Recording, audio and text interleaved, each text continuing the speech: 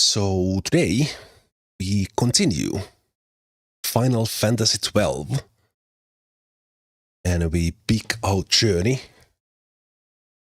up from the point where for the first time we truly have all the 6 characters that we have in the game in our party, and we are heading to the Tomb of Raithwall, where Princess Ash hopes to find the Dawn Shard, proof of their royal heritage, I guess. So we're currently about level 15-ish.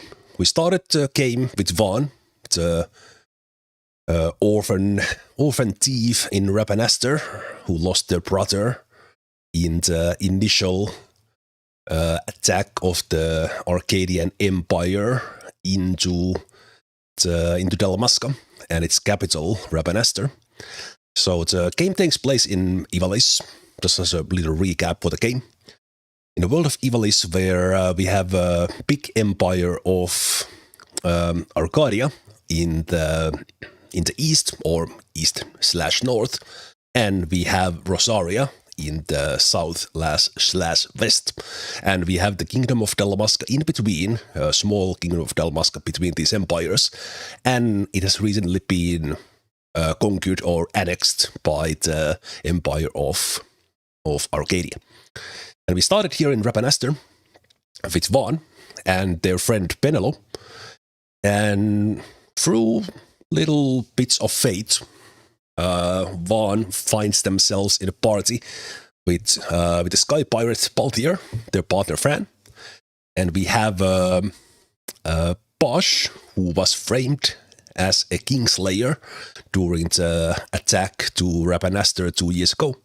And then we have Princess Ash, her Royal Highness, rightful heir to the Kingdom of Dalmasca. And we kind of end up in this political war that is happening in the background. And right now we are heading to, press the wrong button there on my Xbox controller. So west of the Sandsea sounds far. So we are about to head into the big Sandsea regions in the game, and through that journey to the Tomb of Raithwall. So the game shows the Tomb of Raithwall, but we have the Yensa Sandsea in between. So that's where we're heading. And as said, now that we for the first time have the 6 character party together, I have my initial jobs for them at the moment: Shikari, Machinist, Red Battle Mage, another Shikari, White Mage, and Black Mage. And some of these will change as we get past Tomb of Raithwall. At that moment, we will get a second job selection for everyone. And I will shuffle them around a bit, but because Shikari is more or less the best job early on, together with Red Battle Mage, that's why we have them here in the party, and then White Mage can heal, Black Mage can dish out some damage, and Balthier is using weapons, it's using guns. And specifically for Balthier, this might be a little bit time consuming, but I'm thinking of getting a powerful gun for them early on, which will make this journey to Raithwall take quite a long time, possibly, depending on our luck. And I just noticed that I didn't have my game capture on through all that explanation. I should have checked that. Let's put that on. Let's recap that shortly.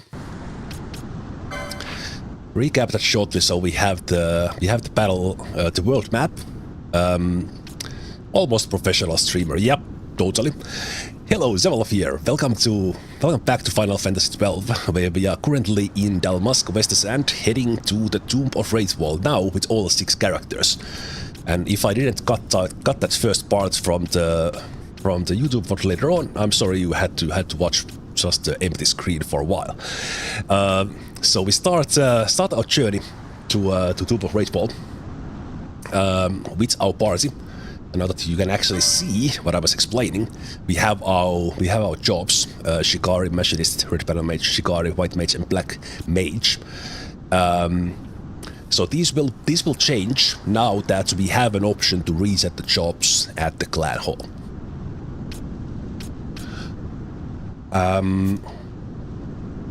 And as I was saying, because Balthier, I made him Machinist, kind of, let's say, lore-wise, they shoot their guns.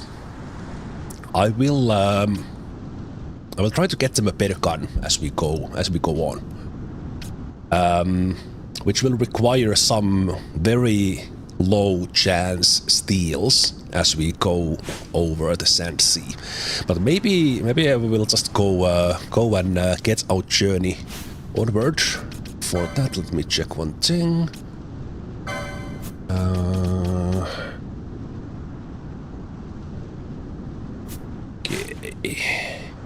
Let me see how much money do I have. And what do you sell at this moment? We could buy ourselves already the black belts and the rose corsages. I don't think I need those. Poach, we don't really need that. I got the spells. Yeah, I think we are okay. We'll buy the rest of the stuff later on. And let's quickly look at our gambits, because this will, now that we have all 6 free at the time, this will come in handy. I think I will lead with Van. We will be stealing quite a lot. Balthier will probably... Actually, using potions in the Sandsea might be smart, because we will get quite a lot of that as we go on. Let's change this into just the highest level. And for the most part, you can also just attack, you can heal. And because we might be using you as well, so let's check the gambit into that. Fran will also steal if they are in the fight. So either Van or Fran will be on, and they will be stealing. And because it happens to be that we have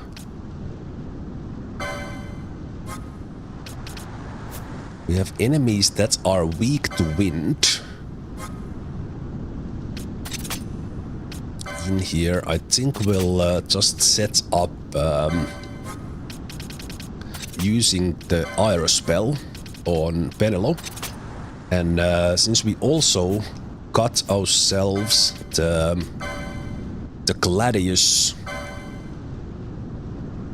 dagger, which has an element for wind, this will actually help us quite a bit going through the Sandsea, as you will see.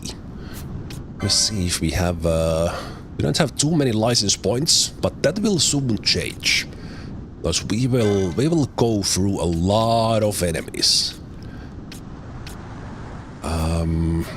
Yeah, maybe I'll take care of the gambits and such after we get couple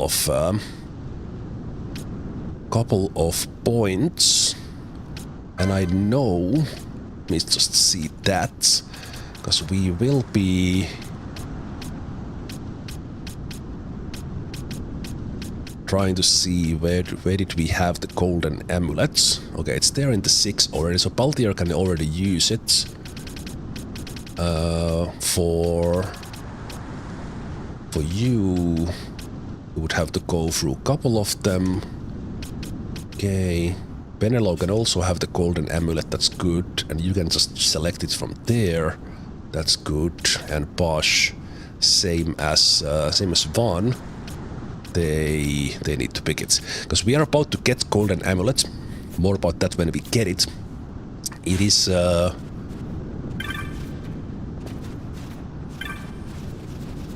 an item that doubles the license points that they collect. So let's go.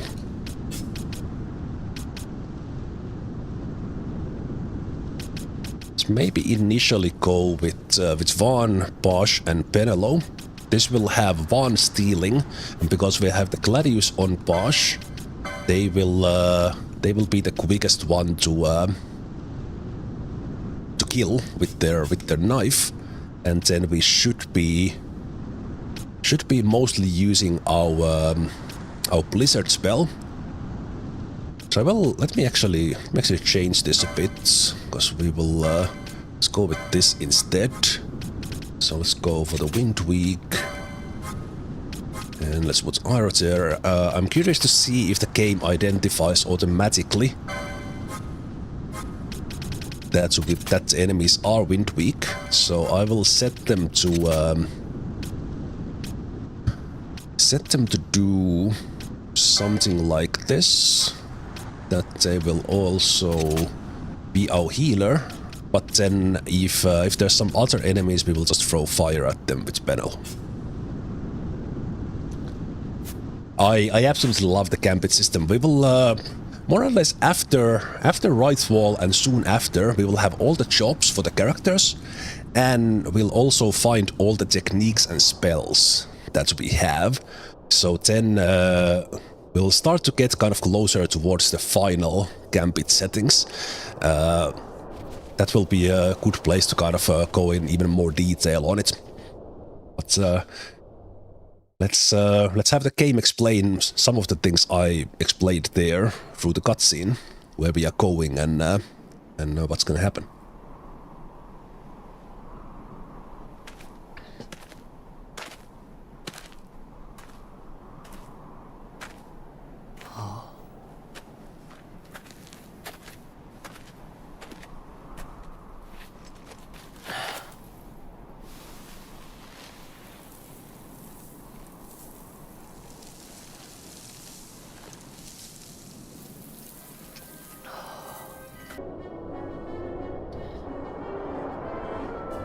Far to the west. We must first cross the Ogir-Yensa, and beyond that the Yensa, before we reach the tomb. An expanse of desert larger still than all of Dalmasca.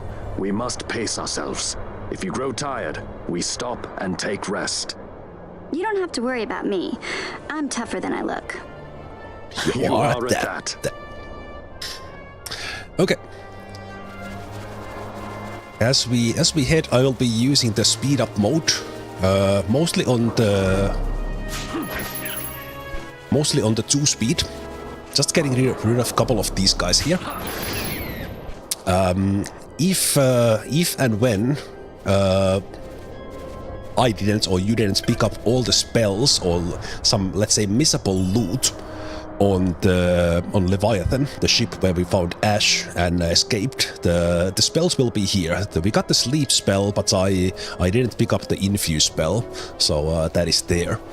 The game basically giving us a second chance to pick up some missable loot. These enemies that we are seeing here are the very minor part of the journey ahead.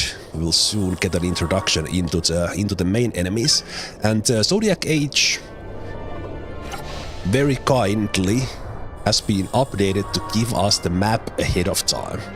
So we actually see a little bit what we are going. I wish I could zoom further ahead, but we are starting here in the west, and we will go through these various refinery areas optionally, and then eventually pop out in the next part, which is the Ogir-Yensa Sandsea. But we'll spend a lot of time here. Oh, one thing I was thinking about until I heard those loud sounds, I will take a little bit of these sounds down as we go on, because I think the game sounds were a little bit loud in the first time.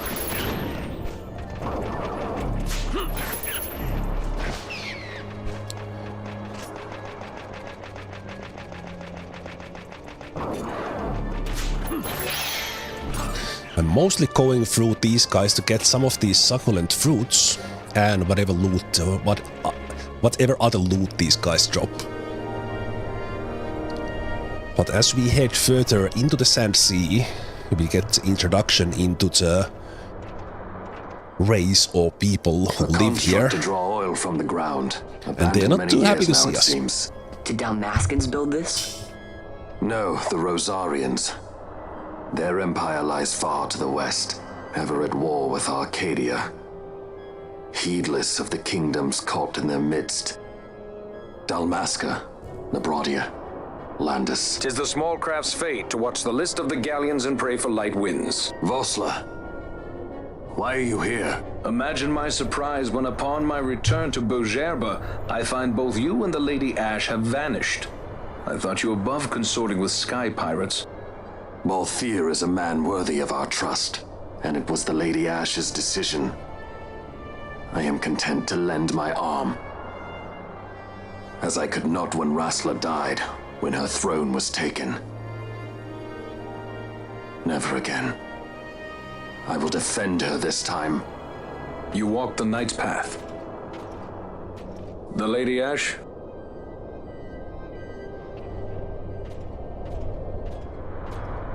We should leave this place. Let me guess. Sandstorm? Something far worse. I see. So the Dawn Shard does lie in King Raithwall's tomb. The Marquis sympathizes with your plight, yet the Empire perches as a carrion bird on his shoulder. He can keep whispers of your abduction silent for only so long. Yes. Tell me, Vossler, what have you accomplished? We leave at once. This is Ogir-Yensa territory, and they are unfond of visitors.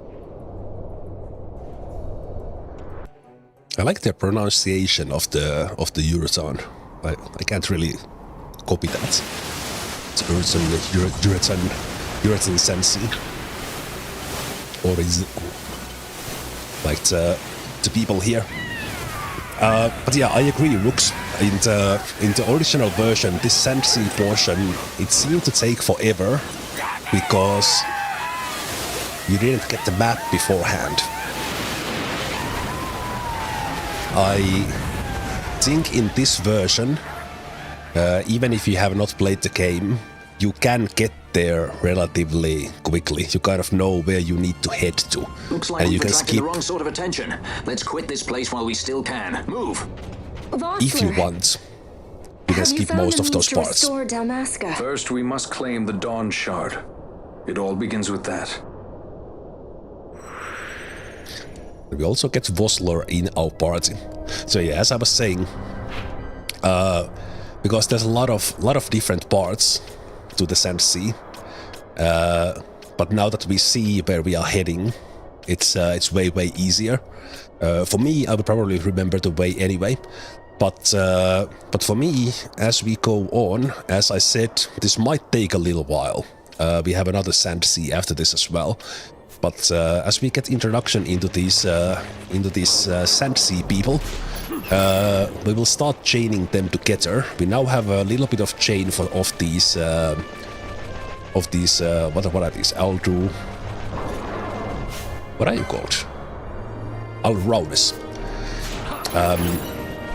But we will start building up a big chain of the Sand people, because there is. Oh right, wait. That reminds me. Thank you, game. We want some people to be casting Libra here for sure. Let's see who has it easily. It should be like kind of beginner skill. Does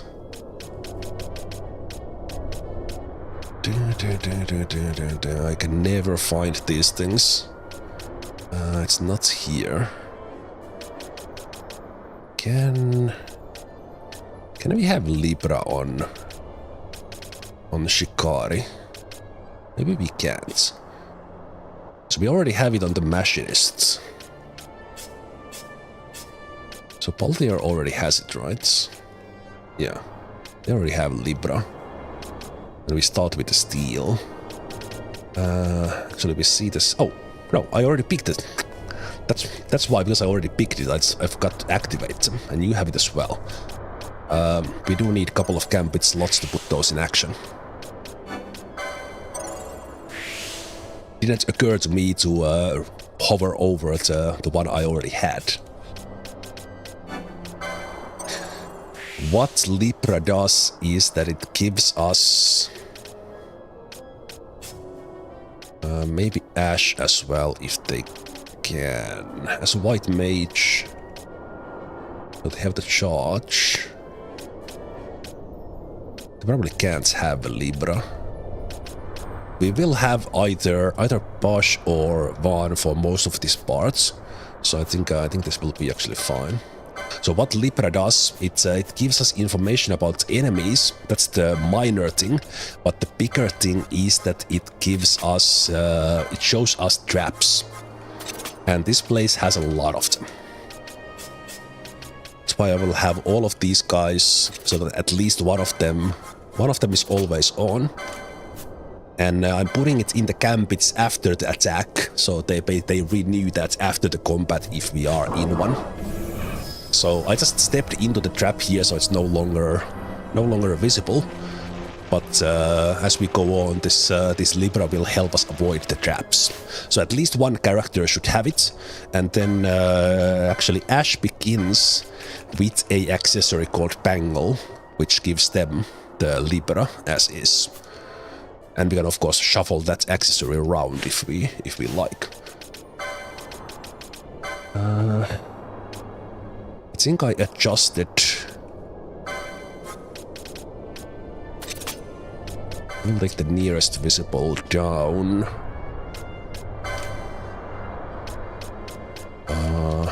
You will not need to raise people up. This is great that in the recent update that also added the gambit sets on top. We can adjust the gambits of the guests as well. Okay, let's start going through the place and just killing a lot of these. They throw some. Okay, I'm kind of adjusting here as we go. They also put people to sleep. The sleep is not bad, not that bad, but since we have, I bought some of these princess kisses. Let's put that on as well.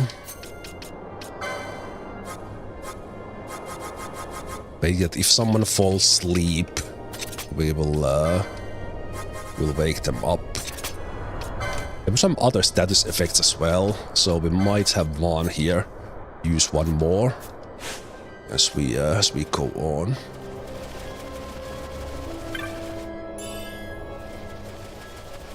And let's check that overflow. I think there was something in this first area that I wanted to pick up. So let's look around before we start moving further. Okay, this place has those guys. There was a rare monster here that can spawn, but I don't recall exactly where, and I'm not necessarily 100%ing the game, so I'm not gonna hunt for all of them. Kind of basically let it happen as we go.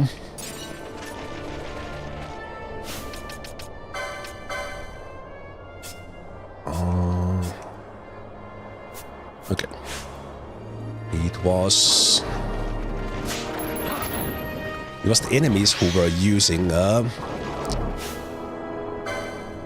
Okay, we can actually see in the top left, as I have the Libra on, that they are weak to wind.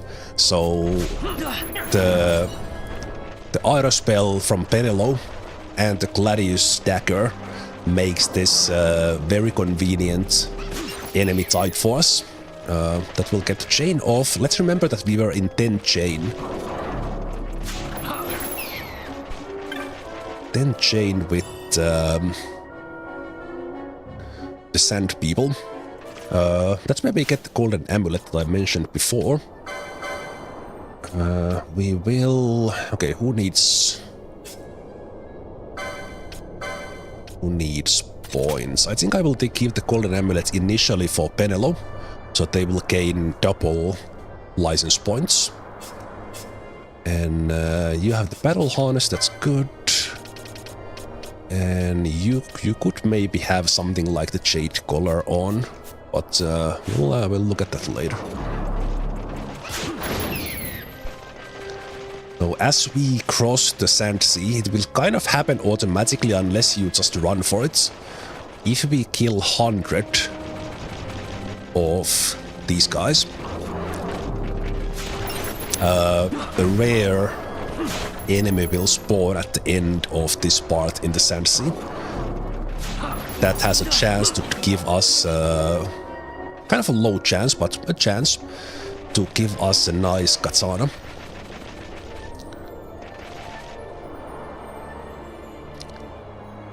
As we are very well equipped in dealing with these guys, and we have the Libra to avoid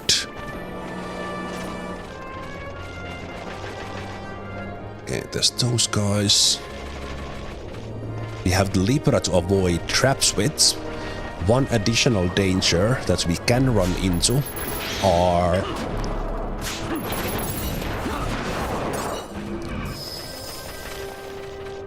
entities.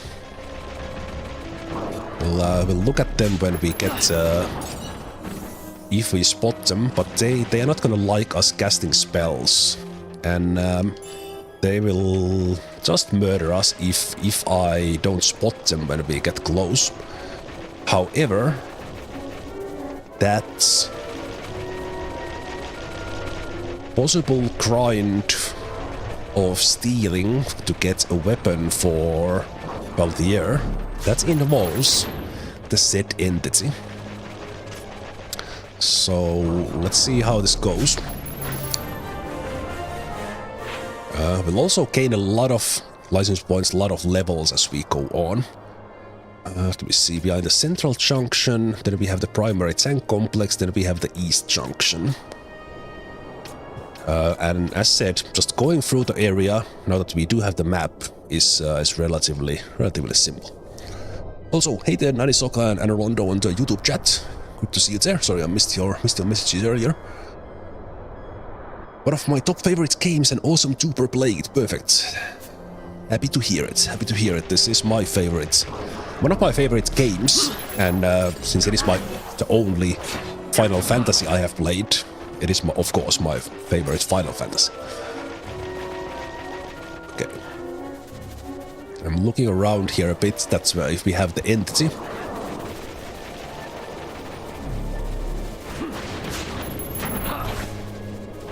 And especially with my party, with wind-based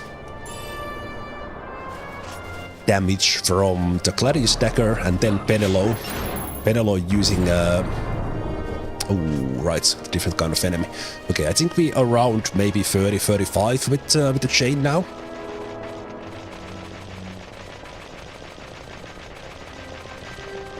Again, not a big deal to be exact, but kind of want to know that if we are over 100 or not. You know what? Since we have the chain broken, let's go. Oh no. Okay. That's the entity, and it just got pissed at us. And it just silenced all of us. Wait, wrong direction. It will also one-shot us with its fire spell if that happens. Okay, that silence is kinda annoying. It's not a big deal, but let's get the silence off. Let's actually put a gambit on Penelo, that if they get silenced, they will use the echo herbs on themselves. Others don't cast spells, so it doesn't matter, but right. Okay, but here's the thing. I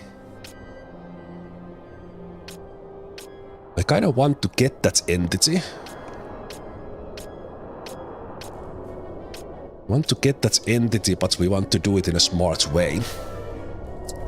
Because we need to steal an item from it. The issue is the item is very rare steel. So how do I do this? And also this part might take a while. Especially for later on YouTube, I will try to remember to add the chapters so you can skip this if you want. So let's get Penelo off and let's get Baltier in. I think what I will do is I will have both of them steal. Both of them steal when we get to the guy. The issue is that I'm not sure if the entity is mad at us to begin with. I don't think it necessarily chases us. Okay, we got achievement for defeating 500 foes, but I actually don't even want to kill these guys. I want to see if the entity spawns on a reliable spot, and then we'll kind of repeat this.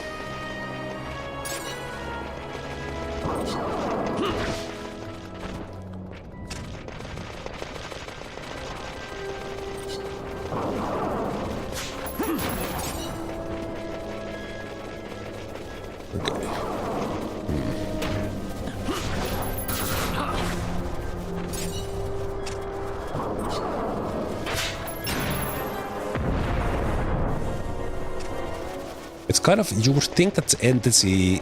Oh, actually, this party has one issue. We don't have a healer. So let's have Fran instead.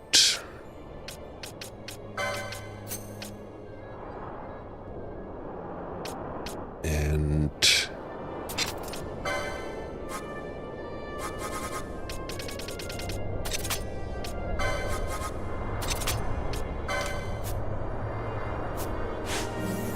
Fran in the party instead, so we actually have someone healing us.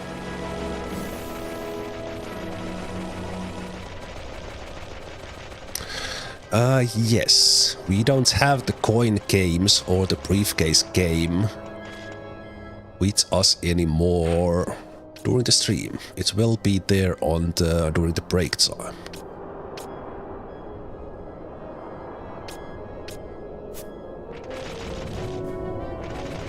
Okay.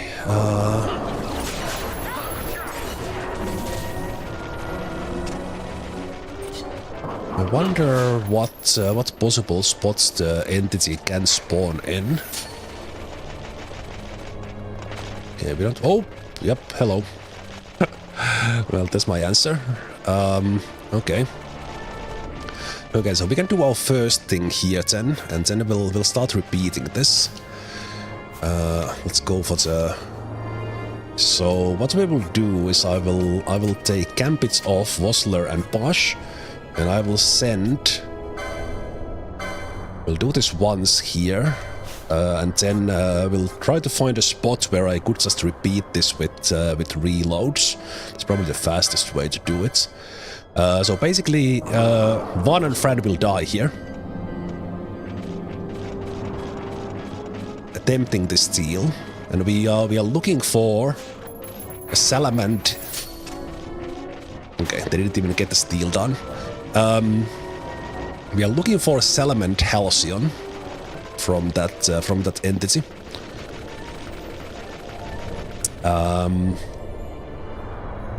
Which is very rare steel, as I said. Yeah, if we can get it to spawn kind of nearby.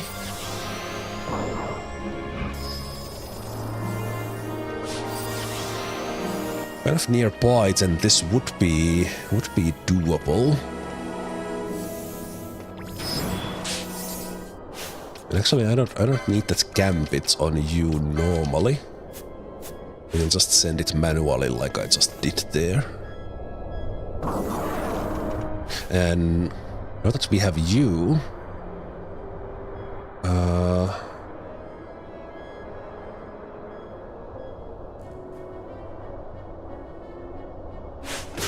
Okay. Let's take care of these guys.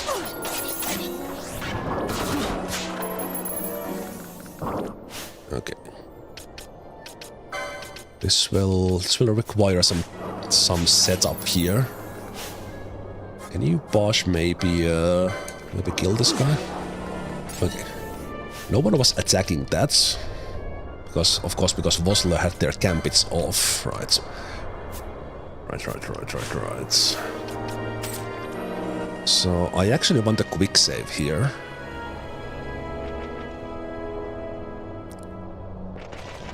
And then we go see if we get this thing to spawn nearby. I think it's random. Even that it's already beyond the map.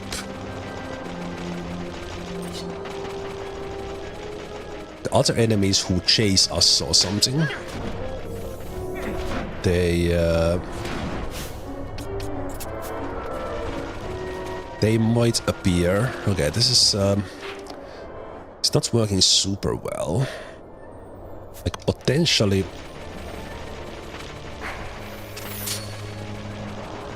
we would have it like right here. But, let's see how often that happens. Is this a good place to try to do this? Or does it just spawn too randomly? That is not easily repeatable.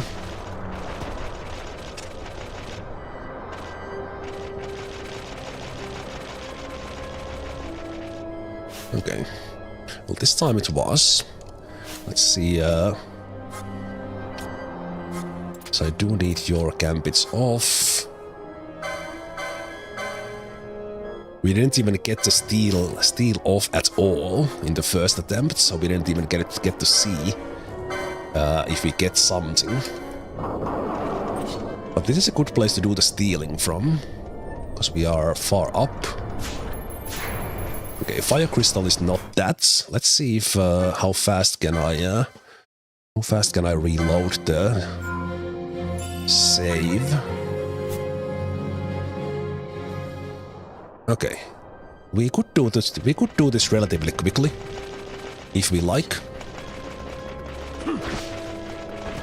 But I don't think it always spawns in the same spots. Things like this were very hard to do in the original game because you didn't have an autosave if you wanted to try. Okay, and it doesn't always spawn there. But then if it doesn't spawn there, then it should be in this region. Wonder is there because these entities spawn in all the locations. I'm thinking that is the East Junction actually better.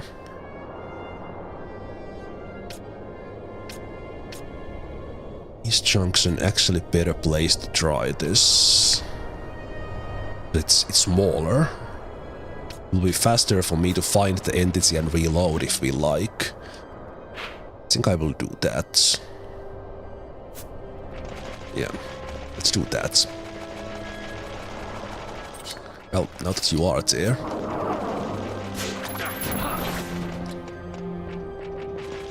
Now that you are there, we will try to steal once.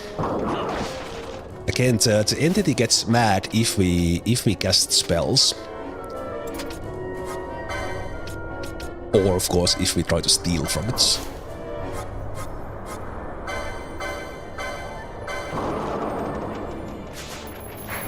Okay, fire crystal, not what we wanted, but let's not save and reload. Let's change position.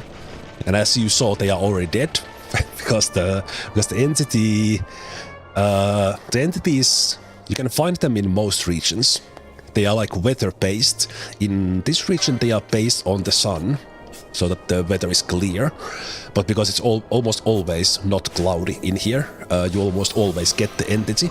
And they are enemies that even like level 50 plus can struggle with. Because you're not really meant to kill them. But you probably want to kill them at least a couple of times to get certain loot from them. Okay, so that protect spell is a little bit unnecessary. So let's see if this...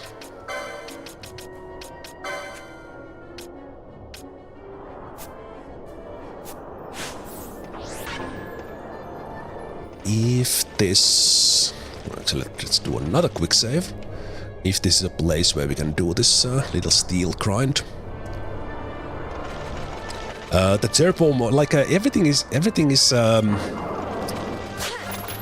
little bit more convenient with the grind and the little time-consuming parts that we have in the game.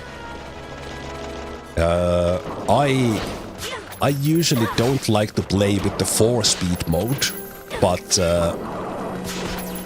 we also have that, so we could go even faster. Okay, we see that as soon as I don't have someone like Bosch in the party, we are not necessarily struggling with these guys, but we are not killing them super quickly. But that Gladius dagger with the wind element just one-shots these guys, while the others are struggling with them a little bit. Okay, I'm checking for some loot here.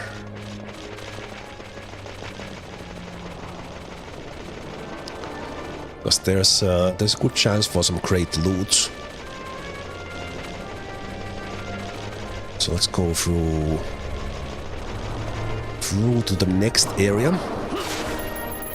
Because I think this... So we are currently in the refinery, or platform 1 refinery. This place does not have the entity in it.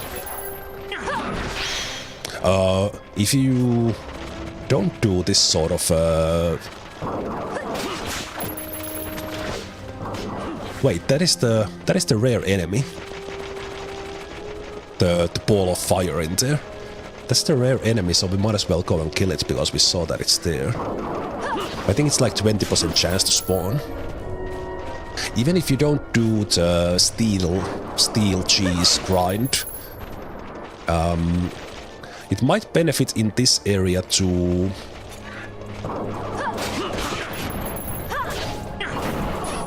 Okay. It's casting Reflect, but we don't have Spellcaster, so this is fine. Okay, but this guy is a little bit rougher. Let's maybe stop you from stealing for a moment. Let's bring in Penelo. Oh, although that guy had a reflect on. It's a little bit hurtful. There we go. Got that guy down. Bomb ashes.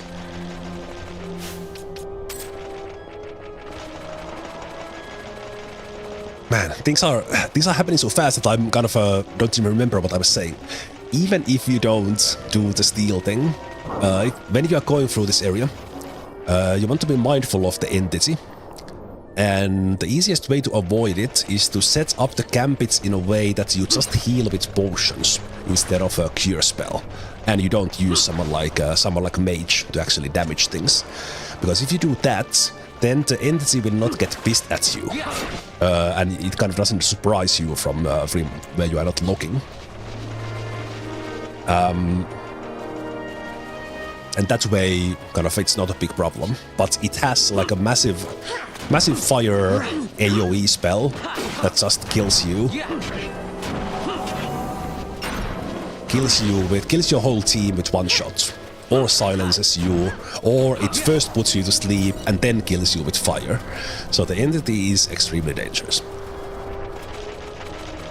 But if we can get this going, on average it should be about 30 attempts. Or actually about 30 attempts to get the 3% steal from it. So it shouldn't be too bad, and if we do it, and then later on do another such thing with a different enemy, we will have a super powerful weapon for our machinist that will carry us quite a long time in the game. And I think it's just fun to do it because it takes time, but in the end of the day it's not that difficult. And I think because I want to play the game like I would normally play it. One of the things in Final Fantasy I love is the looting system. Some people absolutely hate the RNG that is in it, but to me, especially when you know where the loots are and so on, it's so satisfying to get the stuff when you finally get it. So and then we know that if we work on this weapon, it will be worth it for hours and hours and hours forward. So let's see if we can get a good spawn here.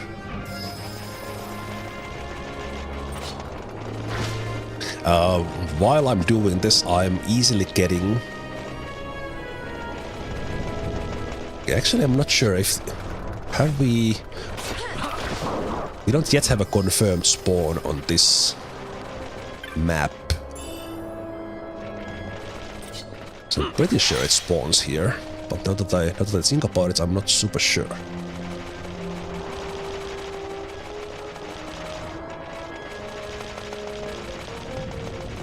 Because it spawns in the central areas.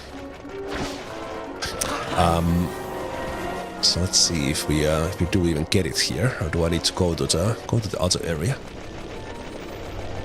It might be that the area I was in was actually the best one to do it in, or because it's the small one. The central junction is a little bit too much. Yeah.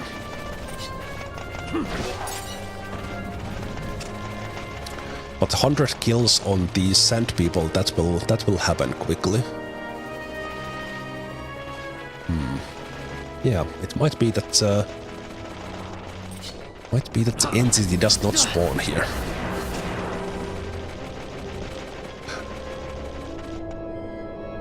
Did all the hunts and got all the espers. Love how you can get cool... Oh, a Wyvern. These are not that typical spawns. Let's see if we can get something out of it. I think I'll... Let me steal from this guy. I think only Vossler currently is damaging it because it's flying.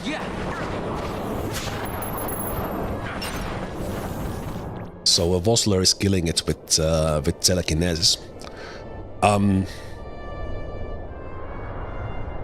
Yeah, the game has really like flashy battles, especially the boss battles. So definitely some screenshot opportunities in those. I feel so scatterbrained here, trying to explain things while I'm doing this. Yeah, I want to play this game as I normally would be, and I like to grind for these hard to get items every now and then. So I think it's good that I do it on this playthrough as well. The issue here is that I do want to... I just need to find a good spot where we can get the entity in a place where I can repeat the steals.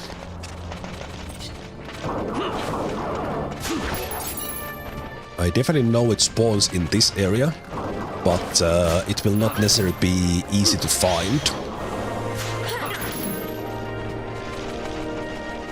But maybe we have already killed enough of these guys so that we could get the rare guy. Oh, don't be careful with those traps.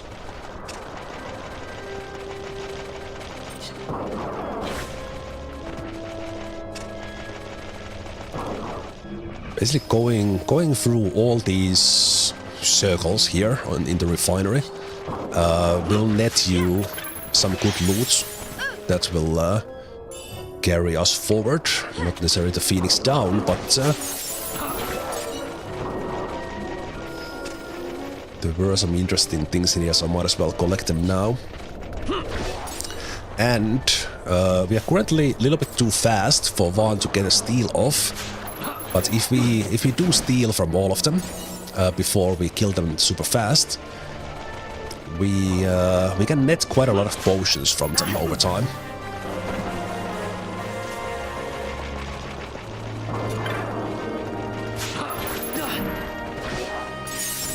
And that can come handy later on. I think most of the loot in this place is random. Random as in you first of all have a random chance to get the chest, and then after that you have a random chance what loot it has in it. And these guys just keep on spawning. It's a crazy region. If you have a good setup like I have with the Gladius or the Aura spell, you will net license points for quite some time in here. These guys give relatively low experience, so you don't necessarily level up that much, but you will get a lot of license points. And also, while experience goes to the 3 characters you have active, every other 3, if they are alive at least, they gather license points. So, as we have been doing this, Penelo already has 370 license points. So I think we could give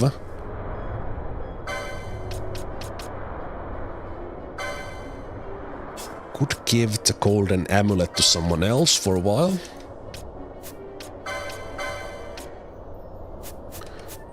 And use these massive license points here to actually have it on you as well. So let me take that.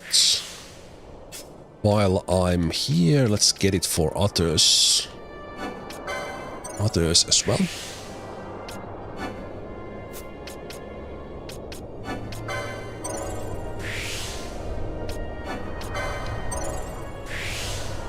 And in this area or the next,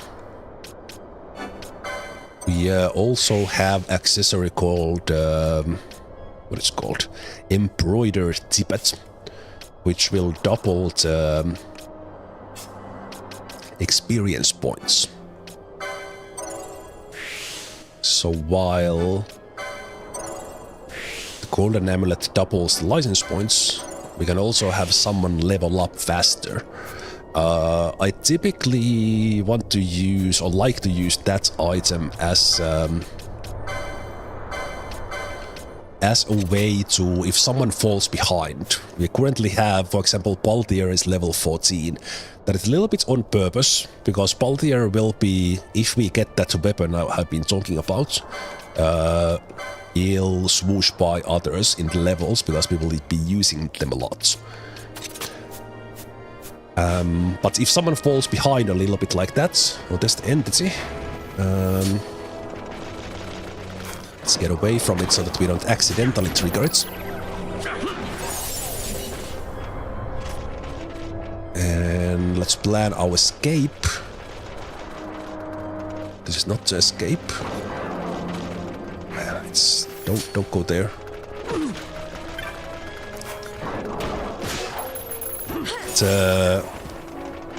My guy's controlled by the AI running to the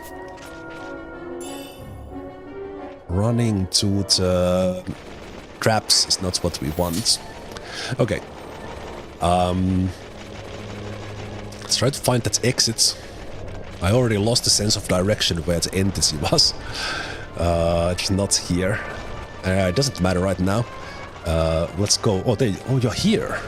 Oh, that's interesting. Okay, that is really interesting.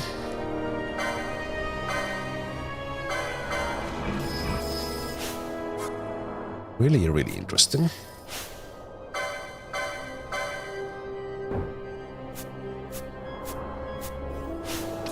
Yeah, everyone was casting Terra.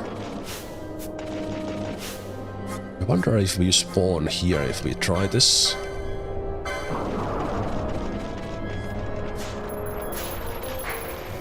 Ah, missed the steals. If this thing spawns here, it would be actually fantastic. But I think it's so random and it moves around that we don't, again, reliably get it in a... Ooh, high potion, nice. We don't reliably get it near this exit. Hey, there's the big chain I was looking for. I think we have definitely in total killed 100 of these guys. Which you do want to do over the course of this place. Just to get license points, but then you have a chance for this rare enemy. We're not gonna kill those guys. Those are the Alrones. I am pretty sure this refinery 2 does not have the entity in it.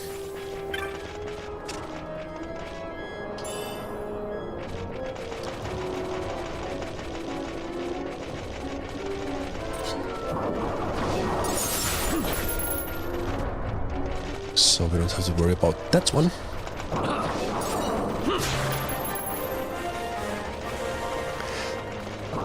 Yeah. Pro tip or beginner's tip, you don't want to run into traps. Definitely not. They can... especially here that we don't have that many hit points. Because it will... you can easily get one shot. Okay, there's the special guy. Right there. Actually slow this down a bit. Because this guy can whoop our ass.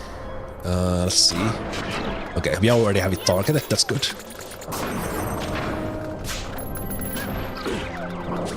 Bosh, wake up. Okay, we didn't get dropped from them, sadly. There's in this highest chain. We are currently in the red chain on the loot.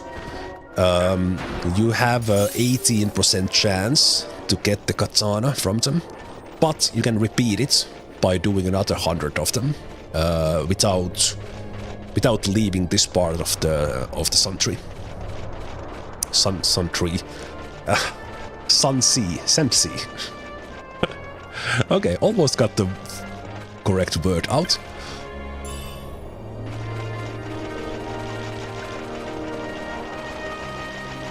Okay, so we were around, what was that, 70 chain.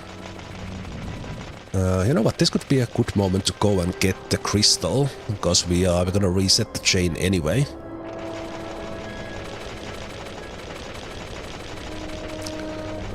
So let's... Yeah, we were around like 60, 65-ish, let's call it 70 in the chain. But let's reset that now. So looking at the overall map, we have 2 exits here on the west, here on the west, towards the next Sandsea. And again, these were not easy to find. Imagine this place without a map, as we have been running around. I'm occasionally getting lost, and I have the map. But the OG PS2 version, we got the map like here. After we get through it. And I think on my first playthrough, I didn't even find this place, which has the teleport crystal. I never found this place. So then I was playing for the second time and I was like, I was running here every time I wanted to do this. You don't have to imagine you remember it all too clearly. Yep, yeah, I feel you. Yeah, I literally did not find this, and then I still wanted to do stuff here, so I always ran from the other end of the sea, wherever I wanted to go. Okay, these guys are talking about that we are going to the Tomb of Raithwall, to the Valley of Dead.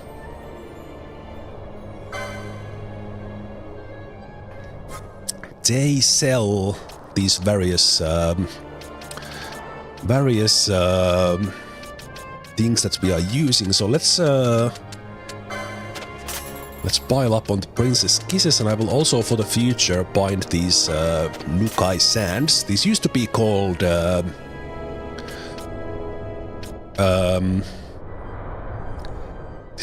something else. Like many of the item names were changed in the Zodiac Age. Smelling salts. The Nukai Sand was smelling salt, which removes the confusion.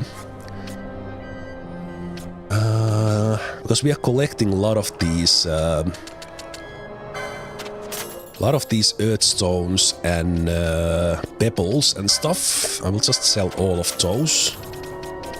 Are we massing something else? Not so much. Okay. We have already gotten Yensa fins stolen, which is great because we actually want 2 of those. That's fantastic. So when we come to this area, this is still considered to be in the Ogir-Yensa. But we did touch the crystal, so I think that resets the Urutan Exile, the rare monster. We're not gonna go for the next part yet, because we will do that entity stealing grind, if I can just find a good spot for it.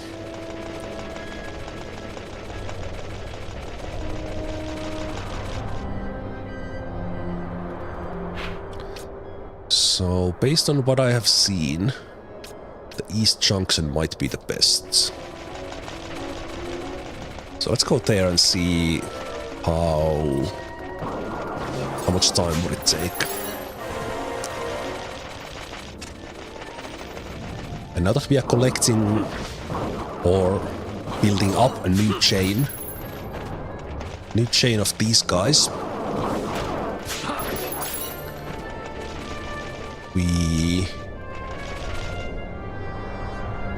I think that's the Alrones are. We are building a new chain. It's easy to remember if we want to go for another of those exiles. The Katana Tate drop is nothing super special. I think it's either Katana level 4 or level 3 even. So we'll basically get about the same level after this.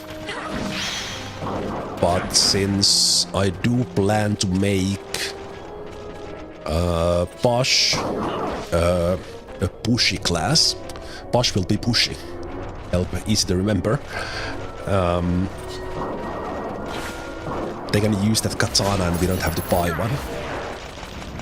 Yeah, these guys are dark molding us. That's where that little bit of smoke is coming from.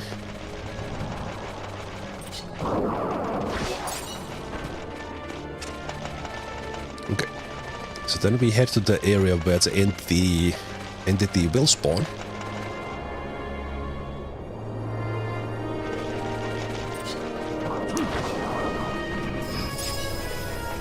I would probably want to clear this area of these normal enemies. For the most part, they do respawn even if we don't go don't go 2 areas away, which is the normal respawn mechanic.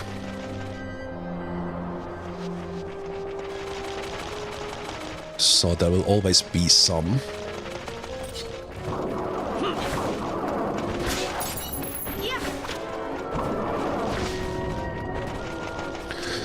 So this is something I don't remember anymore, because it's I think I played the original version last time maybe like 10 years ago. I have played the Zodiac Age like 5 years ago, but I think this overlaying map this was added in the Zodiac Age, I'm pretty sure. Like it's a little bit kind of obscuring, but as far as moving around, it's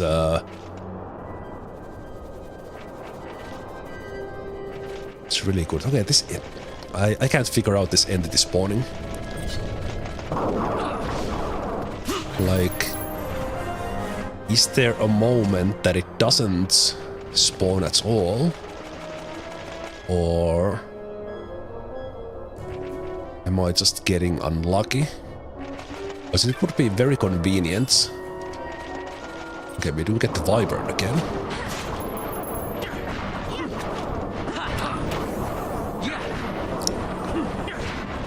Neither Bosch or Van is actually doing anything to it, so it's Vossler with telekinesis and Fran with bow.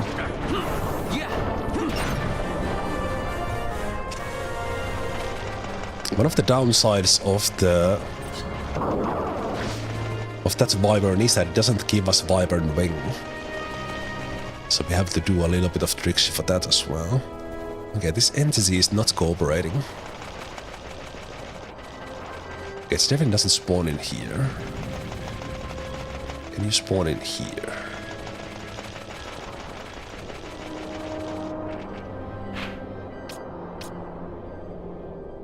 Oh no, I was thinking, yeah. We need to go to the central junction.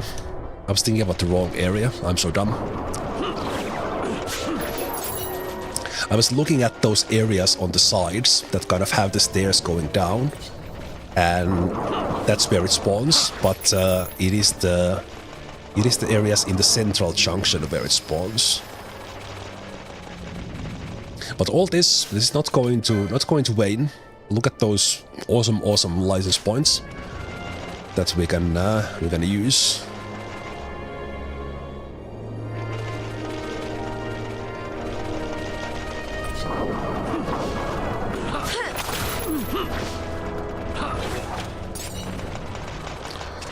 We'll still have our work cut to us as we go into the next. You know what? Actually, I could just run through these guys now.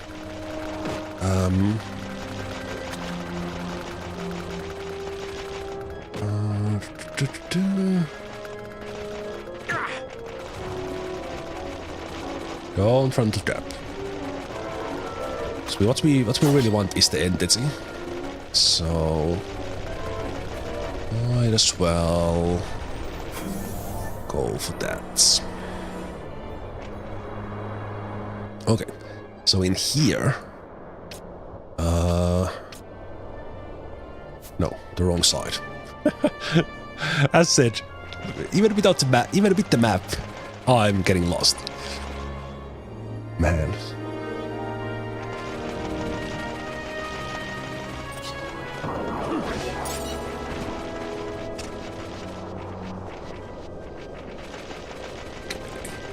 You spawn in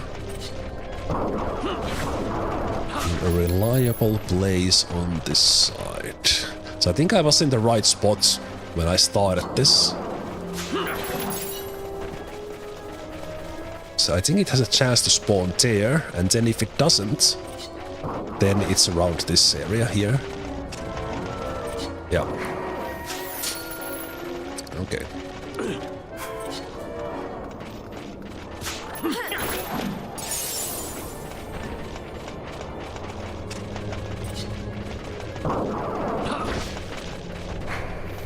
Okay, don't cast spells, because when this happens, we don't want to be. Okay, interesting. We don't want to be in a place where everyone is in its range, because it will one-shot us. Let's get lucky. Let's get like super lucky. Come on, game. Give me the Halcyon. Well, face down. How did you survive? Probably because it was casting like silence or something. Okay. So now we know that this is the right place. We know that this is the right place. We'll use this autosave to run around and look for it. It can spawn here. We don't see it. We just run. We run from this side. It can spawn in here. Don't see it.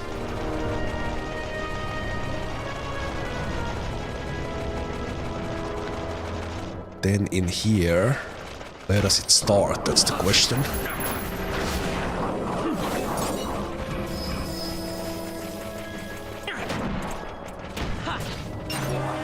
Okay, so the Auroras. And entity is still not really cooperating with me. I think the weather. Wonder is some blue sky weather not considered sunny?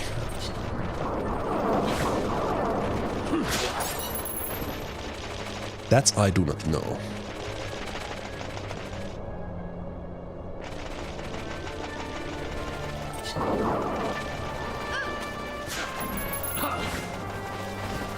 Yeah, because now it looks like it didn't spawn at all.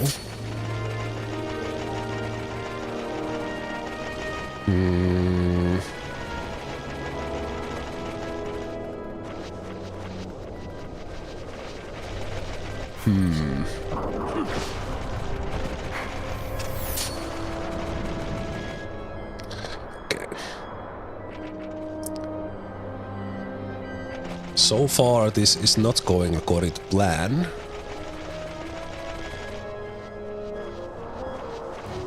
Yeah, definitely not there. What's going according to plan as far as that this is taking? Because just getting the steels off. Okay, it spawned here once, but it has not since. Wonder if I should come from a different exit.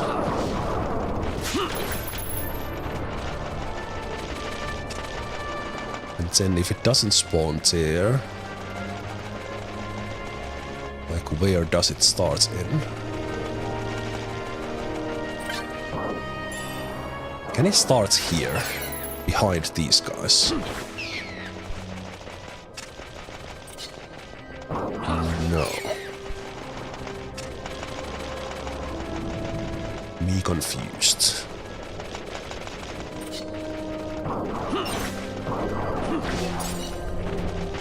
As I remember, I don't think it can be here. Like it's always in those kind of bundled up regions. So when basically because this one doesn't have one of those refinery thingamajiggies. It doesn't cross this.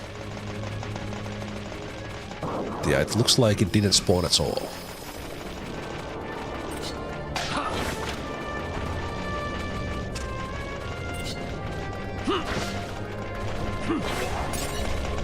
But this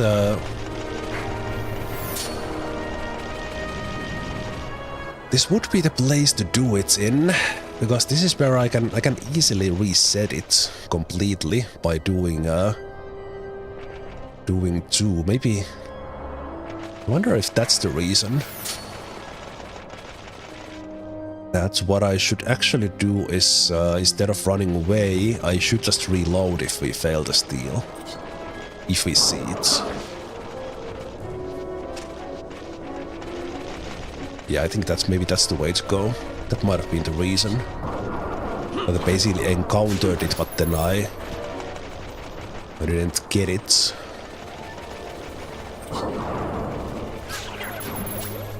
Why you spawned here once? Why don't you do that anymore? Oh, there you are. Okay.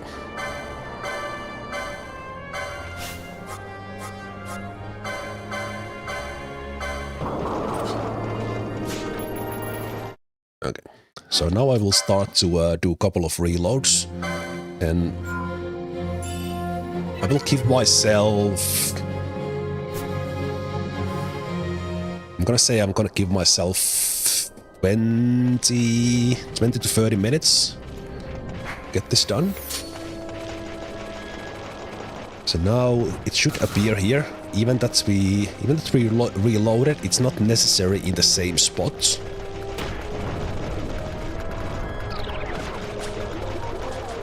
So it can still be here. Yep. Okay. Let's kill these guys. Then from here we'll send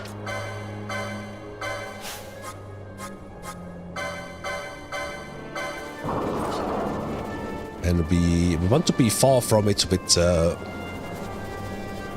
rest of the team. Another fire crystal. Okay. If we can repeat it like this, we should get the Halcyon relatively quickly.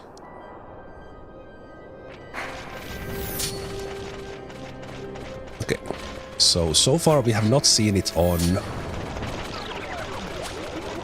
Trying to cast sleep on us. So we need to get the same one. Skill these guys here to us, save some time.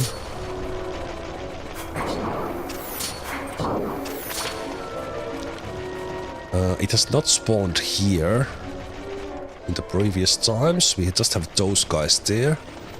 So I think I will just check the other side and then head here if we don't see it. Because then it will be somewhere here.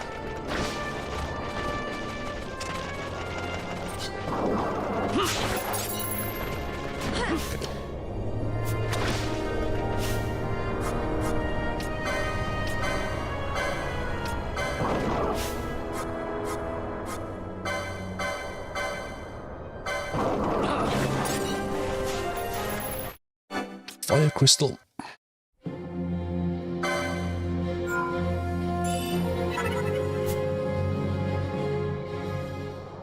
The SSD reload is so fast as well.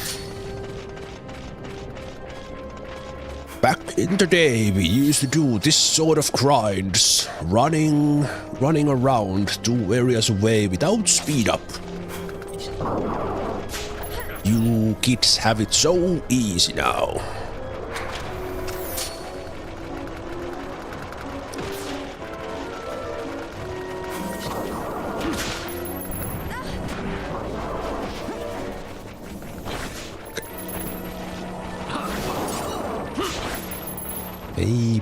Maybe the most common spawn is here. Yeah, probably.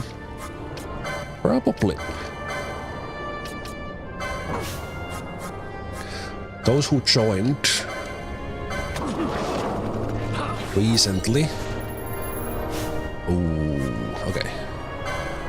We missed the steal, which means they are probably gonna die before they even get the next steal out. Yeah, because it was casting Fireka. Yeah. Okay. So first of all, they need to get a successful steal. And then we are looking to steal a rare chance of stealing item from that entity called Salamand Halcyon. That is a Salamand entity. So we are trying to get the Salamand Halcyon from it, because we need that to craft... Did I see it there, or was I imagining things? Oh, it was there. Okay, maybe that has happened before. It's been there, but I just missed it in an angle. We can craft a powerful rifle called Arcturus, like quite a lot earlier than we can get it normally.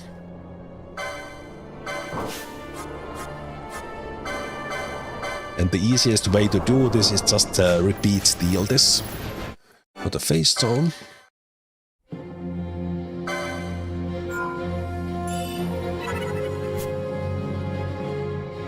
Hopefully, I used all my bad RNG of stealing when we were trying to get the Gladius. And because it would have been nice to see maybe it like spawns in there.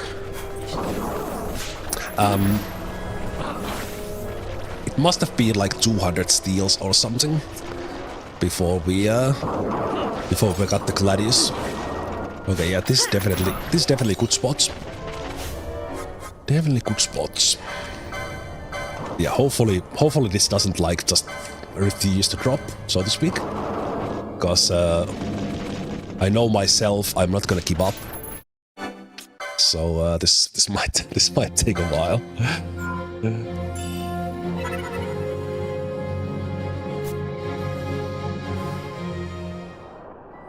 So anyone watching this on a later date on YouTube, We will have spoilers in the chapters. With next marker 7 hours away from this. When we finally got it.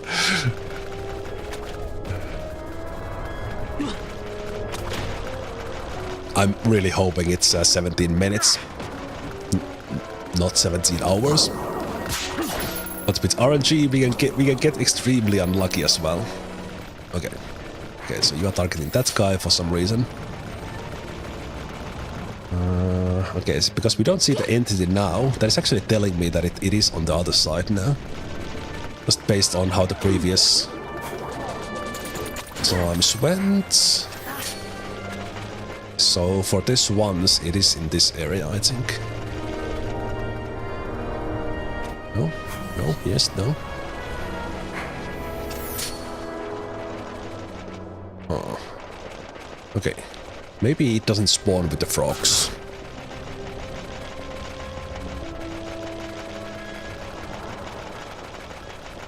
Okay. Did I just get a late spawn? Or is this the one that is not sunny?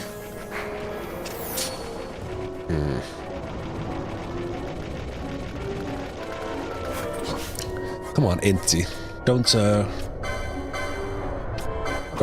Don't play hide and seek. This will take a long while. Otherwise, well, okay.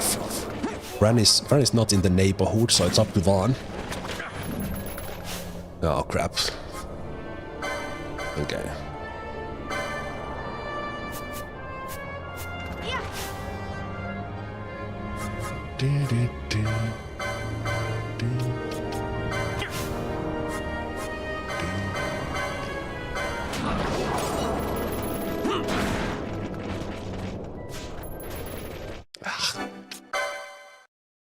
Didn't even get a steal on. First we need the steal, and then we need the chance for it. And we need one guy to run away after all that, so we can't do it with 3 characters like we did with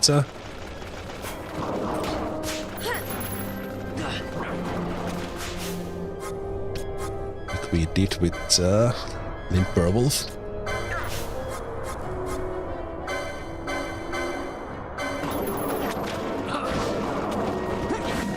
Watching the top right, fire crystal.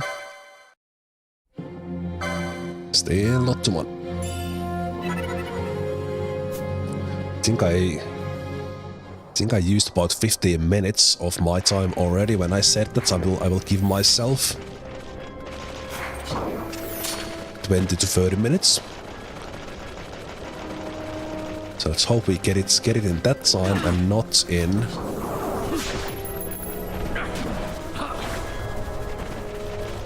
an hour. Doesn't spawn there.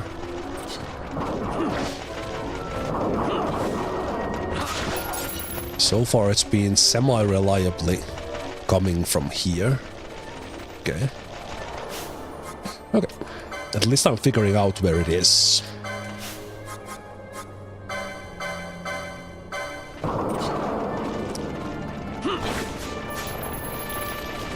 A stone.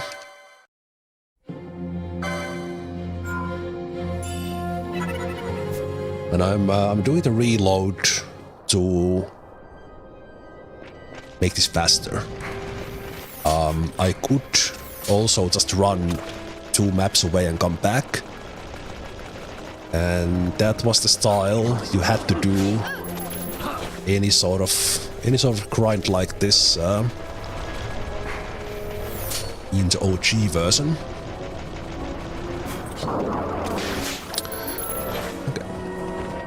Okay, that's pretty good.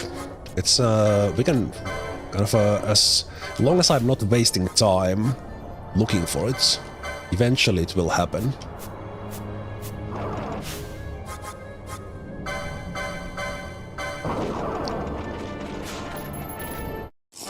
Fire crystal. I will need that hydrate.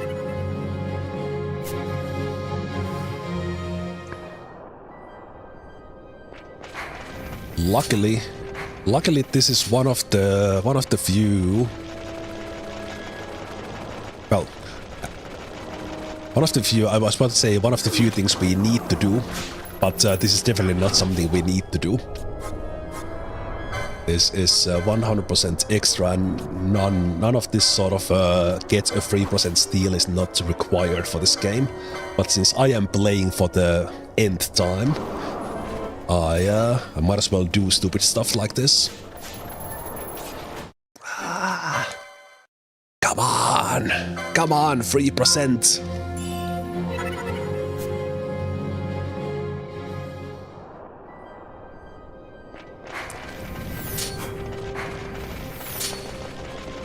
The funny thing is we need to do another rare steal after this from a rare monster, from a hunt monster called Wyvern Lord. But that shouldn't take as much time because it's not as rare of a steal as the Halcyon is from this guy.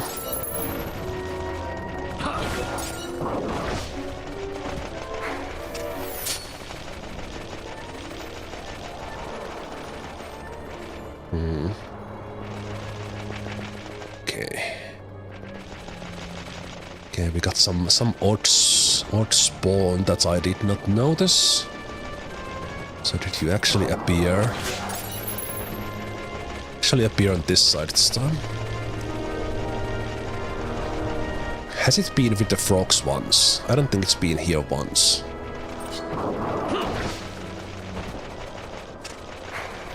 So that doesn't... So...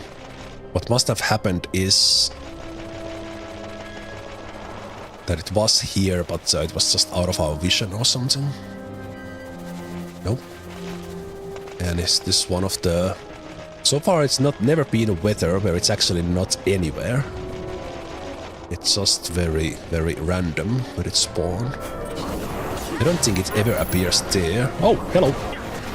Okay, that might be GG. Nope. Okay, it was almost GG.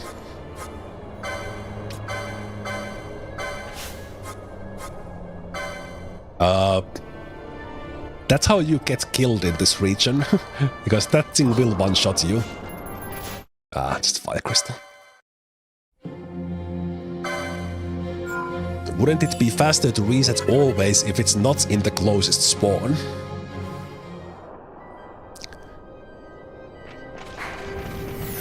Probably.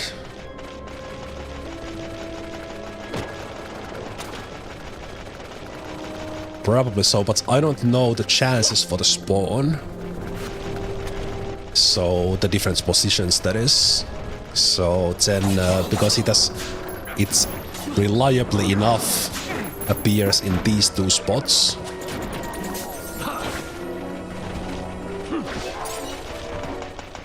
But yeah, like that sort of running around that I was doing before, that's definitely time wasting. But I feel that's because the chances in the steal, I want to just find it every time and then reset. Oh, fire crystal.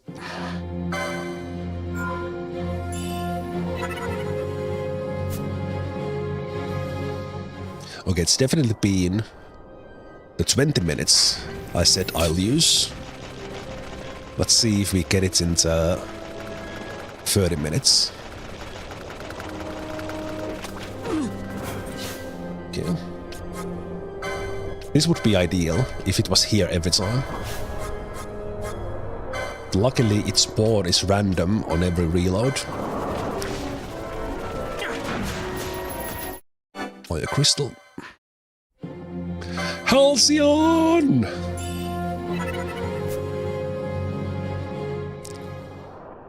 After half an hour, if we don't have it, I will have to steal a Salamand Halcyon song until we get it. Okay, that's actually a bad promise, because I might be singing for 3 hours.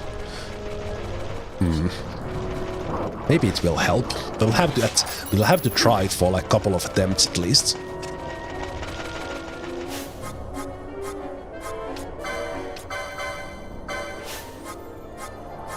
Okay, now I really wish we get it earlier.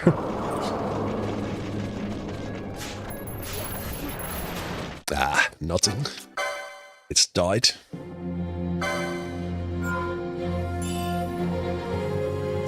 Oh, that is true. That is not there on purpose. Thanks, Munakas. Which front page was a thing? But not anymore.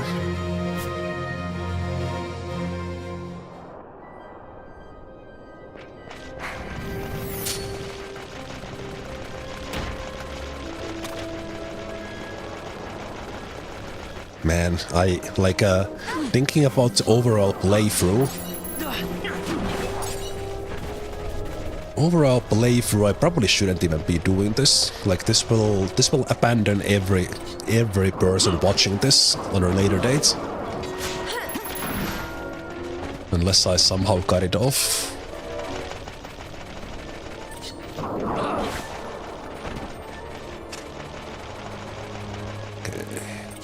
So once again we have an unknown spawn.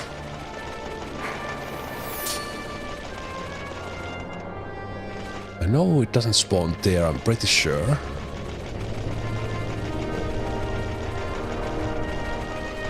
So I do wonder that is there a chance that it doesn't appear immediately and then it appears if you...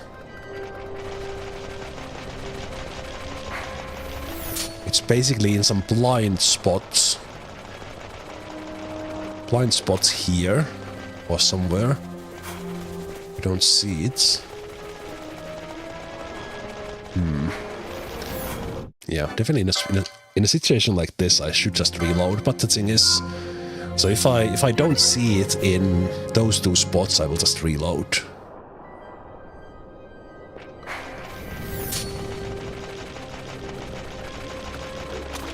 Yeah, this for the most part this episode is kind of an extra, so maybe I'll just make a note for it, and people know how to skip it. Okay. But on the other hand, I do know that as I play, okay, we only have one going for it. Luckily they succeeded.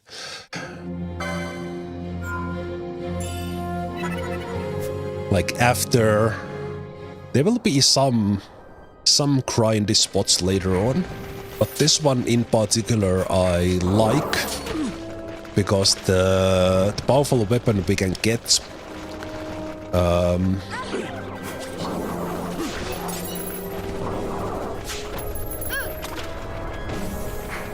will work for like 10-20 hours after this, making us get through certain areas much easier. Okay. I would really like to know where it spawns when we don't get it in these two spots. For science, I would like to know that.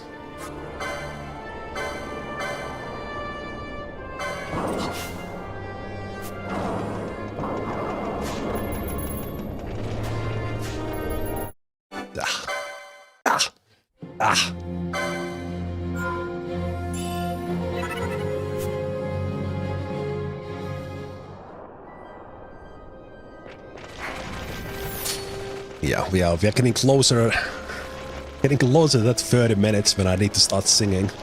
Oh no, come on game, don't do it to me.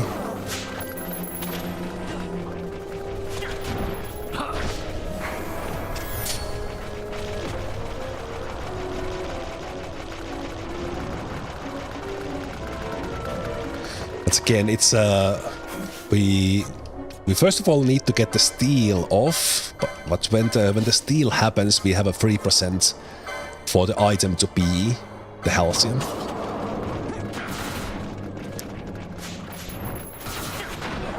And now we got nothing. They just failed the steal, so we didn't even get to the... Well, actually, I think stealing works in a way that you first roll for the steal, and then it rolls for the loot, so to speak, rolls. The RNG in this game is actually actually sort of a list that you can manipulate. Manipulate if you know where you are on that list, but something like looting the chests works in a different way, because or the not looting the chests, but the drops from the enemies, because in those ones it rolls separately for the common, rare, and the common, uncommon, rare loot table, so you can have multiple loots from a single drop, because it rolls them separately. But this one, we first need to get a successful steal, and then it rolls, or checks the random, but we actually get it from it. Ah, jeez. Okay, well, one thing we could do here, because we got completely unsuccessful steal, we can see if Baltier gets a successful one. Nope. And we're about to die, all of us.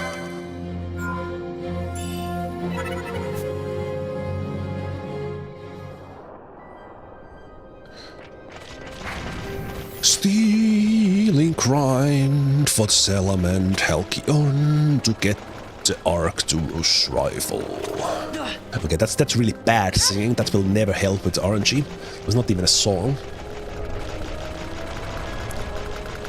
I think with a little bit of flu I had, I think I'm not really in a singing mood. I want to know where you spawn when this happens.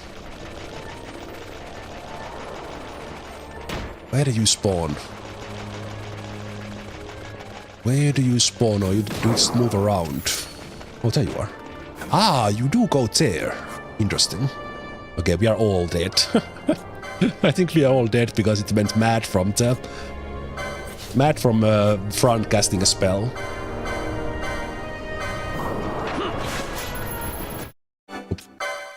Not Halcyon.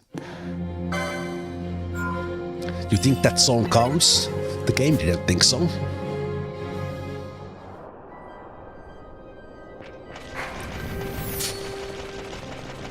RNGesus didn't think so.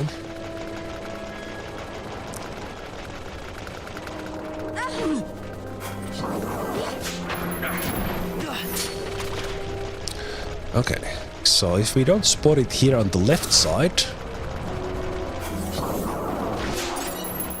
then we know that it's on the right. Do we?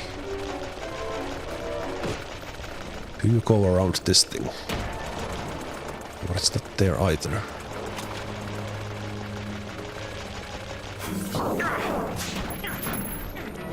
Okay.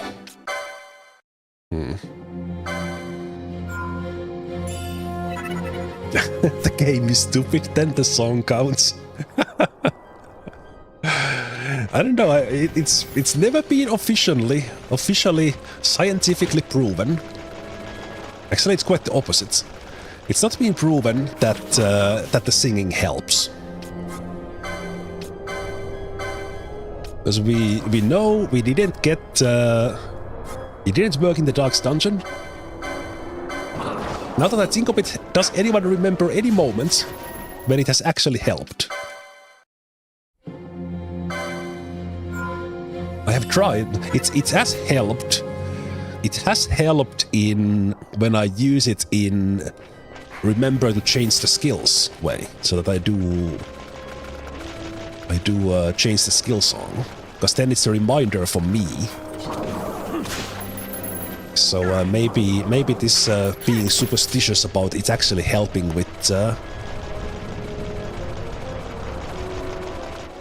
RNG is that is not really happening. We did get a rare steal from the Yensa, so maybe this is a sign. We got the Yensa fin.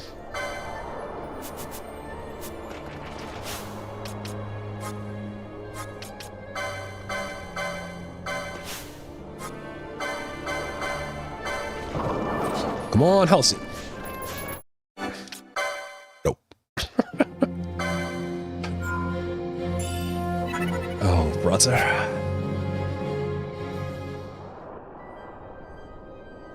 Okay. I think what I will But okay, what I was about to say that what I would do is that I would at some point do this grind offline, but I don't really want to do that. First of all, I want to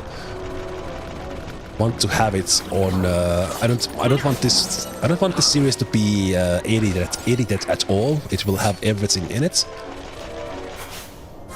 and it's kind of this is the time when I either do this or don't.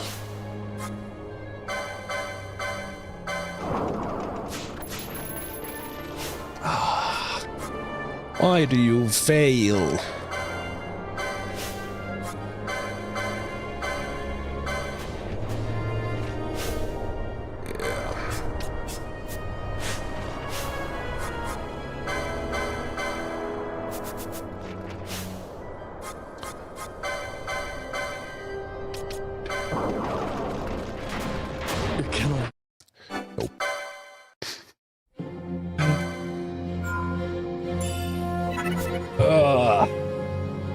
That sort of attempt is the most annoying one because we don't even get through the steal chance, which I don't know exactly what it is.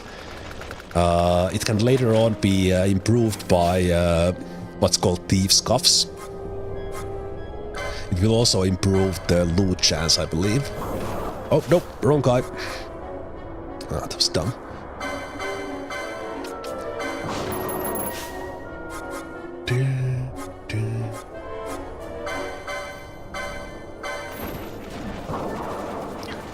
Come on, Halcyon. Come on, Fran. Do it.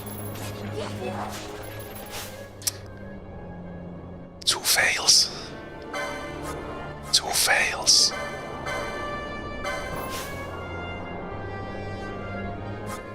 One failed again. Okay. Fire crystal.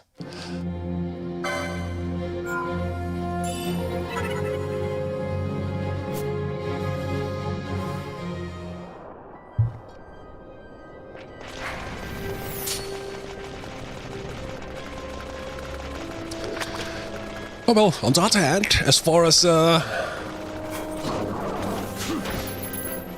totally not entertaining stream content goes, this is kind of perfect. What the heck are you guys doing in here?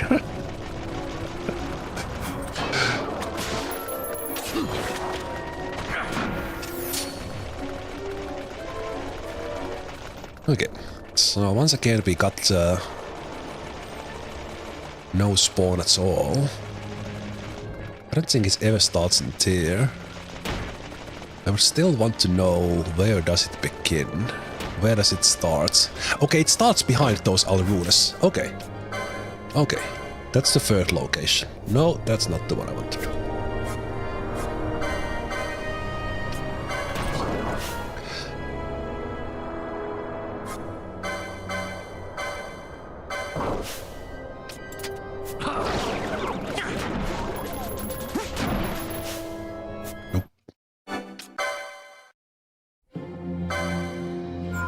You are enjoying all the fails?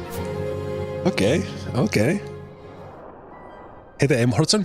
What are we doing here? Reveling in dulcet tones of your voice, obviously. I am trying to get a rare steel from this entity, which is kind of... It's basically like, I think it's like level 65 or something enemy. That's normally passive, but it aggros if you cast spells near it. It's basically kind of a game's way, kind of throwing a dangerous enemy at your face that you simply cannot deal with at this stage of the game. But there is a random chance to be steal very nice component from it. So do you start here when this happens again? Or is this one of those moments where you are nowhere to be seen? Okay, fine. And so far, I think we are like 35-40 minutes in to like actual attempts.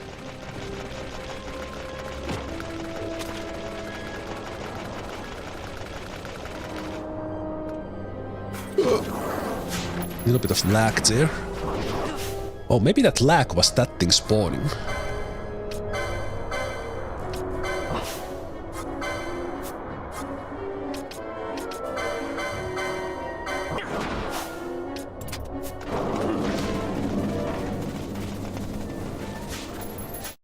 Nope.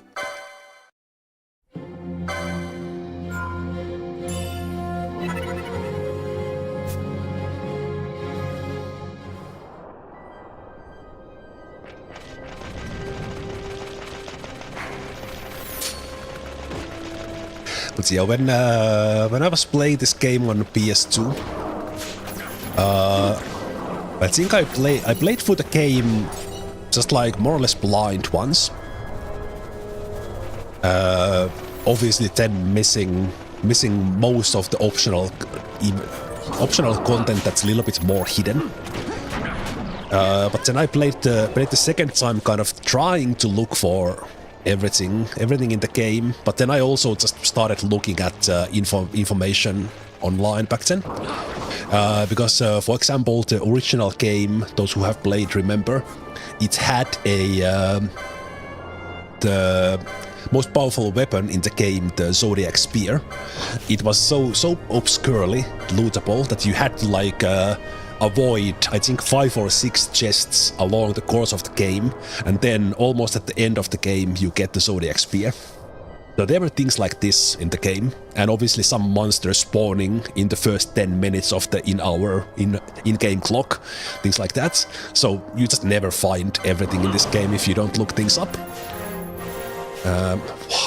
Why? So then I started kind of looking into kind of instructions and things to find, and eventually I was able to 100% the game on PS4. Okay, it's probably not gonna happen then. Baltier just dies to the next Virak. So then, because I just love the game so much, I want to play it more and more and more. I did some really stupid things like get to level 99 just using the Dustia grind in the beginning. That it takes like, I don't know, like 12 hours or something back then. Because and then things like doing things as early as possible in the game. Like, well, this is one of the examples, but basically getting all the weapons, whatever we can find, as early as possible, to be as overpowered as possible early on. Okay, I didn't find it at all this time. So I've been doing this sort of thing over the years many times, and I do like it. It's repetitive, and people who there are probably videos online how to do this, but those videos are probably like 5 minutes long, and they just get the thing. But this is how it really is. So anyone wanting to do this, you know that it's gonna take a long time. You cannot end us. Okay. I failed to send Fran in, and one failed to steal.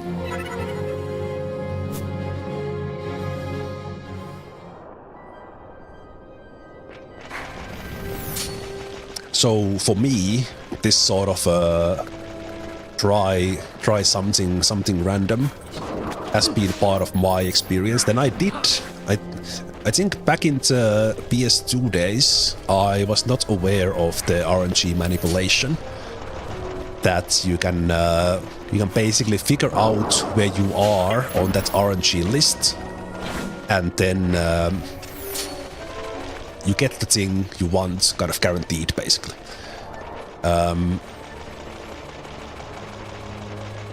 So I don't think I was aware of those things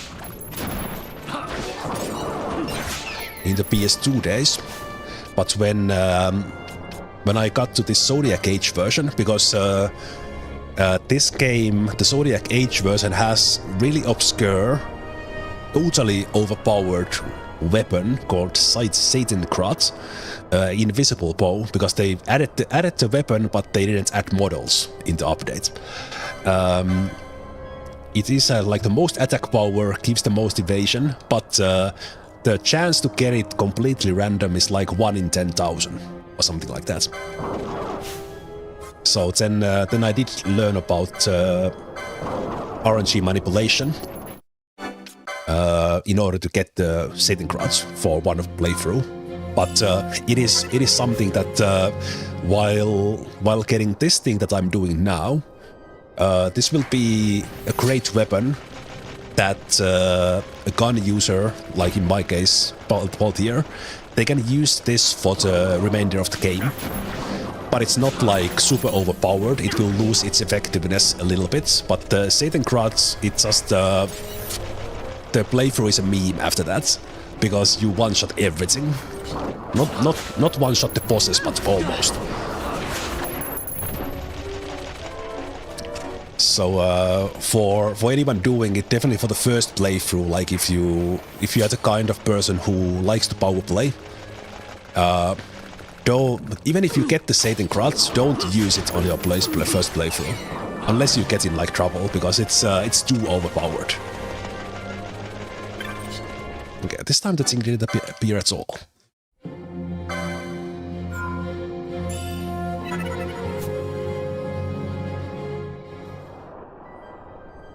But yeah, I did mention before, like some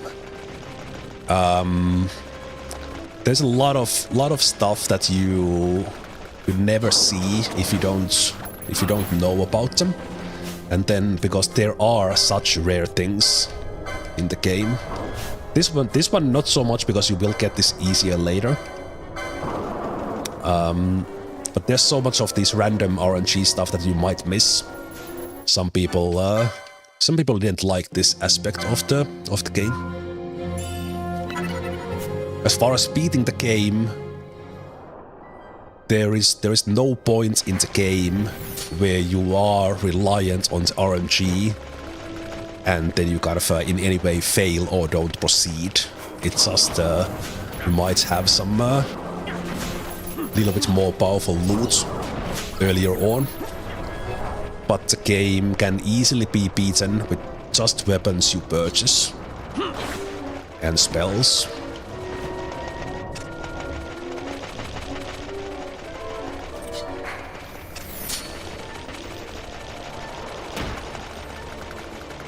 Okay, so when this doesn't happen, it's back here. Is that the case? Yeah, okay. Well, we have the 3 spawn points figured out now.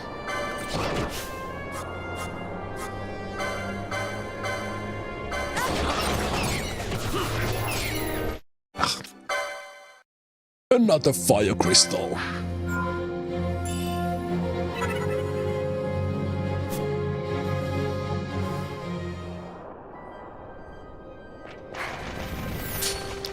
What I do like about, I think it might not be the only one, but on PS4, this is one of the few games I have the Platinum trophy in, because for the most part it's just like doing everything in the game, like beating all the rare monsters, beating all the bosses, instead of like find these 100 obscurely hidden items, like something like Grand Theft Auto does. So actually 100%ing this game was, for me, quite satisfying. But I almost never do it in games.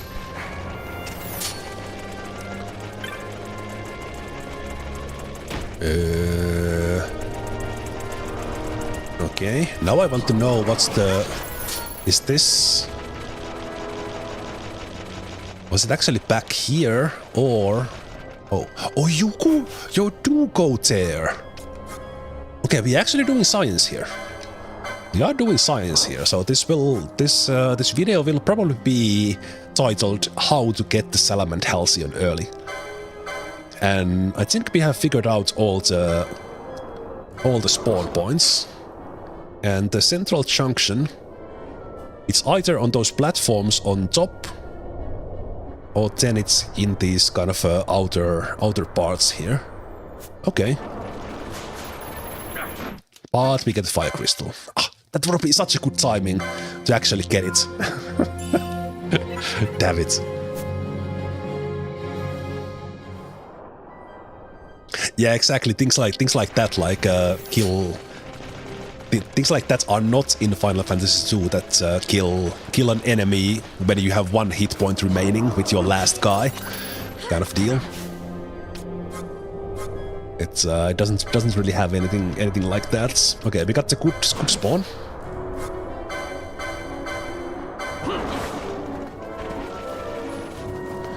Come on, Halcyon. Nope. No. We're getting closer to an hour here already.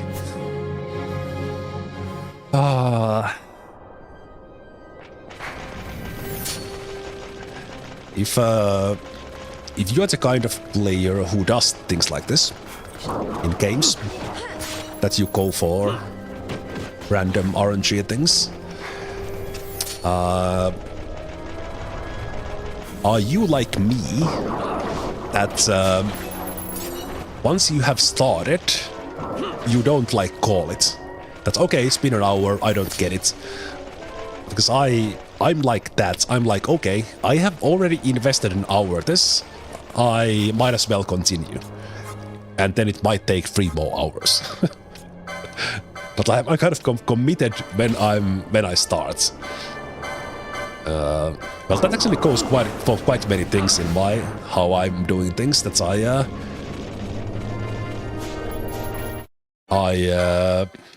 I consider carefully what I do, whether it's in a game or live, because I go all the way. Like I don't half-ass things, which is then a big reason why with many things I tend to fall into procrastination, because I use a lot of time in a way to think about that, is this worth it, instead of just doing it. And I might have already been done with it by the time I think to myself, okay, I'm not gonna do this. And using that time that I thought about, should I do this, I might have already done it. Oh jeez, come on. Are you asking me if I am head meets wall gamer? Yes, I am. The proximity grenade was not too carefully thought through. Well, that's a different thing. That's a different thing. I'm not saying that well, you guys do know that I am a very, very, very slow-paced gamer. But I don't want to overdo it within the game, even if I sometimes overdo it.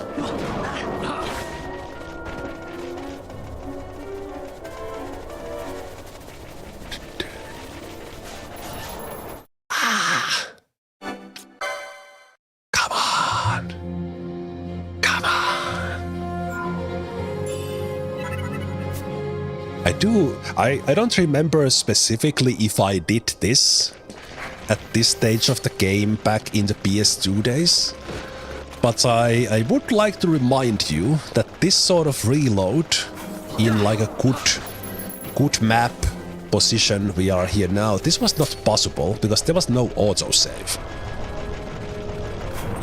Like we have it in an easy mode here, that we have a chance to just load the save and do it again.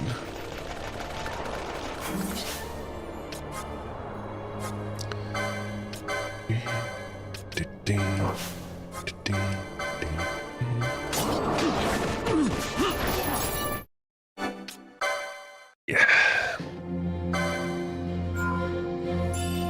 You started playing old school RuneScape around 1.5 months ago, and you are in that rabbit hole now. I played the OG RuneScape. I don't remember exactly what year RuneScape started in, but around that time I was playing RuneScape quite a bit, like early 2000. But I never played it when it became not old school. Whatever the version has been before now. I assume the old school RuneScape is like that. It's the original from... Okay, is this the time you are actually here?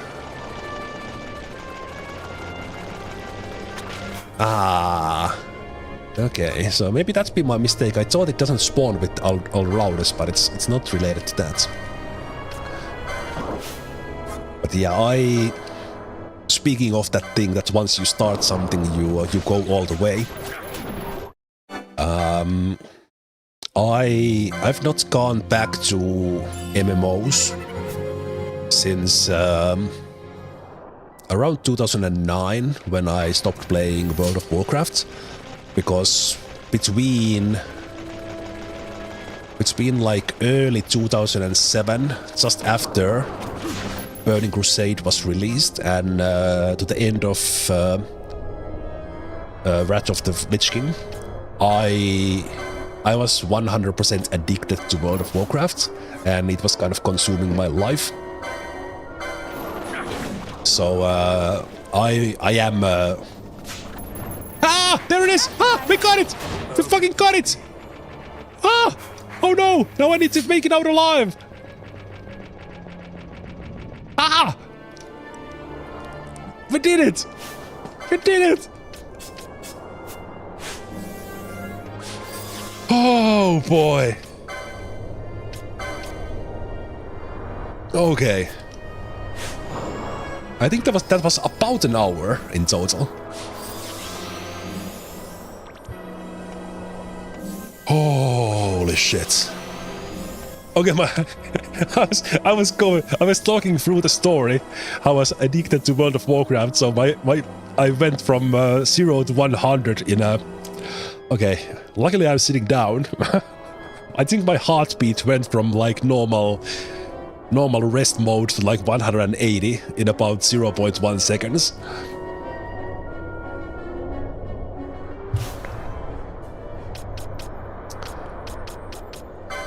Oh, okay. Thank you, Kane, for not making me do that for 3 hours, because I would have.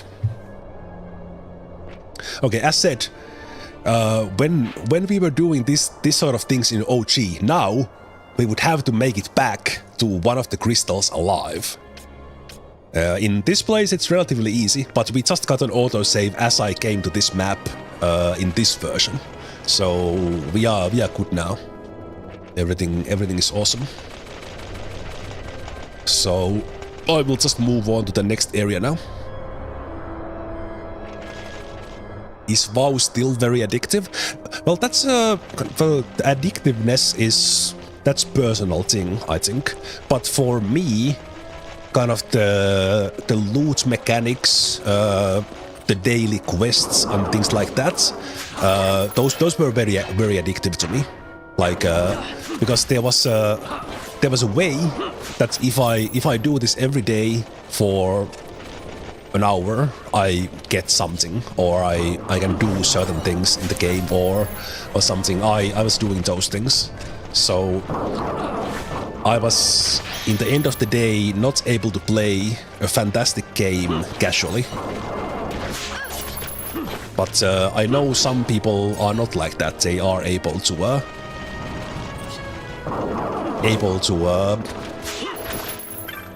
kind of not go all the way like that. They can stay away from the daily quests and just kind of do some more casual content that they like. Oh boy. Okay. So for anyone who watched this on a later date and you skipped somewhere in here,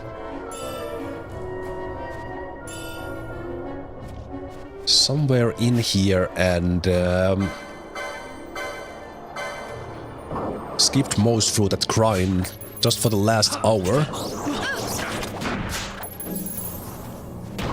I was trying to get a rare steel from the powerful entity, the Salamand entity, and we eventually got it. So that was the first part, or actually, well, let's call it first part. First part in getting Arcturus rifle crafted. So we need one of these. As I was doing that, we have 3 Yensa fins. I need 2 of these.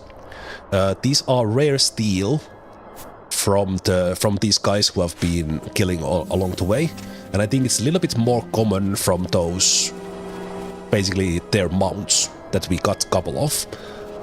So we got all these taken care of, but there is still another rare steel grind to do, which we will do from a hunt of the Wyvern Lord. So instead of killing the Wyvern Lord, we will try to steal a Wyvern wing from it twice. But before that, we will start to get through. We'll start to get through the Ogir-Yensa Sandsea. So again here, consider doing this area without a map on back of the days. This place is quite a nightmare.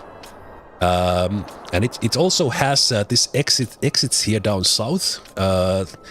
We will eventually probably come back here because there's a way into an optional area, the 13 Caverns, from this side. We can also access part of that from the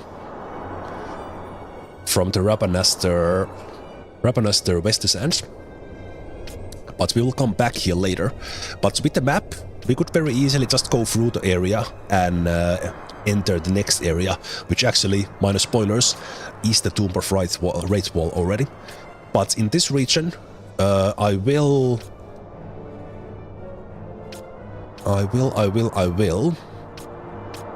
get through the area relatively quickly until we get into the Simoon Bluff area, where we will do that aforementioned Wyvern Lord thing. But now for the next maybe 20 or 30 minutes, it will be actually going through the intended way, not doing anything extra. But it was 2 hours, so I will have a short break here. And then we'll continue into the Ogir-Yensa Sandsea.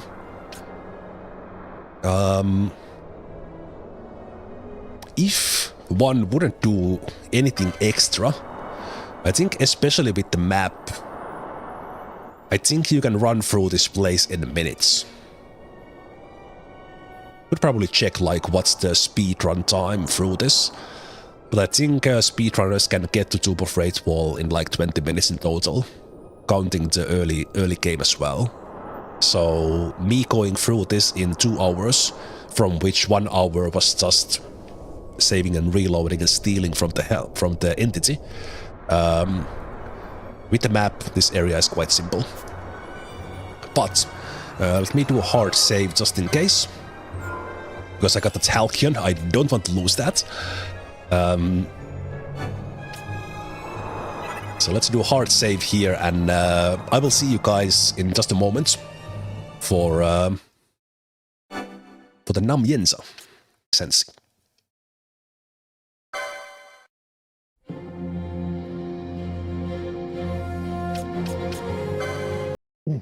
All right, and we are back.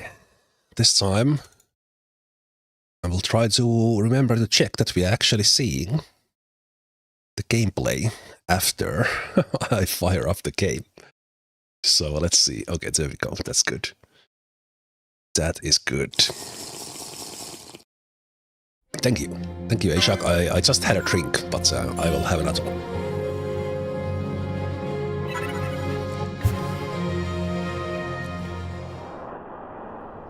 Nine hours into the game, with a little bit of extra grind in the way, we made it to the Ogir-Yensa Sandsea. And what is happening here?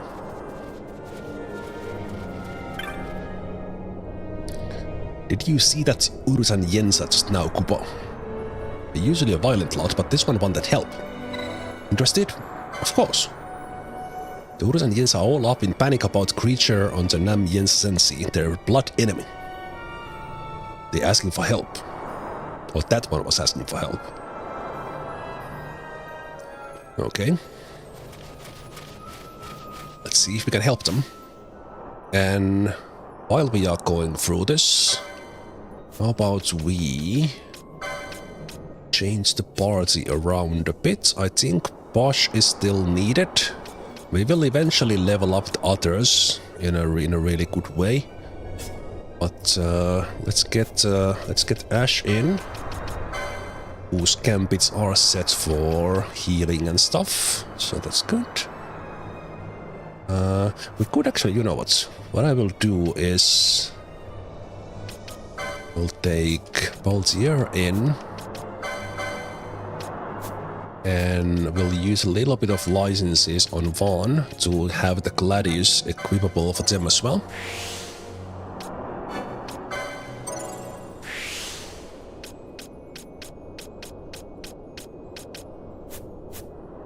And then we don't have to have Bosch in the party all the time.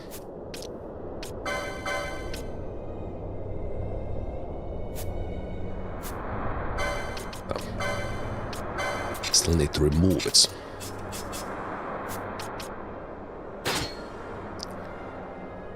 Okay, Vaughn can have the shield, but that's not that big of a deal.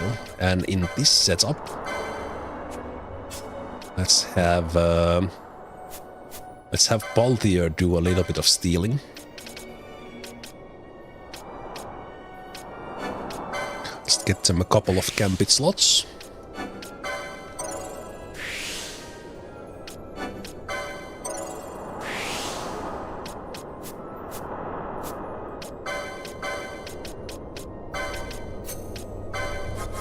So we'll set 100% steal on them.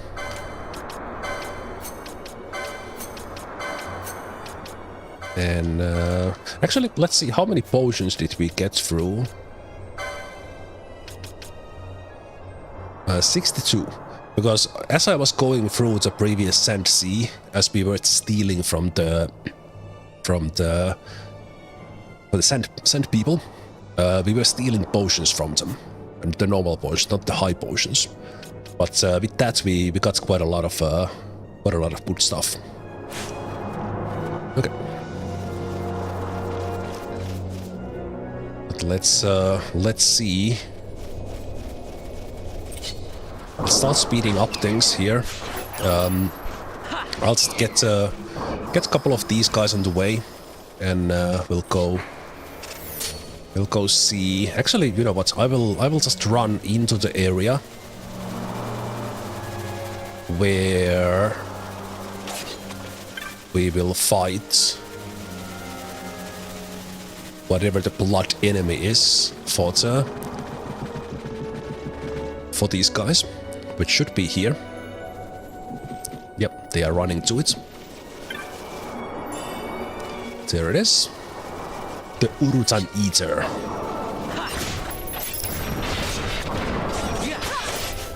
I think this thing is... It is also weak to wind, so the Gladius we have is doing really big damage on it. So it's not super tough. We could dispel that protect it has to do more damage on it. But it is not that difficult. Towards the end, when it goes to the low hit points, it gets a little bit tougher. But even then, it's not super tough. Okay. After we do that, we'll just run back to the Moogle in the beginning. So we kind of run back and forth here a little bit through these areas instead of just killing everyone. And we see the traps there because we have the Libra on. So both Balthier and Vaughn at the moment have it. It's that blue symbol next to their hit points.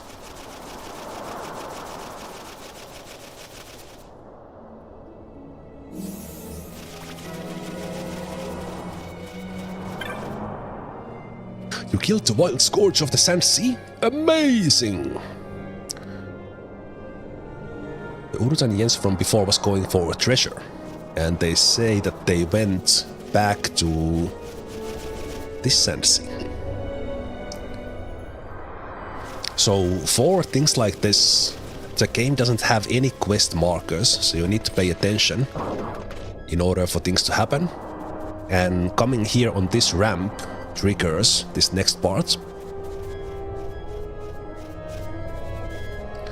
Are you off looking for a reward? Did you find the treasure? In Nords? Or they not? I don't know who they are. And then we're gonna see an interesting event, which is pretty easily missable. Unless you come back for the Moogle.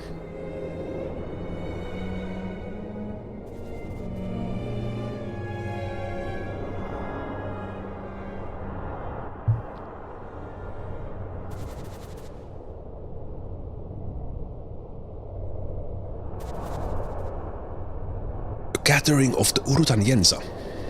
A truly rare occurrence, Kupo.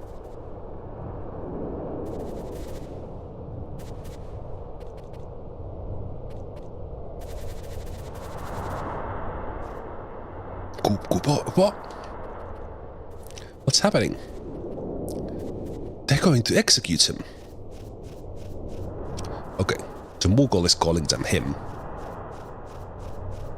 Don't do this, the creature would still be at large if it weren't for his plea for help. Kupa. You shame us by seeking aid outside the tribe. Ogir-Yensa are lords and masters of the Great Sea. We seek the aid of none.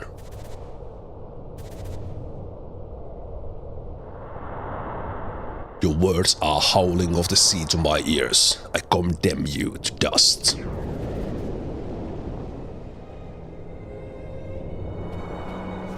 What have you done, Kupo? You bring him back. Those who sully our name will be punished, be they foeman or kin. They must pay the honor price. There can be no forgiveness. I will destroy you too, but I am merciful. Better you live to tell the world that the Ogir are not to be taken lightly. Now leave.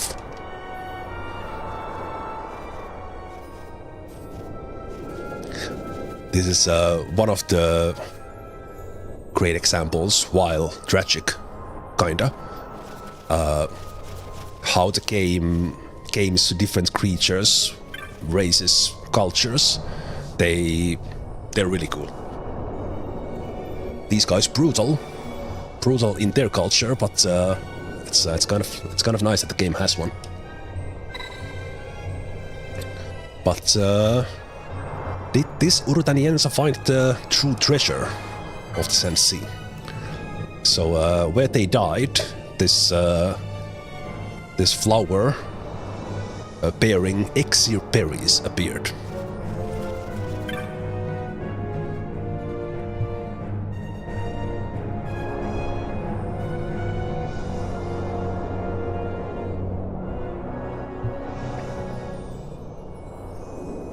It's rare to see one blooming in the Sandsea, Kupo. Maybe the treasure that he found is this. Maybe so.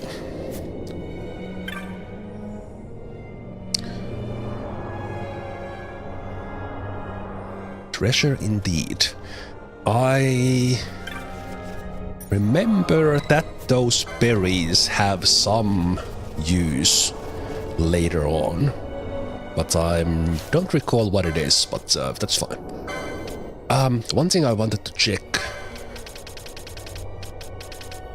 I do have a little checklist of things. I think I missed a thing here. Might have been because it's random. Now I'm thinking that will I run back for it?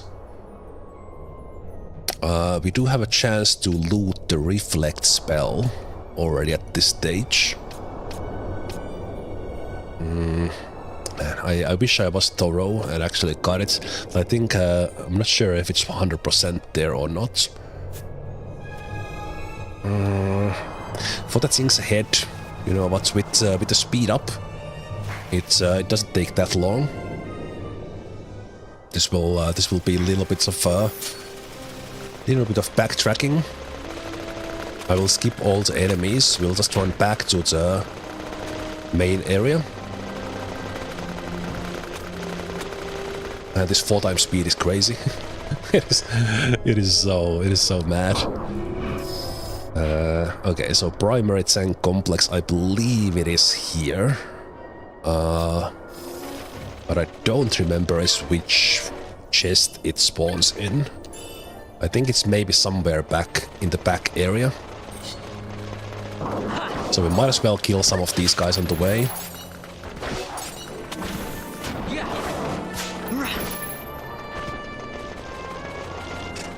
Hey, that's a bit of panic. How you doing?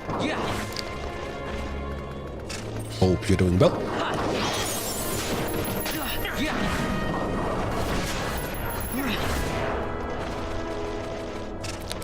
Okay.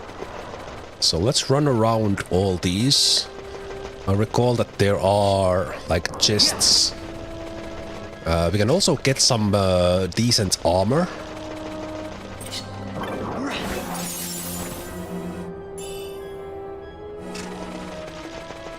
Sirius is... I think that's maybe a gun? Oh yeah, level 3 gun. Oh, that's great. That's a great find. Yeah, we can use that. Okay, it still considers the mithril blade a better weapon for them, but I want to give Balthier using guns. They will upgrade soon to the Arcturus. Arcturus, which we grinded the Salamand Halcyon for. Let's see if we can find that reflex.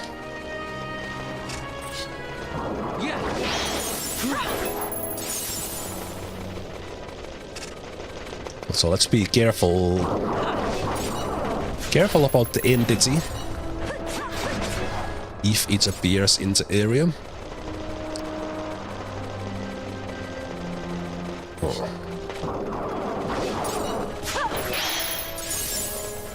Okay, we already got to the big chain. Maybe it's here, because I don't think I didn't come here before. Nope. Okay, I really hope the reflect was a guaranteed one. Okay, you know what? Just double check.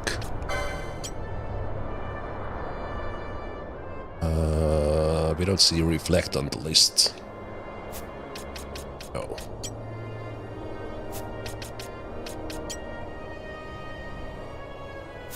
No. So I did not pick it up yet. I'm trying to think about areas where I did not go.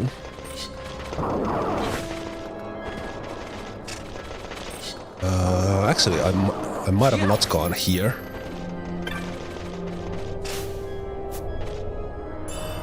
Ah, yes, okay.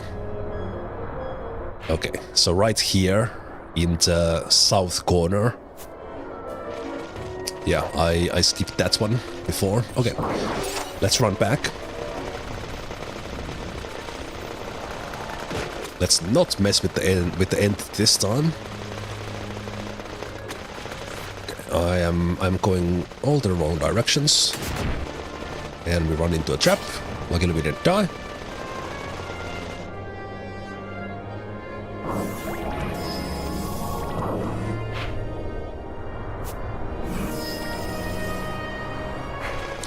And luckily that backtracking did not take us too long.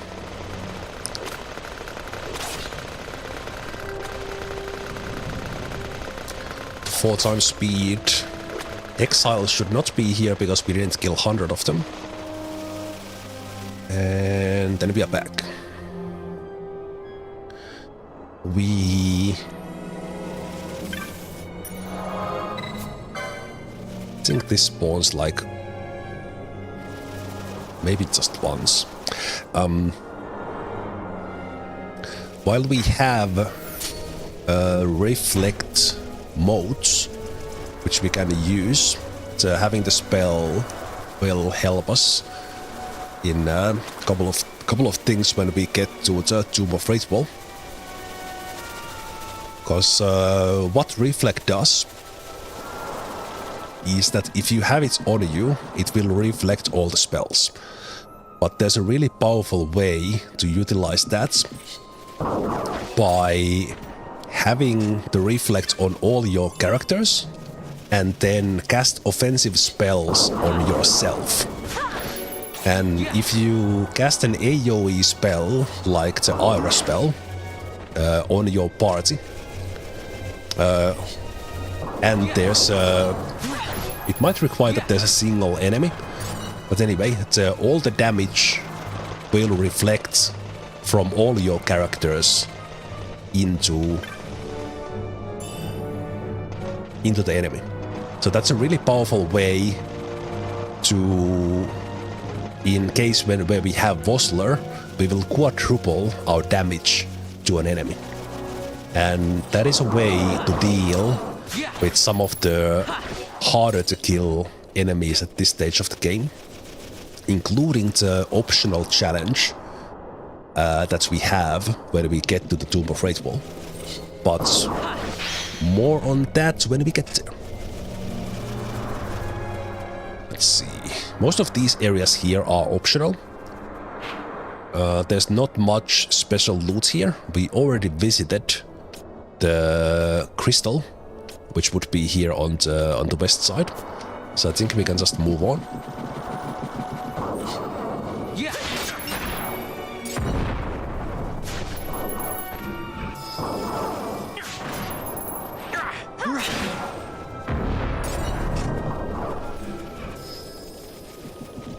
Again, having the Libra on one of our guys is good, and I think these guys are not weak to wind, but just having the powerful weapon in the Gladius is still enough to deal with.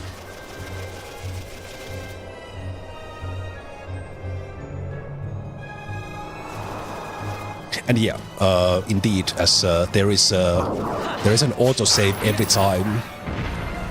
time we enter a new area, and that is a very nice safety thing. So you don't, because those who played the PS2 version, I think we've all been there.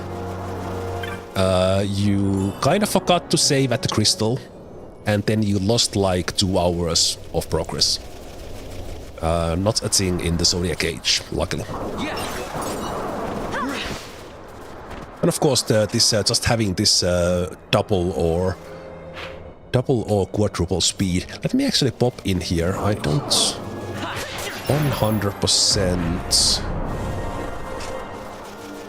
100% recall. Is this a way into the 13 and caverns? So I will pop into the next area here. The 13 and caverns is an optional area. I think this one entrance into the 13 and caverns. This is a place where we'll come for longer time, much later. It is an area with it has kind of enemies that we could deal with already, but overall it is an optional place with one of the tougher enemies and boss fights in the game. It's basically like end game area, so we'll have much easier time going to 13 and caverns much later in the game. But let's remember that was there an entrance into something completely different here? But no.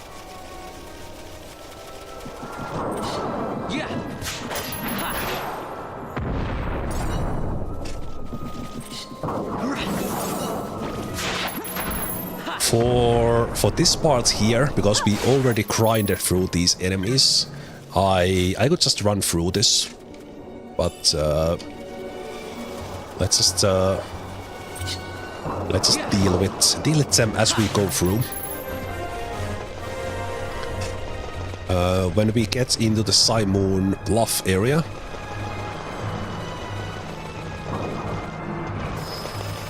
then we'll do the little Wyvern Wing. Wyvern Wing Steel Grind for the last piece for the Arcturus.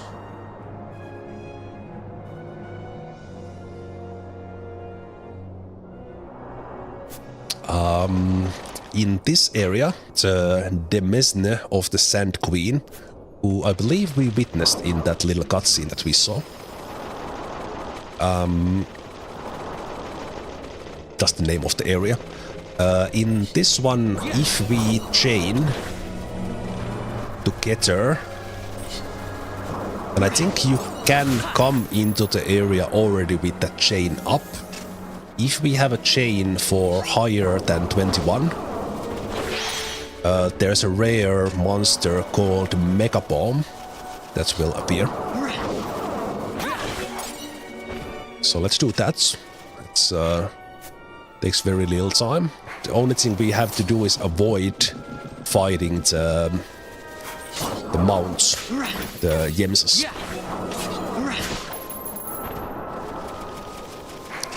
So if those appear, I'm keeping the flea on, so that we don't break the chain. And I think we would get them appear here. Like at the edge of the map, edge of the Sandsea. So that's already almost done. Couple of more.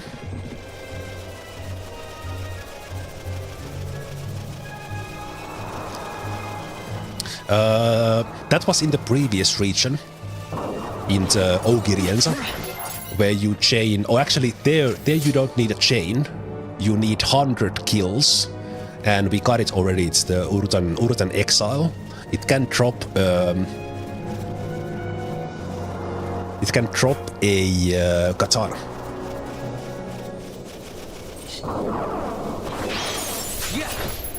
Okay, there's the 21 chain.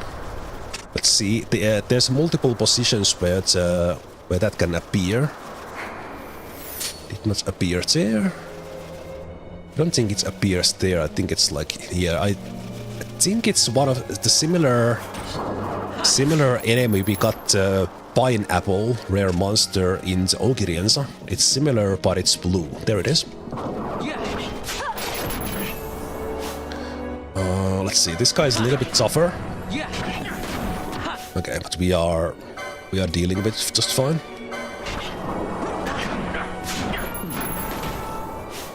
Okay, trying to get a steal off, just in case it has something. So this is an example of a rare monster in the game. This one appeared because we chained together 21 enemies. And the rare monsters, they often have some interesting loot. They can have some interesting steals. But they are also part of the bestiary. So if you want to 100% the game, you need to find every single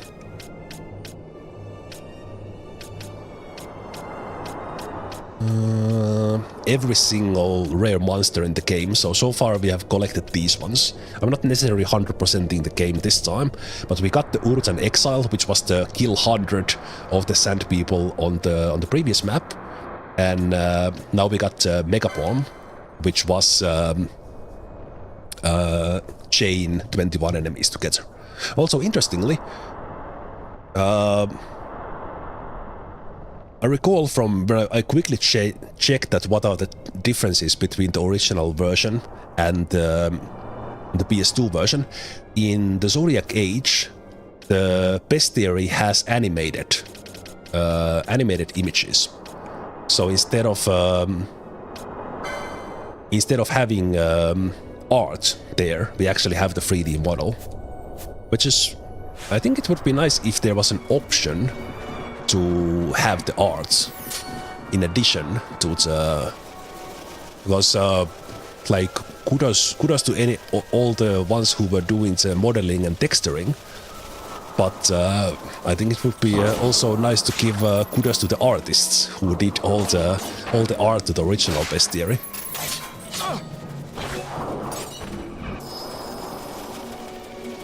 Okay, I wanted to get a couple of these guys.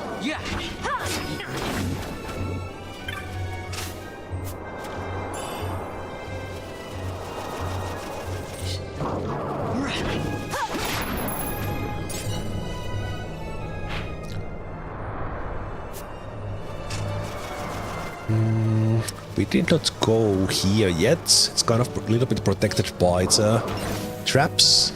Let's try to avoid those.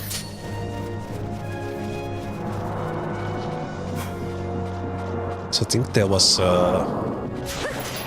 some nice loot here. Oh, that kill sound of the Yensa is quite loud.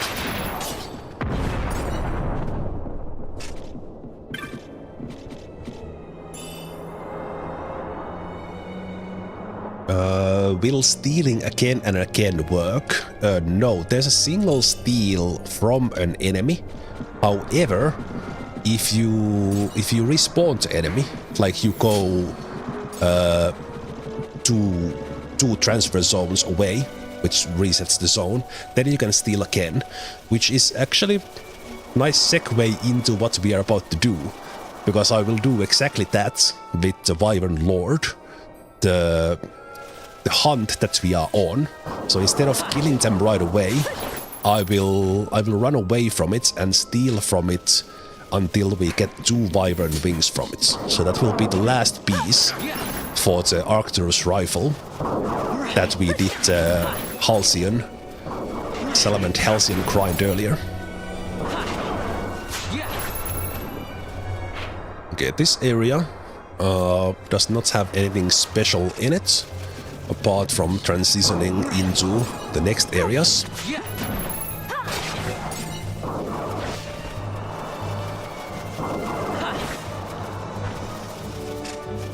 So we are heading into the Simon Bluff here.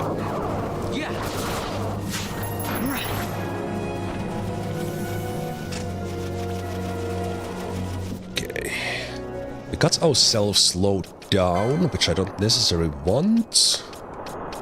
So let's see. We don't want to use the remedies, those are quite rare. Chronosteer. Okay, going into this next area, we will do the next area normally as well, but we will do, as I said, we will get that Wyvern Lord hunt, and I will get my 3 characters who are able to steal, and I will just set them to a 4 highest level steal. And if we get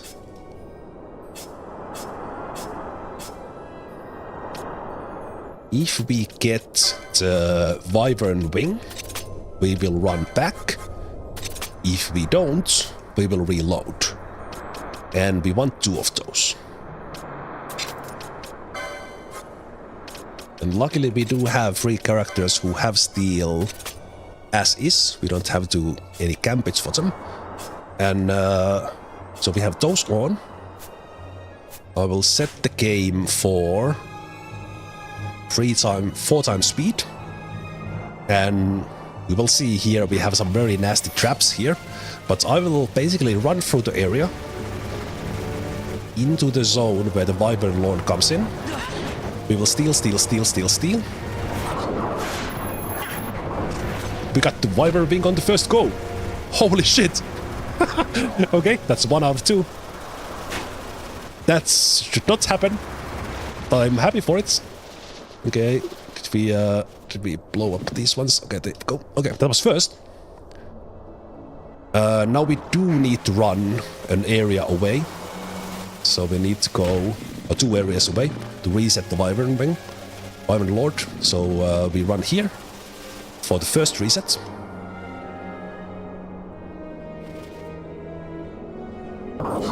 And then we run back.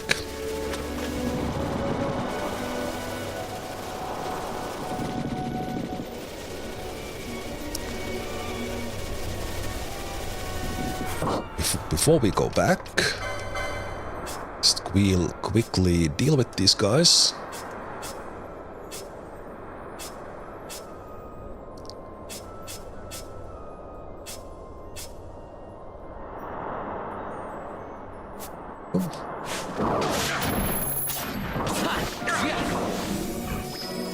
We also want to get a little bit of heals up.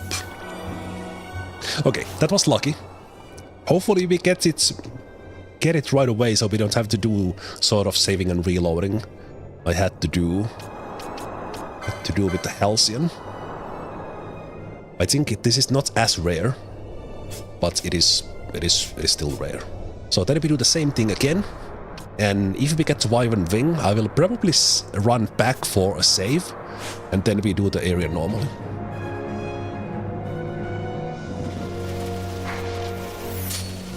So same thing. Run to the area where the Wyvern Lord comes. And why we have to run back is that this is a one-time spawn. Normally... Okay, we got the Yensa scale this time. So instead of running back, I will just reload, and we'll do this until we get another Wyvern Wing. And that is the last component we need for the Arcturus rifle. So why we do it like this is that if we kill it, it's gone, and normally you get the Wyvern Wings much later. Okay, another Yensa scale. You get Wyvern Wings much later in the game, and by that point, I think you can also already like buy the Arcturus. So we are kind of power playing ourselves into the second best rifle, or maybe third best rifle in the game at this stage already. It was a crooked fact. So let's reload again. You can see why I was a little bit surprised that I got the first Wyvern Wing right away. I was expecting to do this many times even before we get the first one. But it is not as rare as the Salamand Halcyon was. I think it's like I don't know the chances. Maybe it's like a 10% chance or something. Yeah, got another Yensa scale.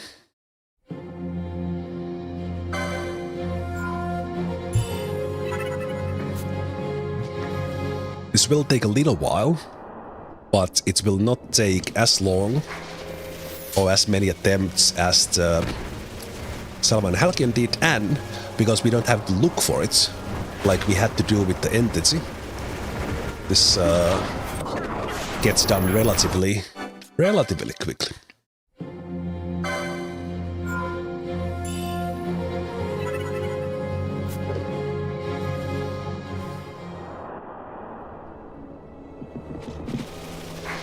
Also, a good example, if you don't have Libra, these regions are extremely dangerous, and going forward many areas are the same. There's many places like that where you have like a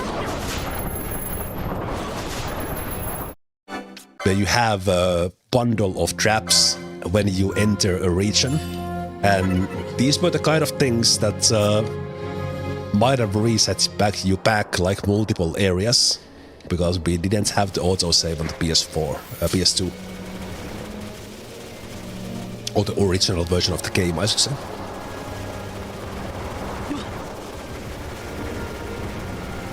Come on, Wing. Hey, we got it. Nice, okay. That was way faster than the Halcyon. So now let's just get ourselves safely here, so that we get an autosave with both of the wings. We could already go and get the item, but let's wait on that a little bit. So what I was doing was I went for the Wyvern Lord twice to get this Wyvern Wing. So we have two of these. We have one Salamand Halcyon, and from the Sand People there's a rare steel of Yensa fins. I think it also drops or steal from the Yensas, the mounts they have. So we need two of these. So we have everything we need for the Arcturus rifle now. and we'll get it before we head into the Tomb of Raithwall. But as I said, that is not as rare a steal as the Halcyon is, and then because we know exactly where it is, we can use the 4-time mode. We get it done quite nicely. Okay, let's set these guys back to the normal fighting mode.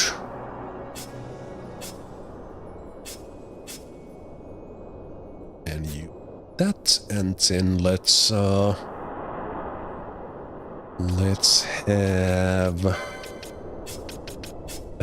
Benelo for this, because I think the Wyvern Lord itself, it is weak to something. It's definitely not weak to water, weak to wind. Why am I thinking it's weak to water? Let's do the aqua. Pretty sure that's it. And we could also use Ash on it, because currently we have no skill for Van to actually damage the Wyvern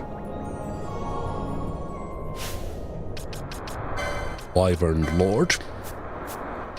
Let's use one of these. As you can see, I have amassed a lot of license points, which I could already use, especially because I used the golden amulets at some point. So you have the charge there. Let's get the charge for you, and let's buy some gambit slots for you, because that will come in handy.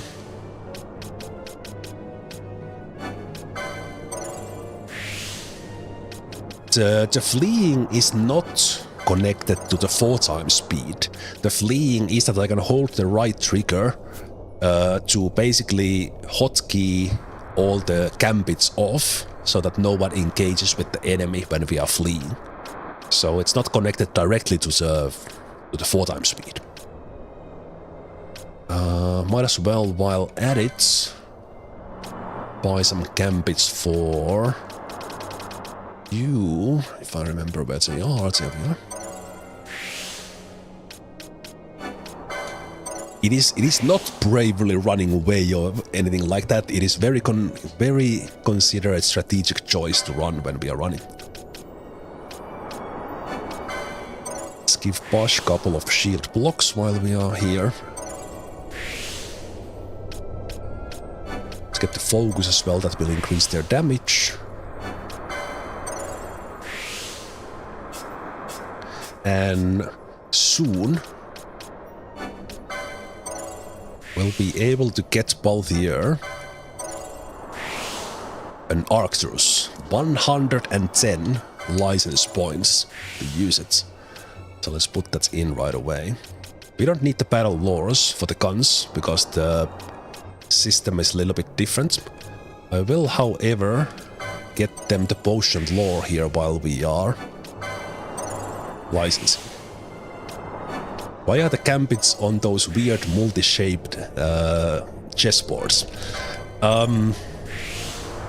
The licenses are, let's say they look a little bit more complicated in the Zodiac Age.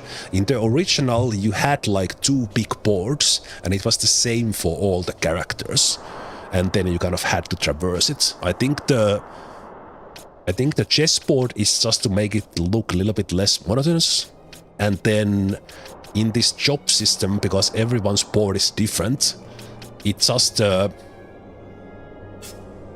of differences between the classes where you need to go on the board using the licenses to unlock something.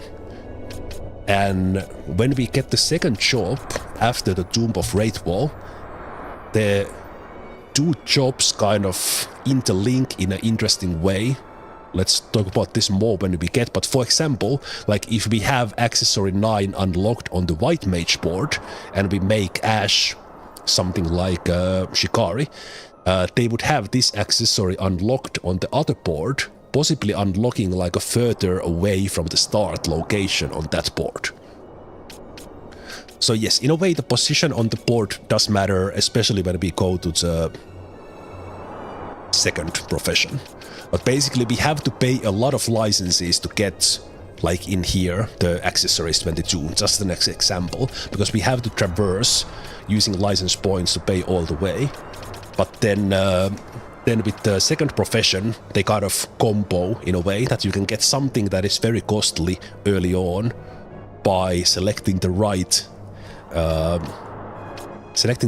thing on the other jobs board, if that makes sense. But now that we've had the golden amulets in use for a while, we have been able to amass quite a lot of points for some of these guys, which is useful. I will reset certain jobs as we go further, but some I won't. So I might as well take their gambits already. Use the license to get more gambits. So for Penelo, we want them to be a backup healer, and I haven't used it, but Ash actually has Cura, and I think with the licenses the Red Battle Mage can get it as well. And the Cura, and this is also how the naming of the spells work. We have Cure, which heals a single target, but then we have Cura with the A in the end, and that is AoE version of the heal in this case. And similarly, then we have GA at the end, which will be like more powerful version of that. And then there is also, that I don't remember from the top of my head, but there's also like powerful version of the single. So there is a JA, like Kuracha, and one of those, the GA or the JA, one of those is a powerful single heal, and one of those is a powerful AoE heal. But anyway, so we can get the Kura spell for both the White Mage and the Red Mage, and with the gambits we have, we can now set up this in a way that, let's say, we go below 50%, we can throw in the Cura, but we can keep the health up with the single heal, that those points there over my camera. The Cure costs 8 for Ash, and the Cura, which would heal everyone, costs 26. So we don't want to spam the Cura at this stage when we can't recover the mana or the missed points as efficiently. But this way, if someone is below 70 but not under 50, they would get a single heal. But if someone goes below 50%, we heal everyone when that happens. And we will do the same with Fran. Just get them a couple of gambits here.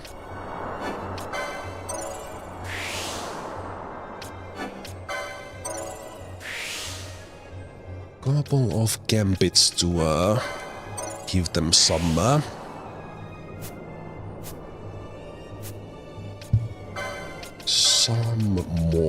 So basically we do the same thing. And this is the great thing, and why the Red Mage is the most powerful job at this stage of the game, because we can dish out damage with like the Dark Spell or Fire, and even the Fira, which is the AoE Fire spell, which we'll I think get after Tomb of Raithwall. The Red Mage can do anything at this stage, because it has both black spells, white spells, and time magic and everything. So now we have a pretty good setup, or if we have either. Alright. Penelo doesn't have it because they are black mage, but Penelo has built-in cure on them. So we can have that on if we have Penelo in.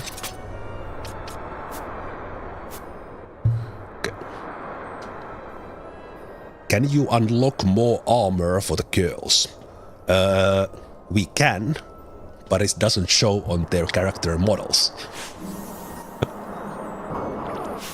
So I'm not sure if that's not necessarily the outcome you would like, but because the weapons the characters have show up on the characters and the shields, but their armor does not.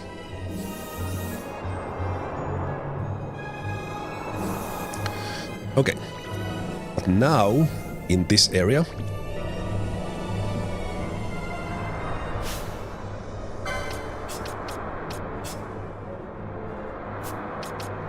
we will actually unlock the Aero spell for you as well. No, not Aero, but Aqua. Okay, we have that already. Oh, we might as well unlock the Aeros already. We will need that in the Tomb of Raithwall. So then, if we have, which I believe the Wyvern Lord is, if we have a water-weak enemy, we will cast some spells.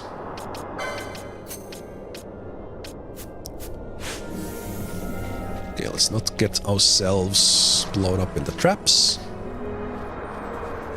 Thank you. And now we go through this area, let's say normally, because we got the Wyvern Lord steals done.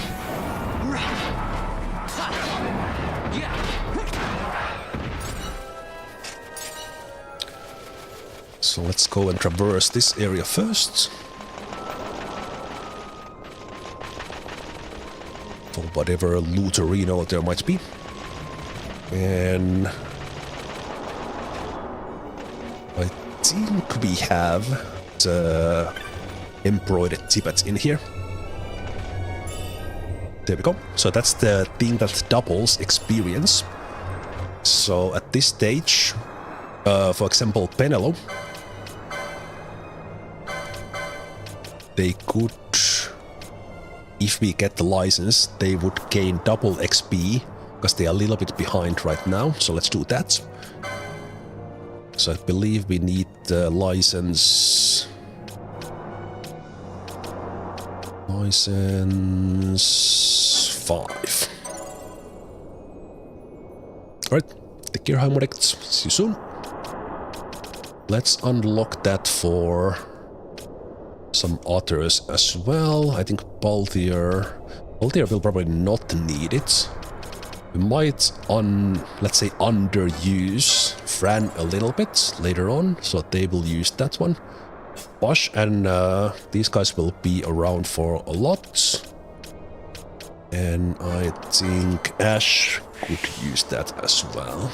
So basically, what the embroidered tippet enables you to do is level up someone faster than the others, and the level up affects their stats like the strength and vitality, so they can gain, like, they become more powerful, they can have more hit points, they can have more missed points. And another way, as I mentioned somewhere before, is that if someone has fallen behind, you can level them up faster as well. So if you end up playing with a little bit of like core team of 2 guys or girls, and then you like rotate the 3rd member,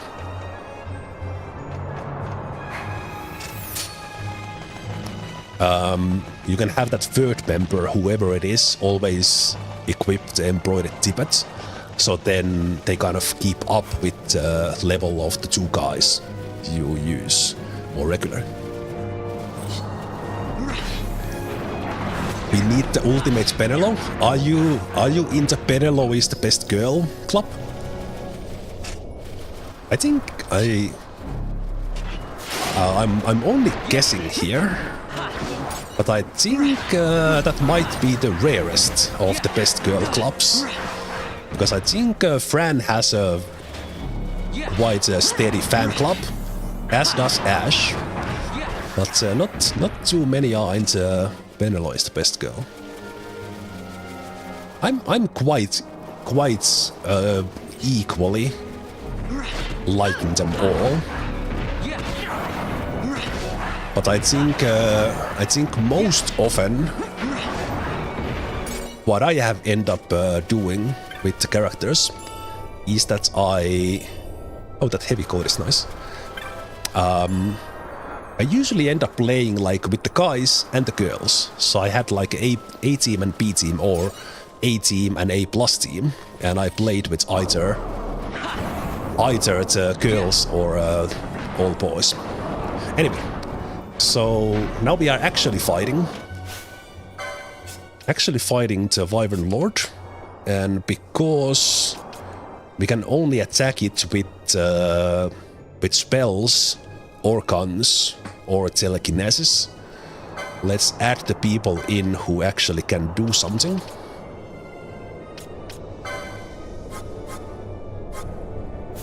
And oh, Ash actually can't, but Fran can. Yeah.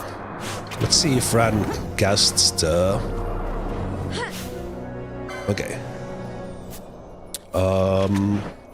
We are using the fire there, so it is not identified as water weak, but I do know that it is, or remember that it is. So let's actually just use the spells on it to get through it a little bit faster. Oh yeah, the Aqua is definitely doing more damage.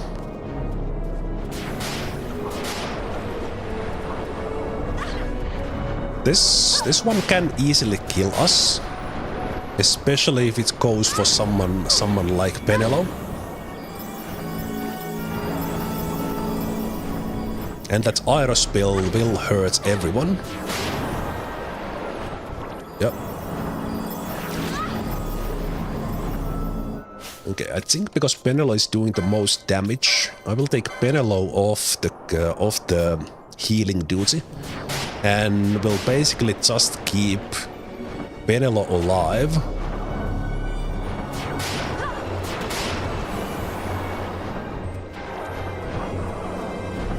Okay, thank you for going for Vossler, that's nice.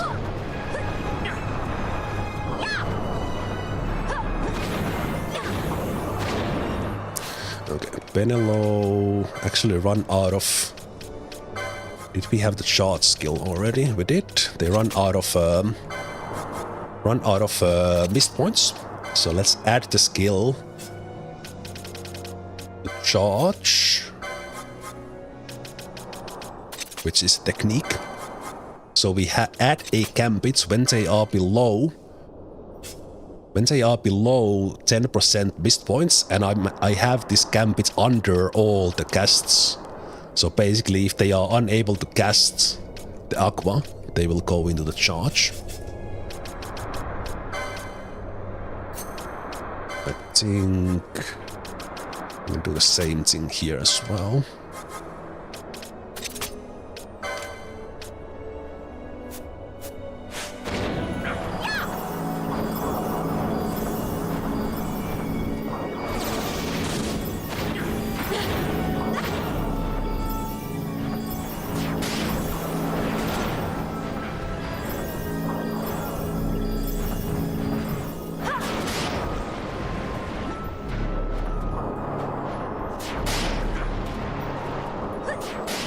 Almost got it.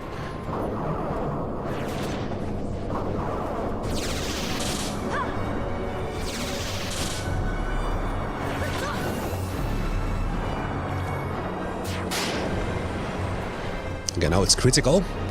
Usually when they are critical, they will start to get more powerful. I think just to make this happen, we will not cast Aqua on Fran. So instead they will just attack.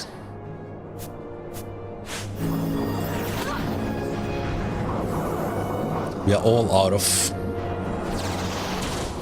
of mist points here. Luckily Vossler is doing that telekinesis damage all the time. It's close, but it can still kill us. There we go. Nice. Good job.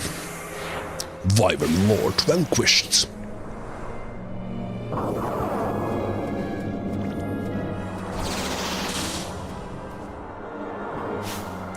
Very nice.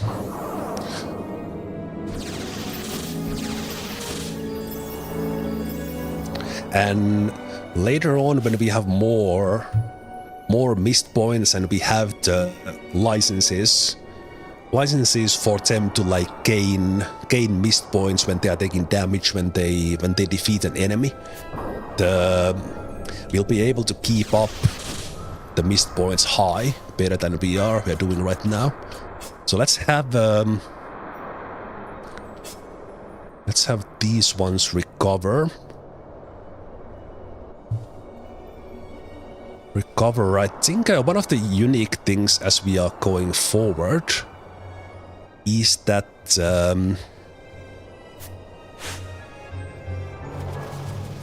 when we are heading into the next area, we will have a boss fight. And we will not have a crystal before that.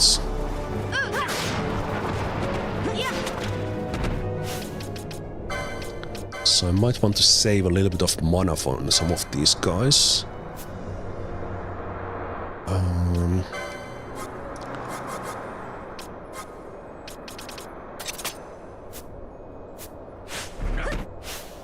Let's take Penelope off the team. Put one back. Hit it, trucks.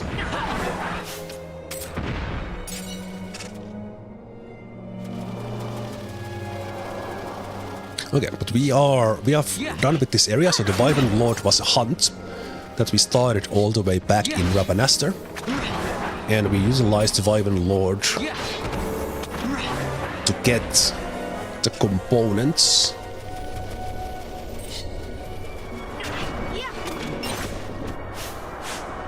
Components for the Arcturus, and luckily for us, as we go into the next zone,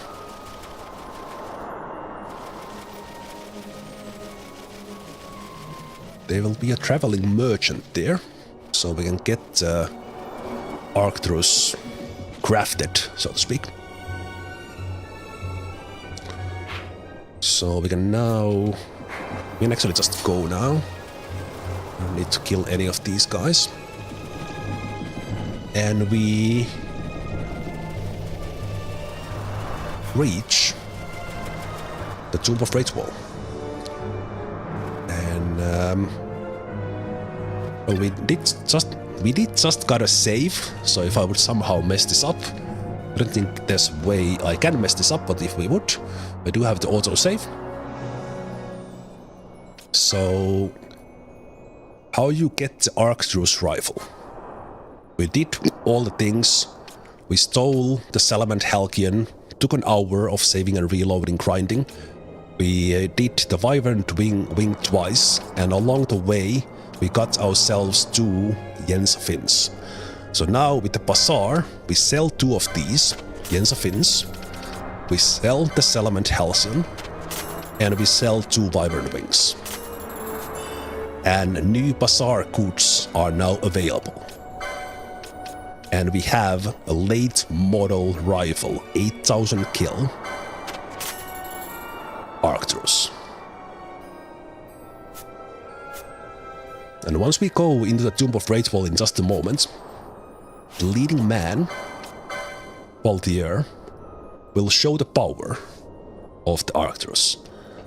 Because what makes guns special in this game is that they don't scale with the character's stats. It's just the gun's power, making this the most powerful weapon we can have right now to the levels we are on. As an example, people playing on the weak mode, where characters don't level up at all, or in the OG version you were using the Firefly accessory to prevent getting experience points. Lower level characters more or less use guns towards the end of the game because they are so powerful. So while we have been getting some like 1000 hit points hits with the Gladius,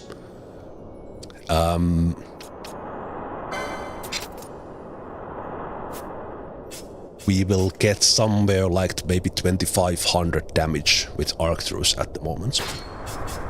Let's see how that actually works out. So going forward here, our party will have Balthier in it, we'll go with Bosch, and then we'll rotate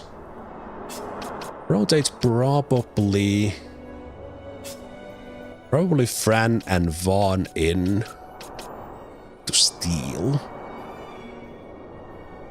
For this upcoming fight, I think we'll get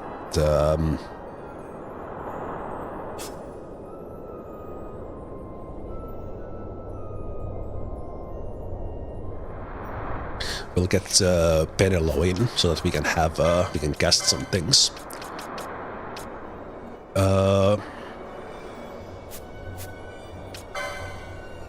Fran as a red battle mage, they can cast the dark spell, and coming ahead, boss is weak to dark. So let's use that. And then, if not, we could just attack, but I might as well use that. This fight will be relatively quick because of Balthier. So might as well try to steal with it for a little bit, and then I think you can cast whatever you like. And we'll probably have you healing. Yeah, you heal because Fran will do more damage in this one.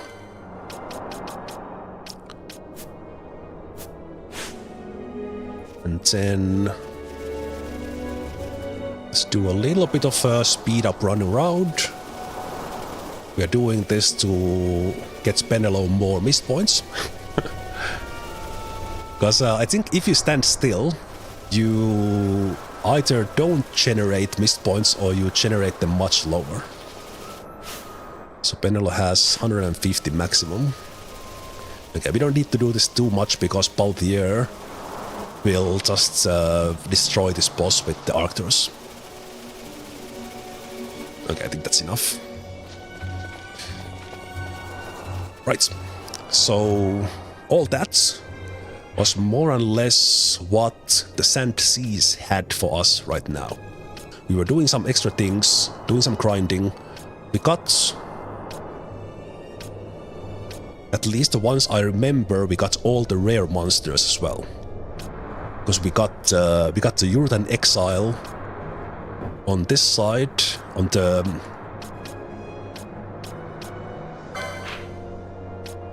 Ogir-Yensa Sandsea side, so that was the guy who took 100 kills to spawn. Then we got the Mega Bomb, got the Pineapple as well in the very beginning. Yeah, I think we got all the rare monsters as well. But yeah, now we are at the Tomb of Raithwall.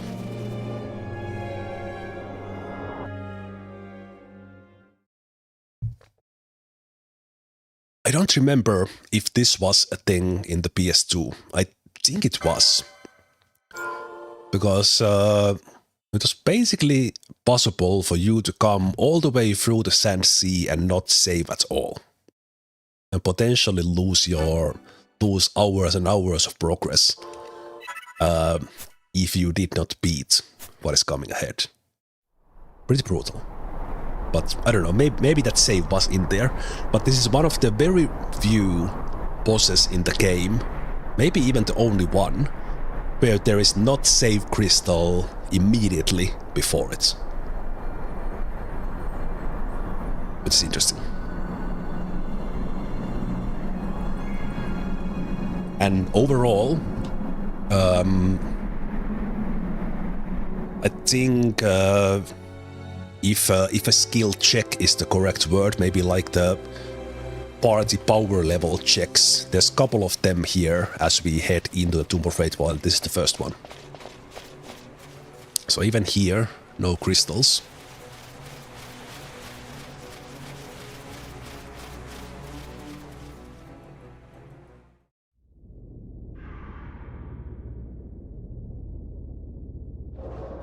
Meet the Garuda.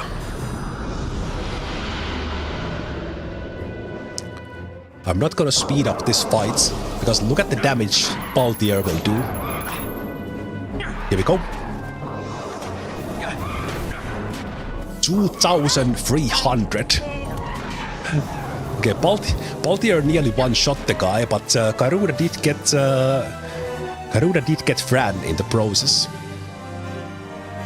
I want Fran to be around when we get the kill, so let's get them up.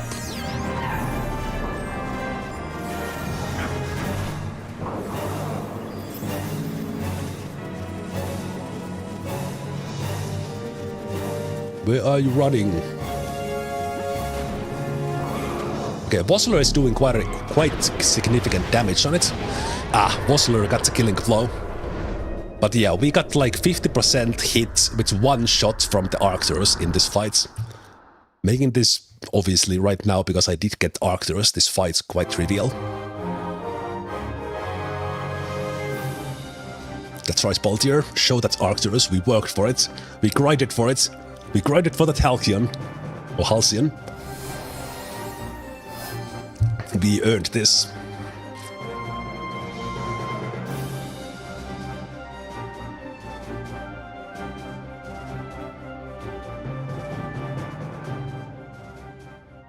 You guys are not liking the red shirt. Some are liking, some are not. I mean, I need to switch things up. I've had the colored shirts for 5 years. I need to do some things different.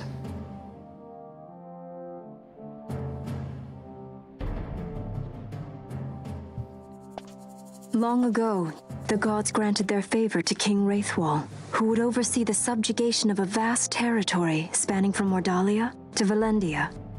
Here he forged the Galtean alliance. Though he is called the Dynast King, upon establishing the alliance, he demonstrated compassion for his people and disdain for needless war, a philosophy passed on to his successors, one that would bring peace and prosperity for hundreds of years to follow.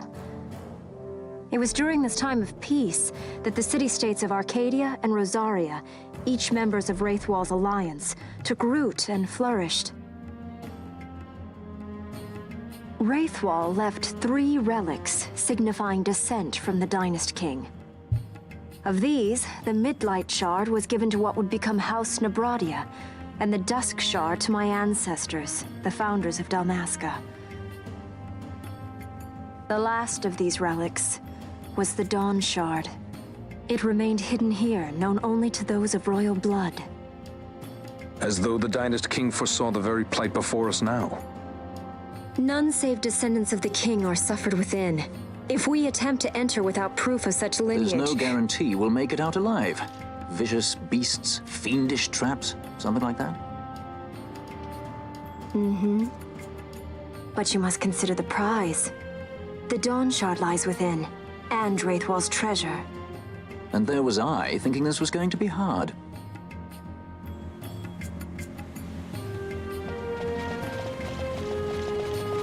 Looks like you should view this in 3D glasses, slightly washed look.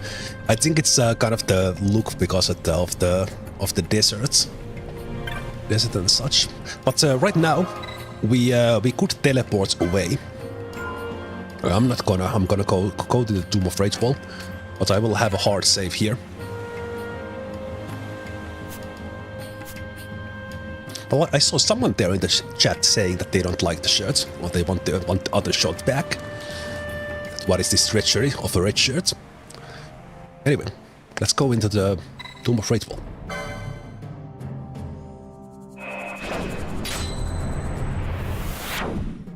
And I agree. This I really like the shade of red on this one. And not only that, it's also a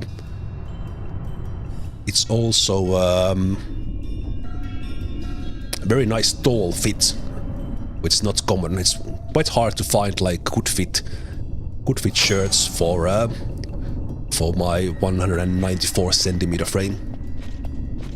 But this is good.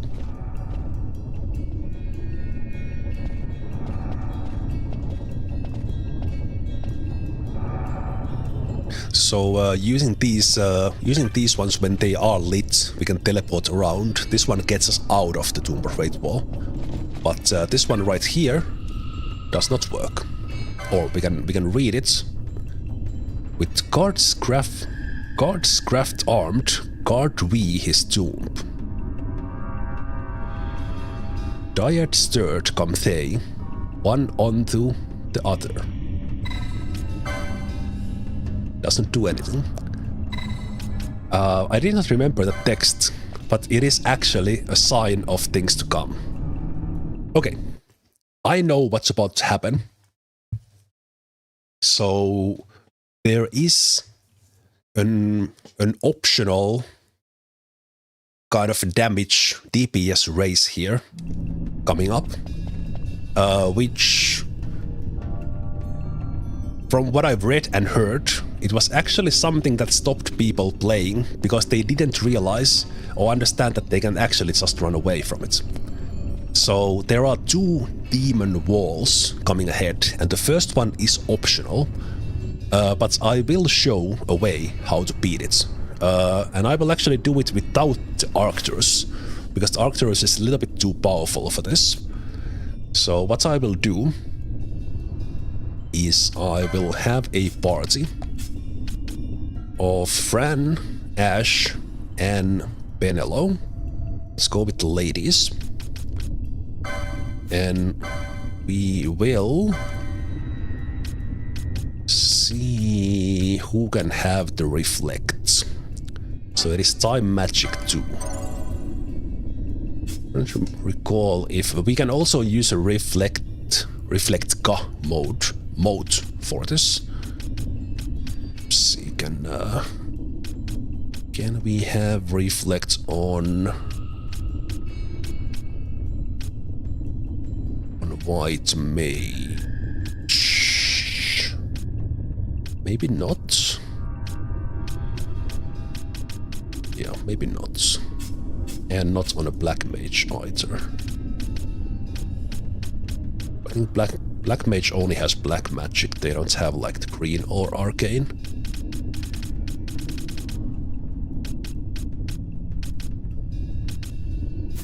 Okay. So the first gambit we will set. Let's have the gambit set free to do this. So let's have you first of all, because you have the ability. Steal once. Then we will have everyone in to get reflect, which we picked up from the Sandsea. And let's do that first. Let's have you do this. Let's empty that. And let's just have this on actually no. When we do this with the reflects, what we will do is we will cast the Aero spell. Actually no, you can't do it because you are just there to heal. So we'll have you do this. And probably not even attack. Just do it with you. But what Benelo does have it. So what we will be doing is casting the Aero spell on ourselves.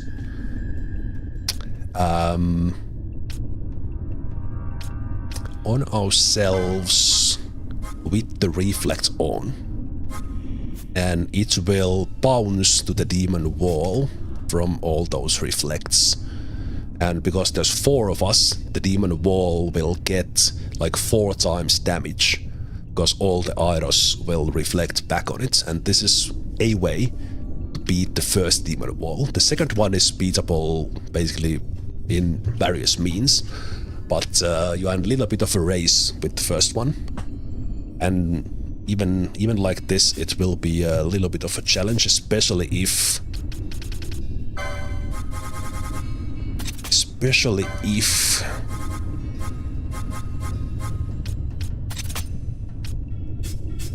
one of these ones goes down. But let's have Fran reflex everyone first. We could use the I think we picked these up all the way back from Leviathan. So we have a couple of these Reflectka modes. This would get everyone reflected. But I will use Fran because we have the red battle mage. So with the Gambit, Fran will reflect everyone. And once that is done, we will go and start the fight.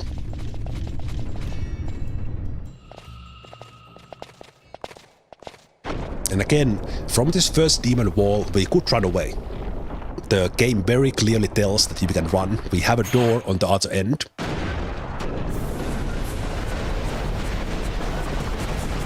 But if we don't run, we are very limited on time. Fight or run? We better decide fast. What we do here, because we have the reflex on, I will turn the Gambits on to just cast the Aira spell on ourselves, while we use someone like Ash to keep us alive, and Vossler is there to contribute with a little bit of damage.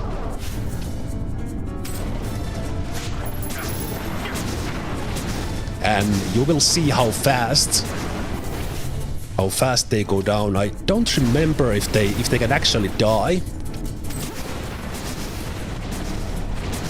If they can actually die from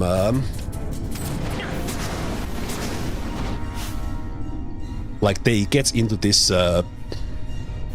demon zone, it will basically banish them in a way. Let me do this. I will get those blinds off. I think with the spells it doesn't matter. Ah yeah, Fran got into the X zone, which was the thing I mentioned. I don't think they can even be... That I don't remember. I don't think we can even recover them from... basically it's a Demon Wall 8, Fran. I don't think they can even be brought back with Phoenix down. They are not knocked out.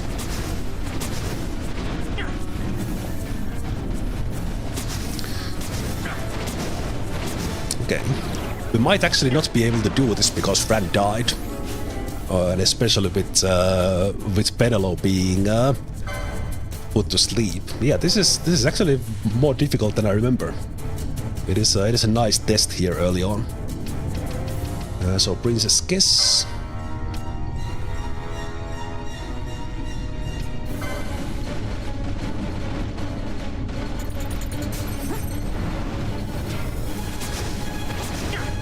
Oh, we got the Doom as well. Yeah, I think we don't get this done. Yeah, we lose. GG. GG, Wall.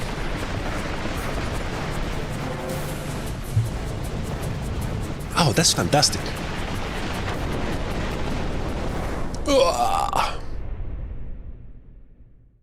Dun, dun, dun, dun, dun. So, people back in the original game days, 2006, who didn't realize that there's a door you can just run through, this was a game over for them. like if for some reason they didn't realize that it is actually option to run from this first wall,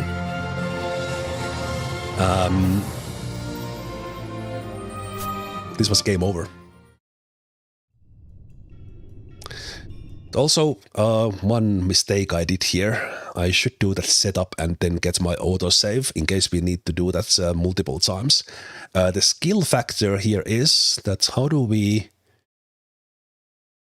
keep the distance? How do we keep the distance from that? Okay, what I need to do is go outside. Go outside and do the Gambit setup. Then come back. And I need to set up at least for the sleep. Maybe the blind we can ignore from everyone, but everyone but Vossler. And we would be able to do this quite easily by having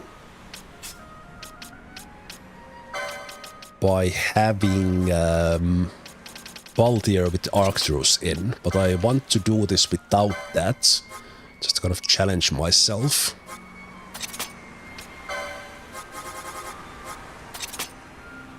So let's do that.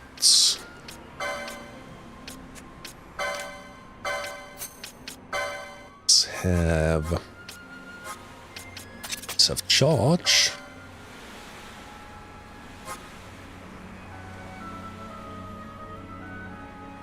Yeah, because I'm not sure if is it that you need to kind of keep distance from it, or what's the thing, because kind of they don't all get eaten immediately, so it's not like no, not that, it's not like immediate. And I actually have not done this many times. I've usually just avoided this wall until I level up further. So I'm curious if I'm able to do this without the Arcturus. The Arcturus, I can 100% do it because it does so much damage. But let's see how this goes. So you can do.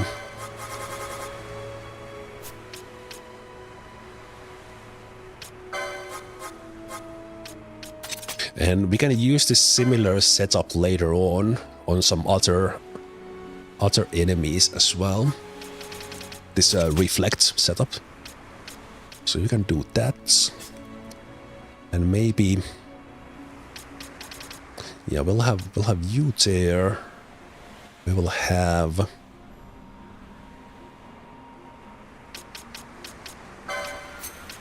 Let's get the blind off.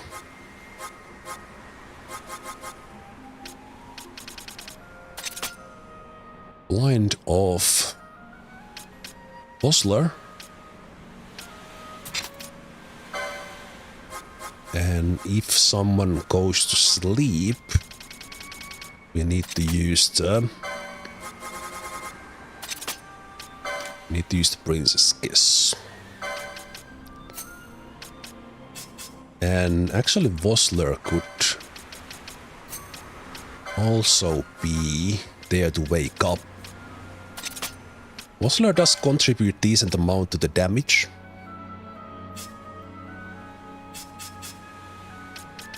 Okay, then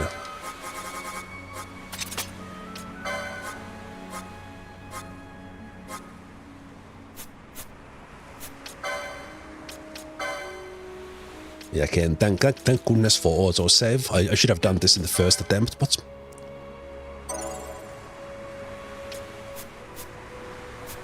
luckily, now that I do this, then if we need to use multiple times, we don't need to use as much time.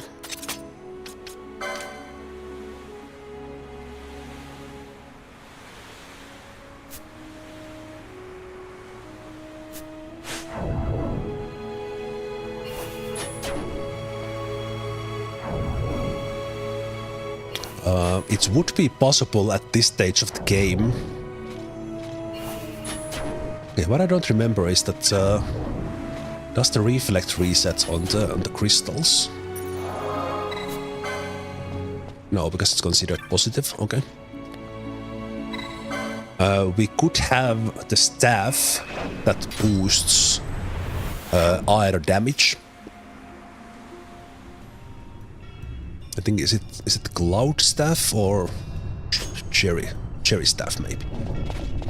We could have that one to boost the damage. No, not Baltier. Crap. I don't want to shoot.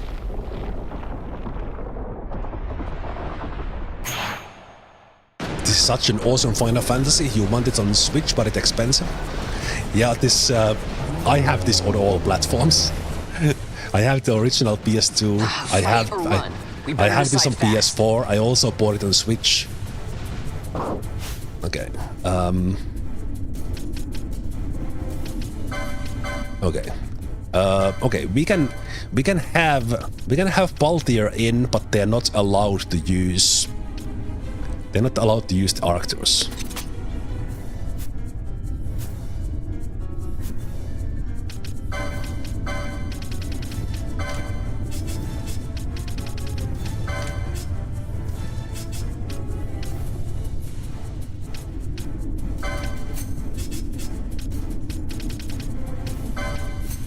Not for highest level, but on ourselves.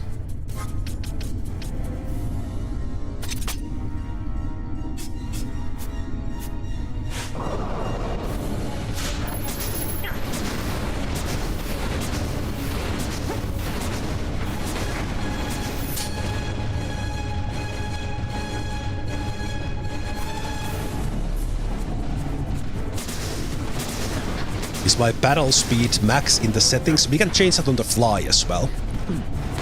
We can have the 204.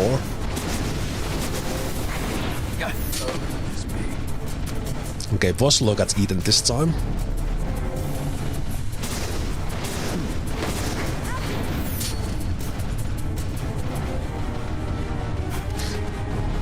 Man, this is difficult.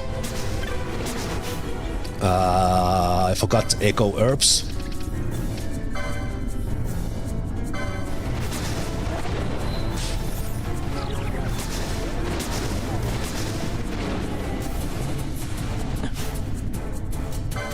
Okay. I don't see. I'm not sure if I can do this with current levels without a third mage or actually using the Arcturus. It's tough.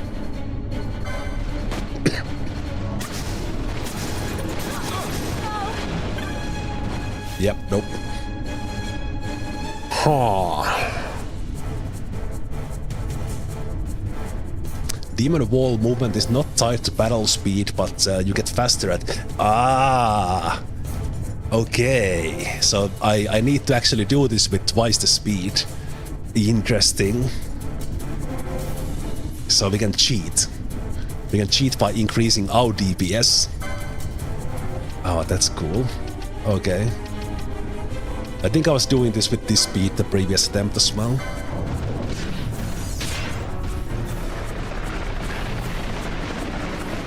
It's rough.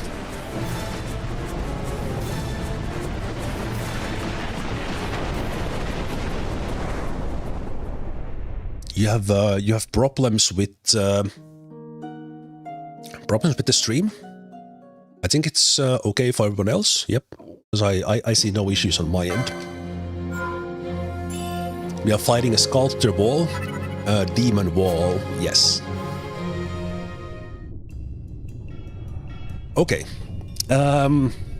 with my current levels, we are not able to do it without double speed. So let's use the double speed this time. And let's put Ash in, who can heal. And let's take that off. Princess Kiss, heal, poison. Don't have the Echo Herbs. And also Vosler was eaten. I don't know exactly what does that, but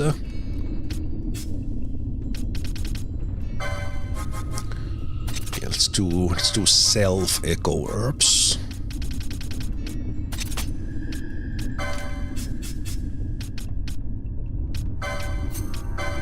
Also, I don't really know about the steal. We probably shouldn't be stealing. Okay.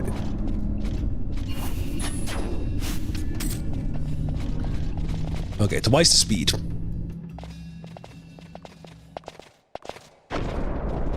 Demon Wall 1. Attempt number 3.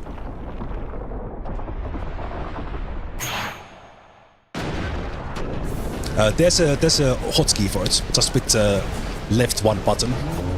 Change the speed. I got this now. Fight or run? We better decide fast.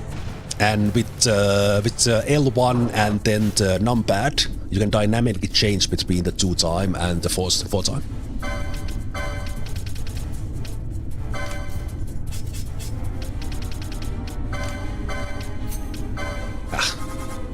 one wrong.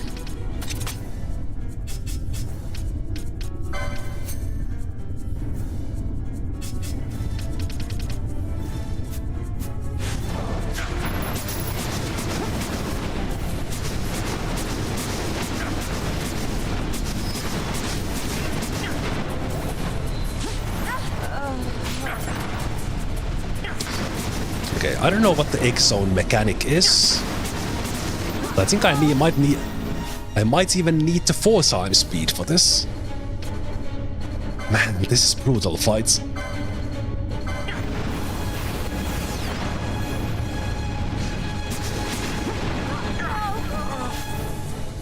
Ooh. Okay. Yeah, definitely not doing it. Wow. Oh. Wow. Can I... To me that seemed harder when I was doing it with a faster speed.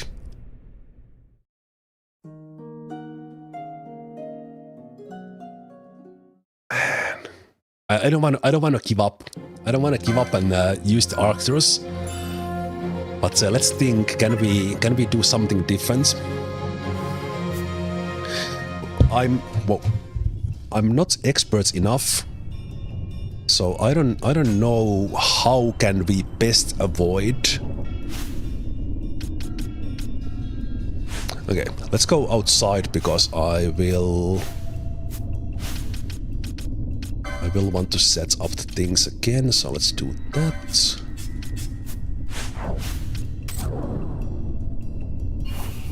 Just so that we have the new autosave.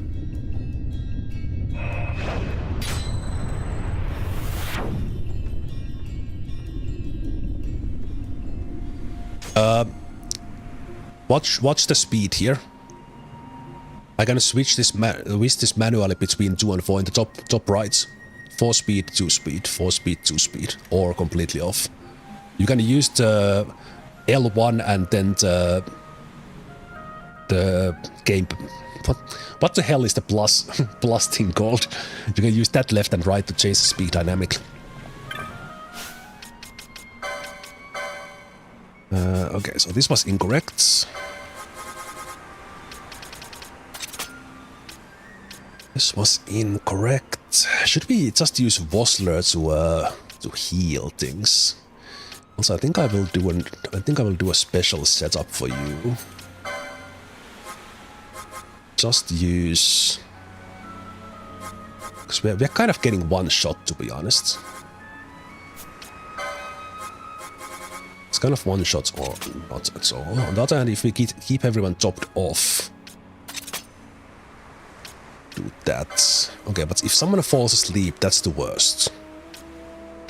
So we need to get those off. And since you have nothing else to do, you could also cast the Echo Herbs if they get silenced. What else? What else was happening? You could raise them up. Still, if they die. You don't attack.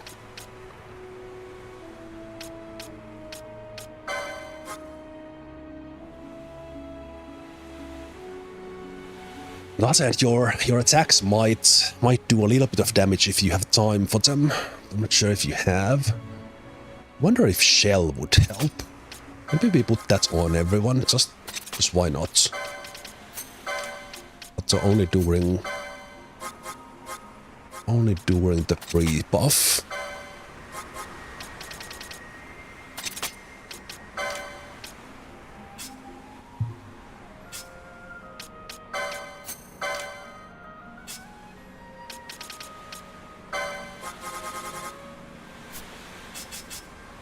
Kind of want you to. I will just skip this deal now. So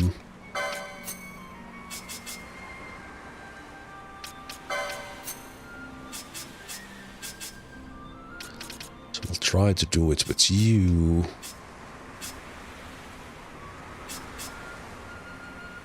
You have the princess. Princess gift. Let's do.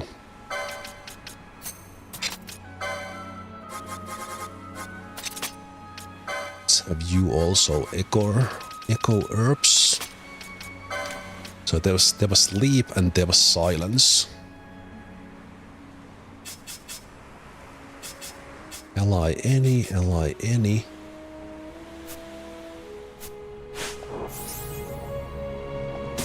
Okay. In theory, the shell could.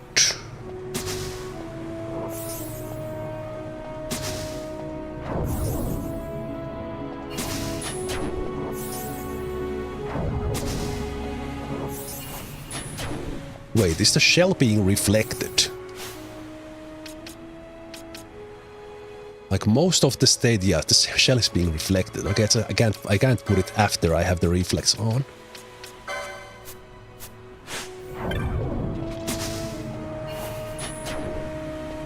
Okay, let's have a fresh reflex here. And let's have one more go. Let's try the 4 times speed.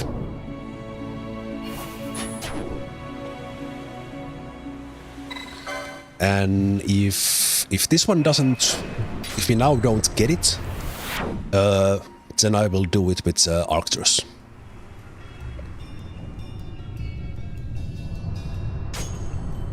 I'm 99% sure, Munakas, that if I change the speed mode here, it is exactly the same if I do it with the hotkey.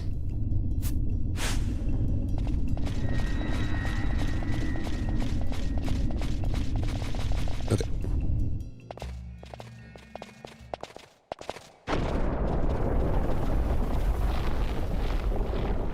Okay, Demon Ball 1. Attempt 4, 5.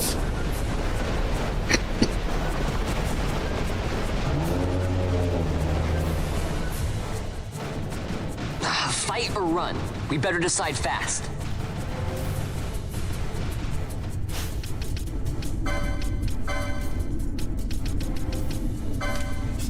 That's on. That's on. And 4 times speed. It's definitely moving faster. So I think it's all the same.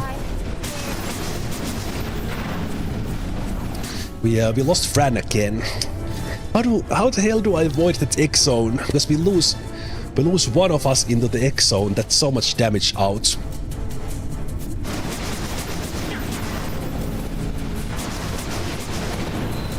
Yeah, we can't do it unless I could probably buff my magic a bit with the license points, but I think we'll just do this with Arcturus. Yep.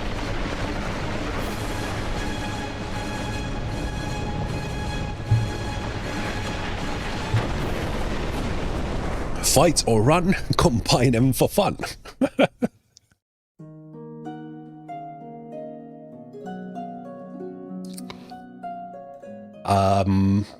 As said, this Demon Ball 1 is optional, and you typically come for this later on. I wanted to see it if we can just do it with 16 to 21 party we have. So I think what we will do is we will earn the reward from the Arcturus, and we will shoot this thing to death. So we have the Echo Herbs, you as well. Stop stealing.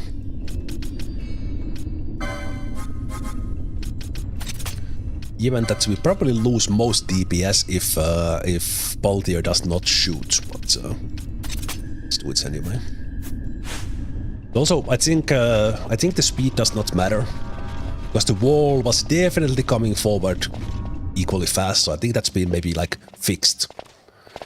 That it does move with the battle speed, so we don't get the benefit, kind of, to cheat by us going faster. Should be doable now. We are doing the reflex. We better decide fast. We are doing the reflect cheese. We are doing the speedrun trick. That we are all reflected and we are casting AoE spell on ourselves. That's exactly what I'm trying to do, but now we have the power of Arcturus with us, so show us how it's done, Baltier.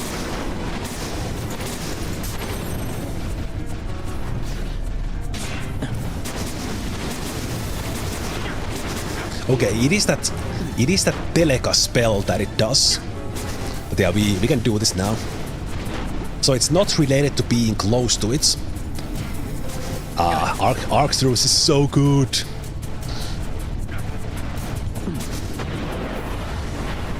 Easy. Easy. We had like 1/3 of the way still to go.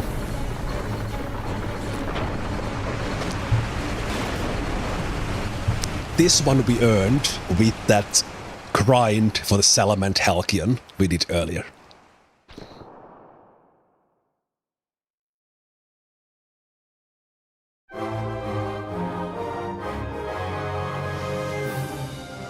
The battle speed is different than the speed multiplier.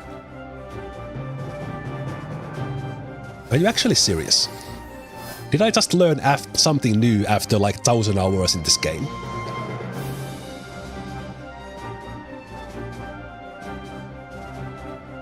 So basically the speed multiplier in the config for 4 will make the 2 speed or 4 speed like 8 or 16.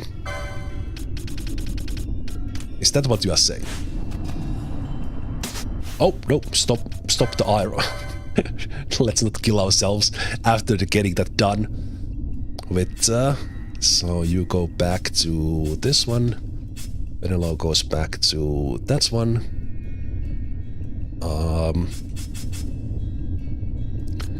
You go back to that one probably. And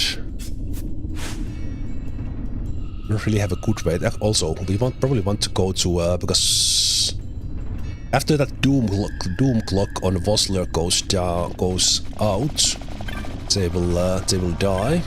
So let's go reset them before the actual wall we have to go through.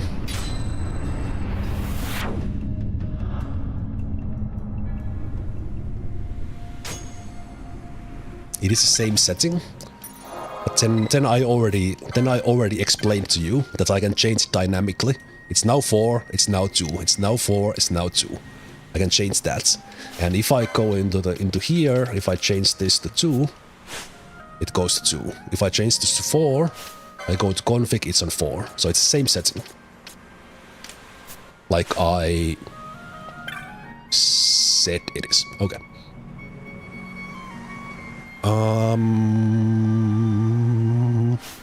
Okay, the next wall is easy. Next wall is easy. We can do that. We can actually just like test if we just do that without Arcturus. So I think we can still get it done. I do want that reflect maybe out for this next one.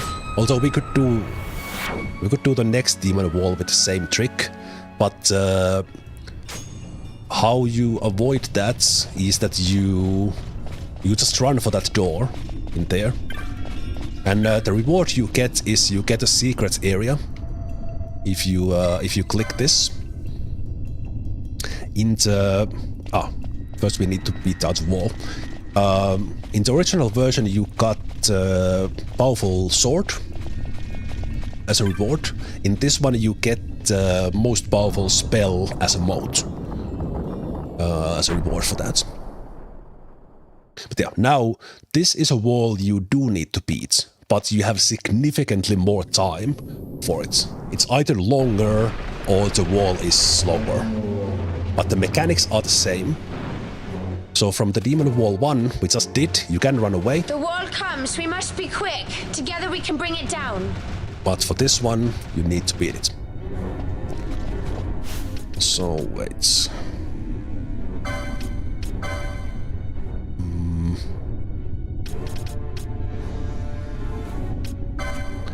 Probably don't do that. Actually, we'll take Bosch for this.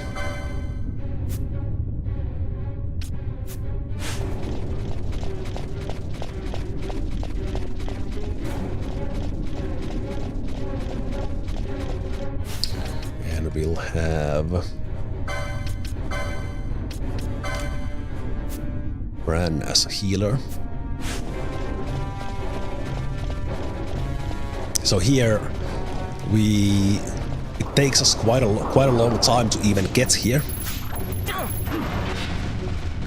and then we start fighting it. And I think it has much less hit points than the other wall. You see it going down quite fast. And actually, now that I see this, I probably should have just had. I just should have had Bosch there together with the ladies, with Gladys. But yeah, this wall it's like 4 or 5 times easier than the Demon Wall 1. So even without the Arcturus, we were very easily get this done. Okay, we probably should have had just the Gladius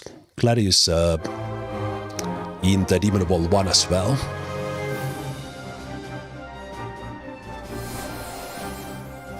This different kind of beat your head against the wall. Yep.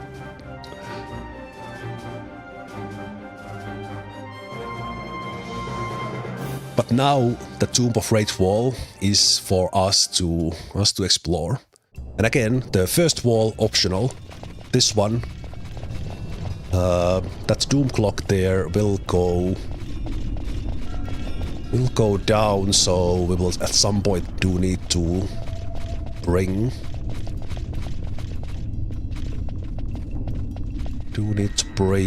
Bosch back. Okay, but for rest of this, I just wanted to see and kind of show myself and you that's how easy the second wall actually is. And again, against the first wall, without Arcturus, probably if I had Bosch there with Gladius dagger, we would have had enough damage. Or you would have 3 mages, everyone who has Ira. So red battle mage or black battle mage has it. But anyway, Tomb of Raithwall. We got through the literal wall to get in here. So now it's a matter for us to find incredible. The Dawn Shard. It wounds me to look on as they pillage so solemn a place. Yet without help, you and I are as nothing. Is this not so? He thinks ever and always on his own profit. Assure him of it and he shall remain true to our cause. I do not share your majesty's trust. We will continue this later. Now we should concern ourselves with finding the Dawn Shard.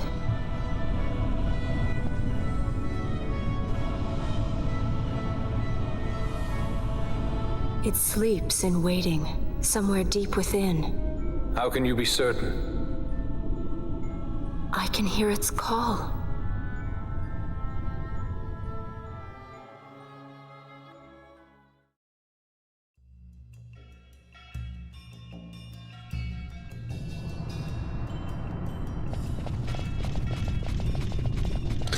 From this center thing, you can teleport back, and we also get a map in here.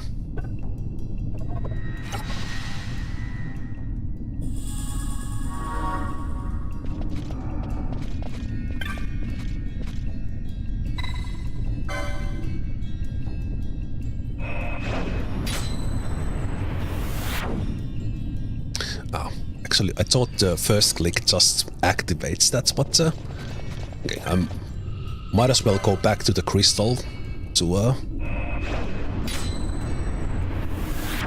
get that doom off without using any resources. Although it would just be 1 raise spell, but Might as well cleanse the doom. I do like the teleport effect on these crystals, like the 3 circles or 4 circles. That's nice.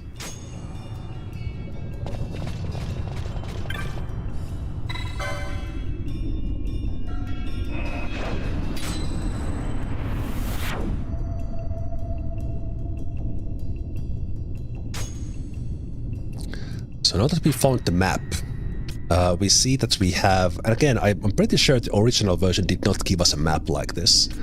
So we have a Northfall passage and we have the Southfall passage. And we need to do both of them. And it doesn't matter which order we do it in.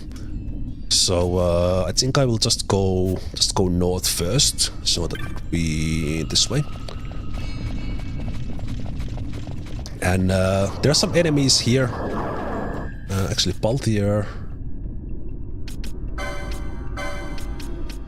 can stop stealing. We can just shoot things fast.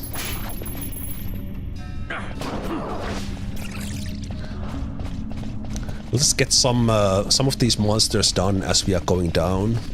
I think they might have something interesting to steal, but with Arcturus,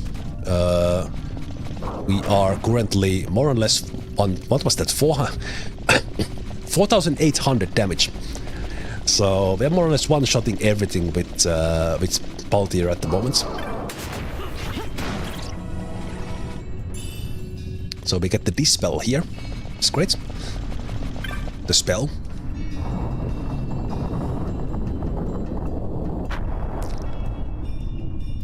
And then in both of these areas, the north and south, we kind of have, we either go counterclockwise or clockwise, and depending on which entrance you come from. And there are loots here, there are of course monsters here, and you know what, there's some things here that I do want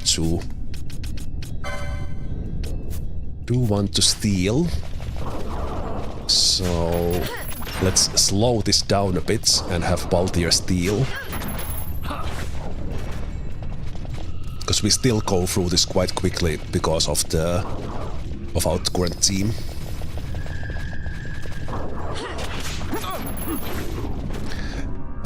One interesting thing about Final Fantasy is that the treasure chests look different depending on the area. So when we get to one here,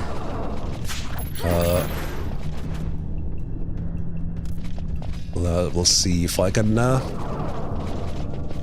show you what I mean, because I remember, well, you already saw it there in the staircase, but I remember that I missed quite a lot of chests in here in the Tomb of Raithwall and some areas, because I didn't see them because they look so different. Okay, this is the first one, so we are here in the middle. We need to click this, and I think some nastier enemies spawn when we do this. And the staircase block there, it goes halfway down. And then when we go to the other side, it goes the other half. And that's kind of Tomb of Raithwall in a nutshell. And I will just, for completion's sake, I will go the other way. So we'll go through the whole area. Actually, wait, are we? Penelo has the embroidered tippets. Said Balthier, if we keep on using the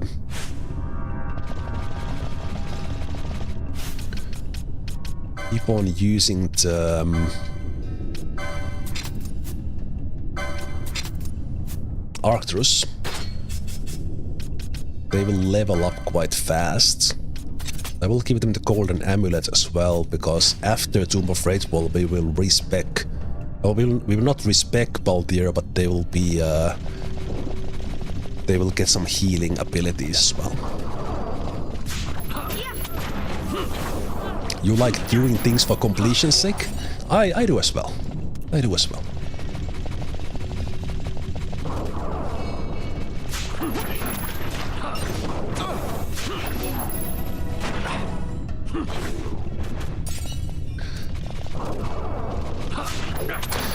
Oh, right here the chests are very obvious because we can't get through without picking them up.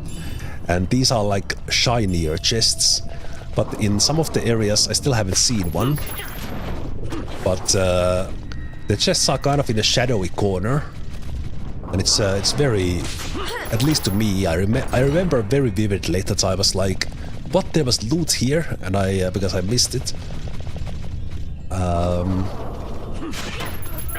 Because I just didn't see them in the corner, even that they're super obvious. I'm not sure if it was this zone or something else, but because you're kind of accustomed in games that if you have well, here kind of it's kind of obvious, but it's kind of not. And because the chests look different on each of the regions, which is you're not that accustomed in games. Usually, if you have like, okay, barrels have loot. The barrels look the same throughout the game, but not so much in this game.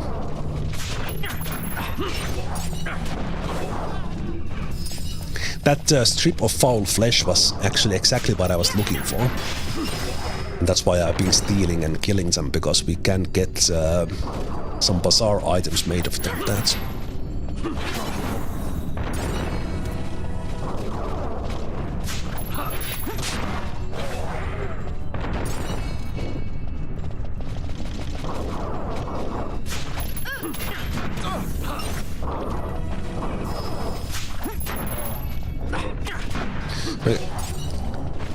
So now we are through the north path.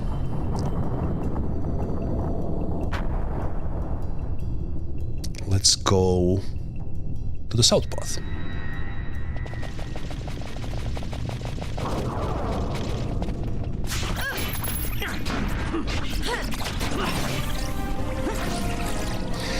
Again, by just having the battle speed here, like it makes this so much more, because there's right now there is no challenge that much. It's just going forward. So it's very nice to have. I do like the 2-speed more than the 4-speed. The 4-speed is just too fast. But I do like that we can get through these parts that are done because of the speed, and then the gambits. We just get things done fast. It's very nice.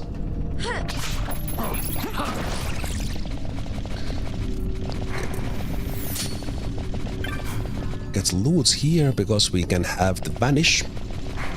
That's a spell I don't use that much.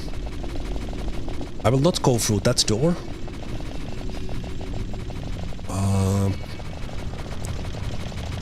Because if we go from here, we'll have a slightly faster access. And there was a treasure chest here.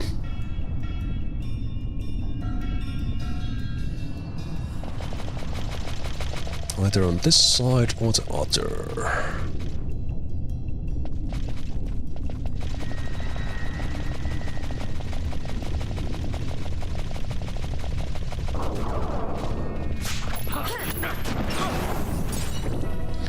Maybe it was actually the other entrance. Well, we can once again do things for completion's sake. Do everything.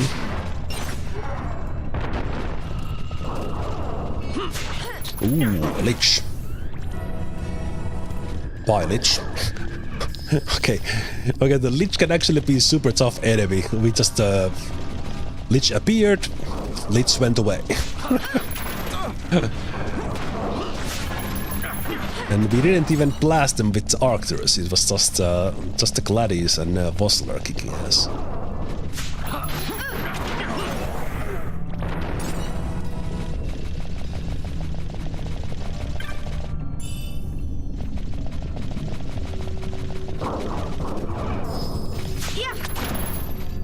Lich.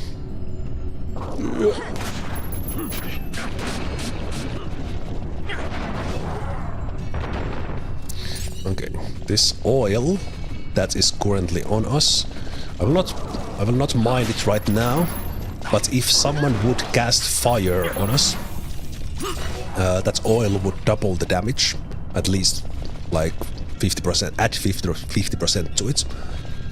So we want to get rid of it if we face enemies who are using a lot of fire.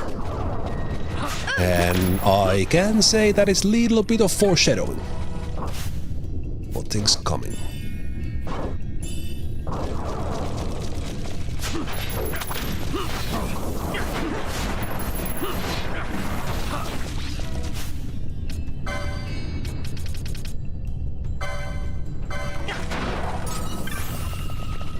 Altair was blinded there. I think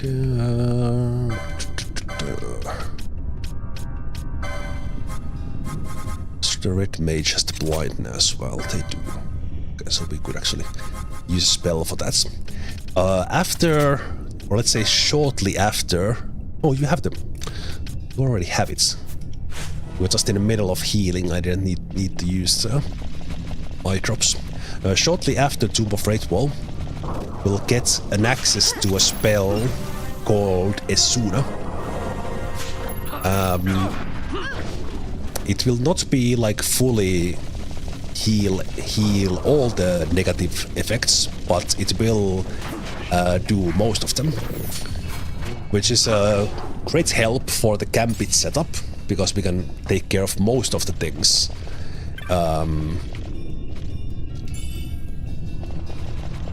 Most of the things just with Esuna. Okay. I think we get a bunch of Lich here, which can be a little bit nasty.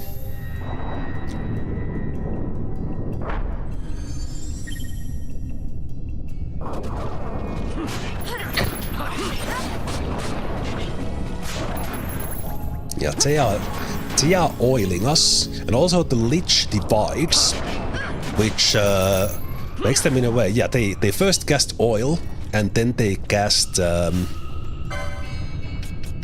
fire afterwards. So if you don't kill them fast enough, they will divide, and oh right, now we could wait, which way? This way. We could already go into the next area. But I will continue... Wait, which way? Yeah, I will continue this way. Let's go check the loot on the other path before we come back. So, if you don't do enough damage, and later on like the similar enemies but higher level than the Lich, they can be really nasty. Because they will kind of divide infinitely, because you are not killing them fast enough, and then soon you will have like 4 or 6 or 8 of them casting fire on you. But we kill them fast enough so that they don't get a chance to use the divide.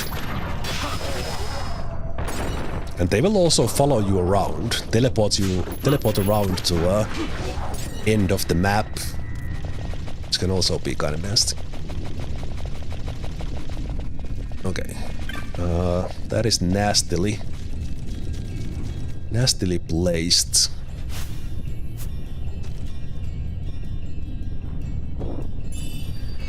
Go. Because that Hastika mode can come really handy. Because it'll be a little while before we get the haste spell. But with that we could haste everyone for a fight, basically like doubling our action speed.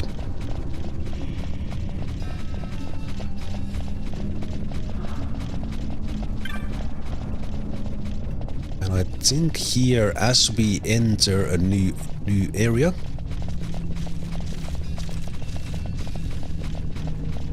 I will first of all set a gambit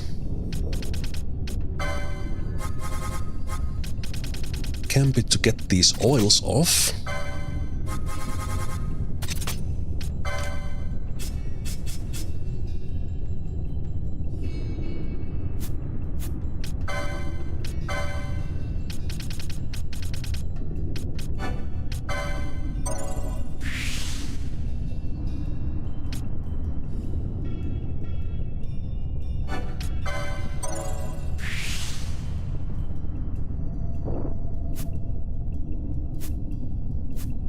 Yeah, it's Final Fantasy Tactics Revenant Wings is kind of a sequel for this, only available on Nintendo DS.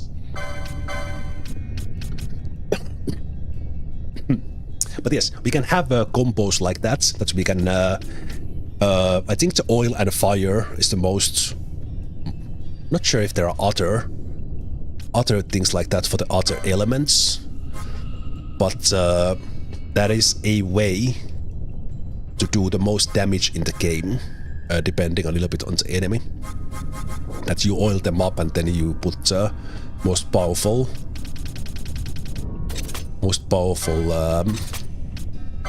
fire spell after that.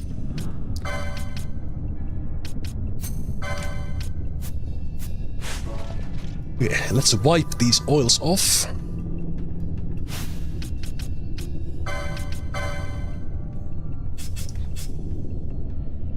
Oh, I put it on Penelope by accident. Well, I guess Baltia can do it.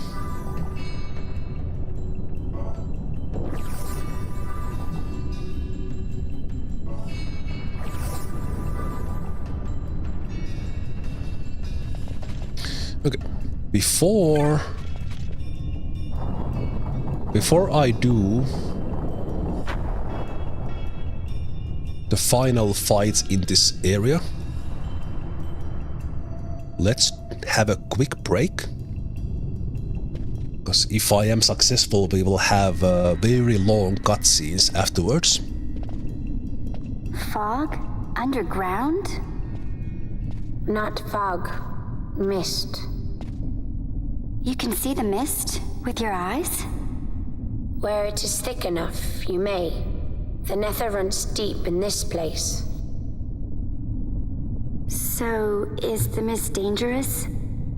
Yes, but it is also an aid. A dense mist allows the working of powerful magics. I'll keep that in mind. Can't count on Vaughn to keep track of these things. That's for sure. So we do get an auto save here. So we can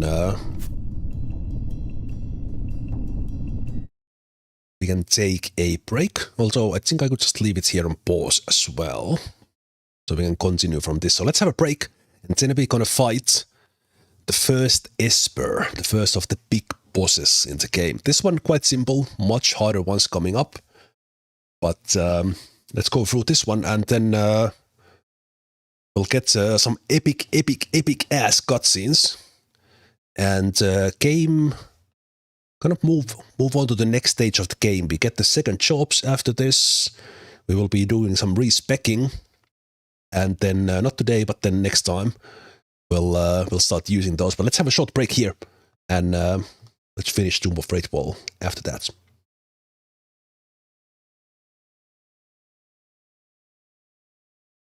All right. And we are back. We are back in Tomb of Raithwall. And let's first get a couple of pieces of loot in this area. One of them is a really good sword. The blood sword. None of my characters can yet use that.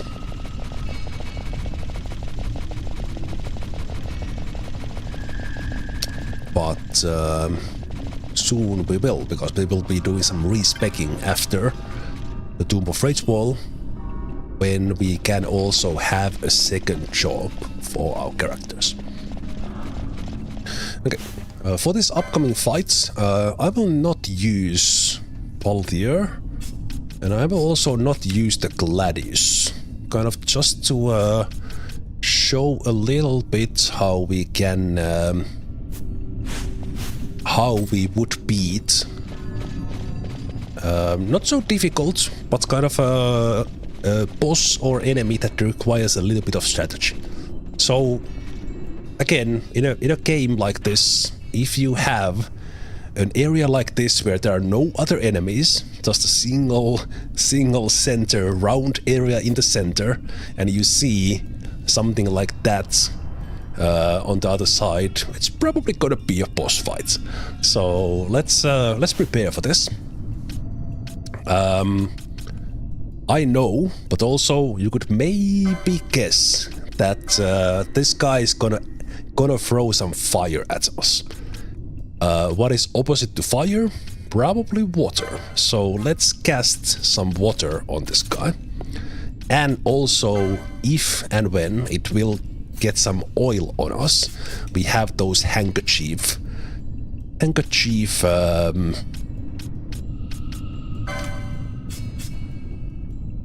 gambits ready as well. So let's have Vosler help there with that. And with Vaughn, we will have the mithril blade. We will not use the gladius, so I'm basically not using any of the powered up things we have. We got Arcturus, one of the most powerful guns in the whole game, and early on the gladius has been carrying us, but we'll do this kind of appropriately for what we have. Just here double check, so we're gonna do, if it is identified as weak to water, we will use that one. We will have Fran mostly healing, but they can also cast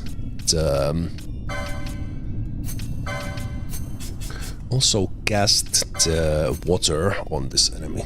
And Vaughn themselves, actually they can do the steel, so you don't have to. And they can wipe the oils off if we get some.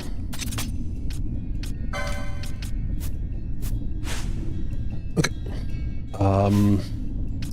I think again, many of the bosses, they are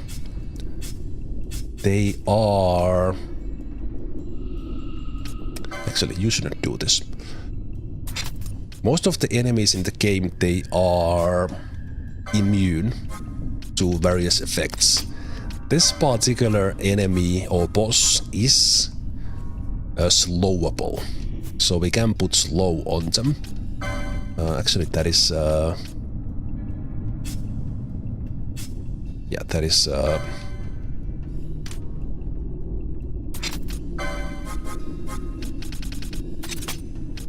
red mage ability. So I will do this without slow, but just if you would happen to struggle with Belias, which is the boss's name, you could slow them down. And you could also pre-buff with Shell to avoid magic damage, but let's see how we can do. We are relatively low on hit points on Fran and Penelo, so we might actually fail this, but let's see.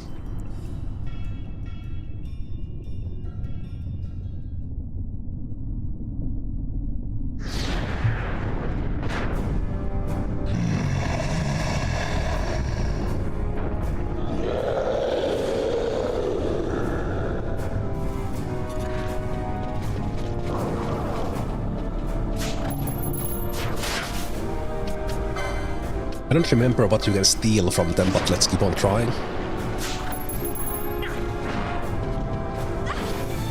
Okay, don't go after Penelo.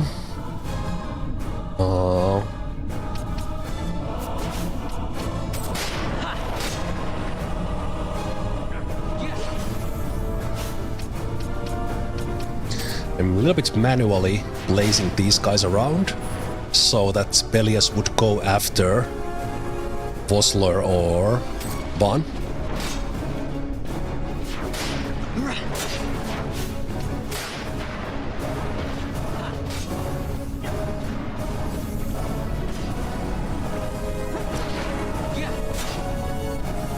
someone else than Fran.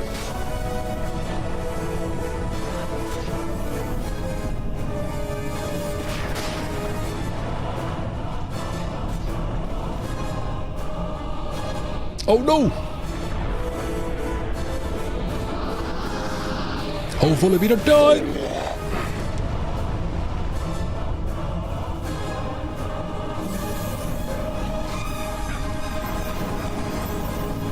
That hurts a lot if you have oil on.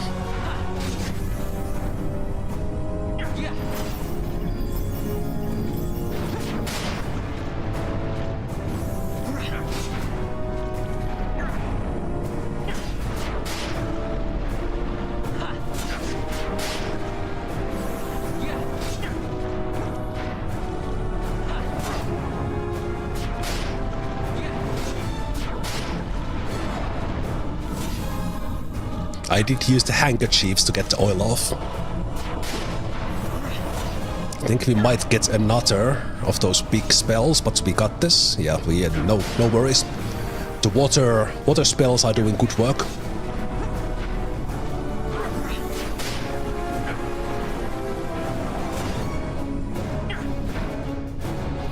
Ah, still got one of those off.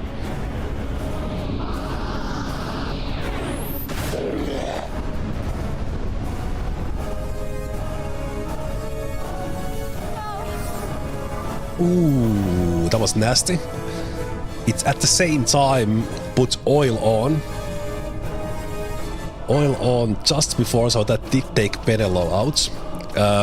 We are about to beat this fight, but let's still get Penelo up just in case.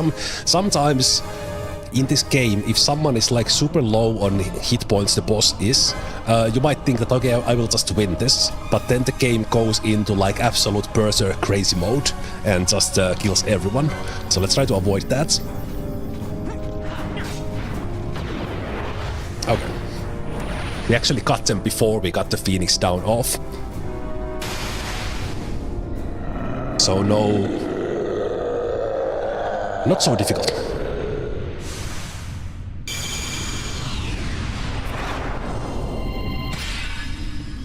And this is the first Esper we get to possess. And we will be able to use these Espers as summons, if we like. I rarely use them in fights, in vain but we glory could. they arose, shouting challenges at the gods, but prevail they did not. Their doom it was to walk the mist until time's end. A legend of the Nemo. My family tells a story of the Dynast King and an Esper. The story goes that in his youth, the Dynast King defeated a mighty Gigas, for which the gods took heed of him. Thereafter, it was ever bound to him in thraldom. So, all this time it's been here guarding the Dynast King's treasure? Not so. The Esper is the Dynast King's treasure. That's your treasure? In this Esper we now command rests a power whose worth is beyond any measure. Is that so? Call me old-fashioned, but I was hoping for a treasure whose worth we could measure.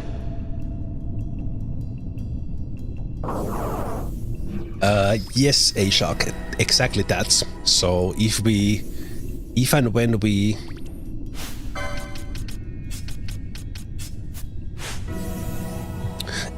we use the summon, like Belias, we will summon them into the fight to help us.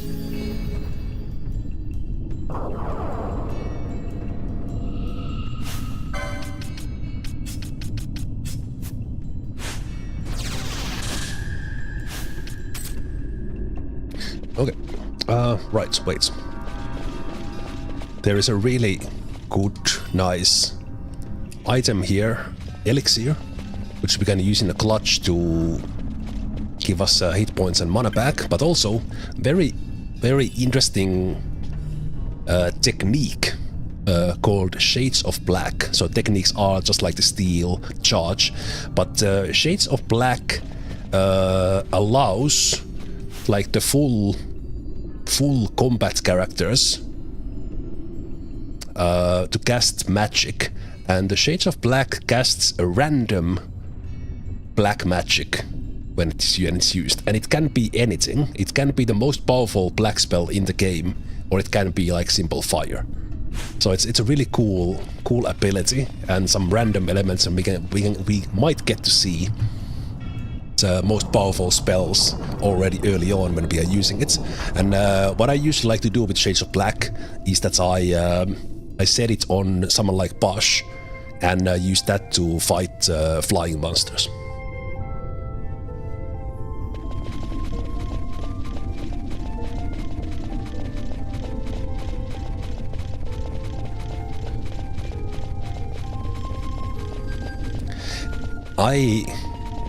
I like not only about this game, but other games as well. Like once you have beaten a boss, like there's kind of the architecture of the place, kind of in a grand scale, is here. So the game gives us this kind of opportunity to do the Walk of Glory afterwards, instead of just giving us this cutscene right away. I really like it. What's wrong? Your Majesty, we must go.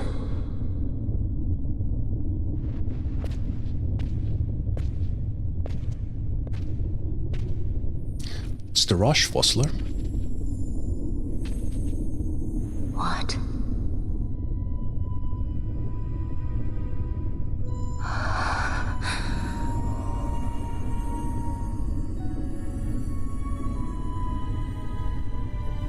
Use the Force, Ash.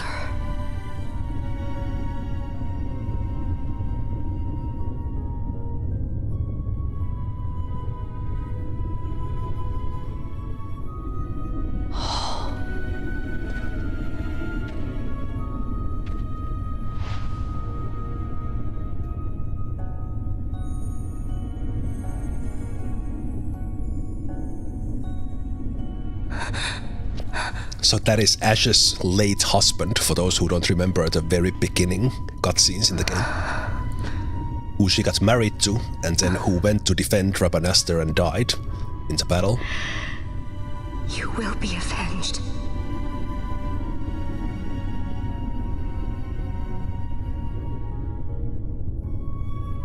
And if you pay attention to the cutscene, no one else sees them but Ash and Vaughn.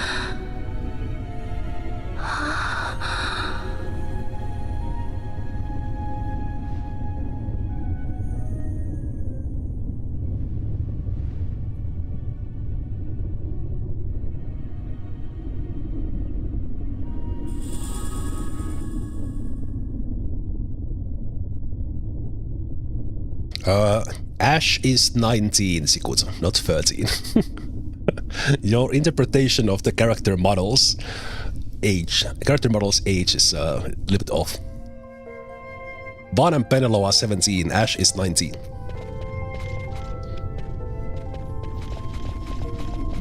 No, she doesn't look 13. You're just not accustomed to Japanese games.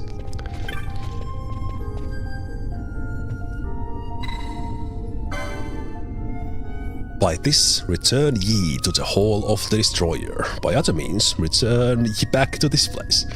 Oh, I was expecting some epic, nice, cryptic thing, but it just said, click the damn teleport stone, fool.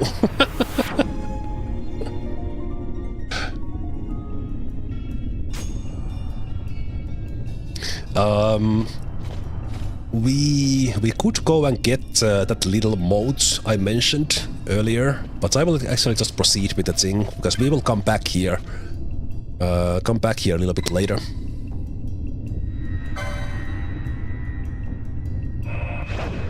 Or way back later.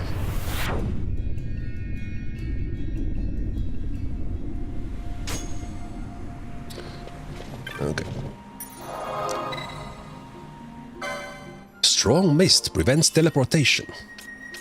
I wonder why.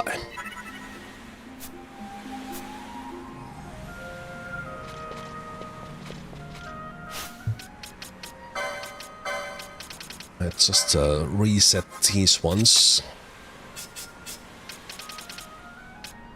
Should be fine.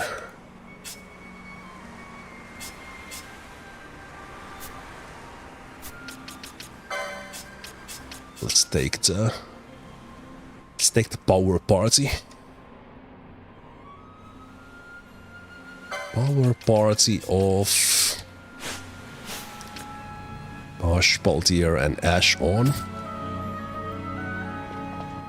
And then onwards to massive amounts of epic cutscenes. One of the, well, not necessarily the best ones, but some really crazy ones.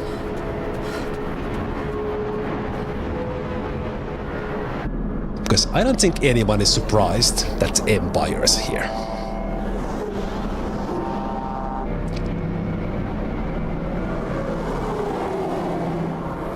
With their Imperial destroyers and the TIE fighters.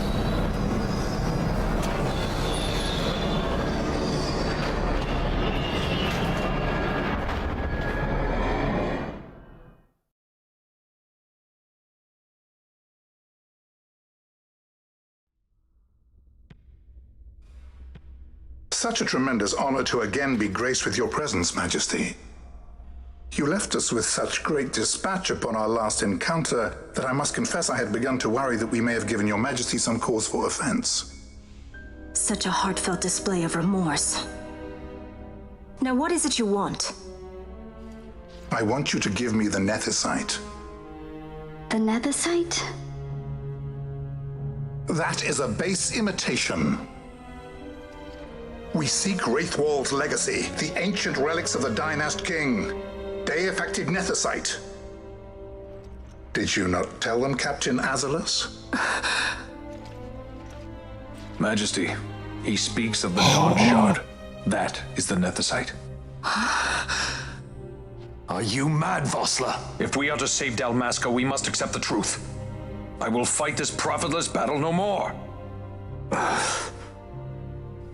Captain Azalus has struck a wise bargain.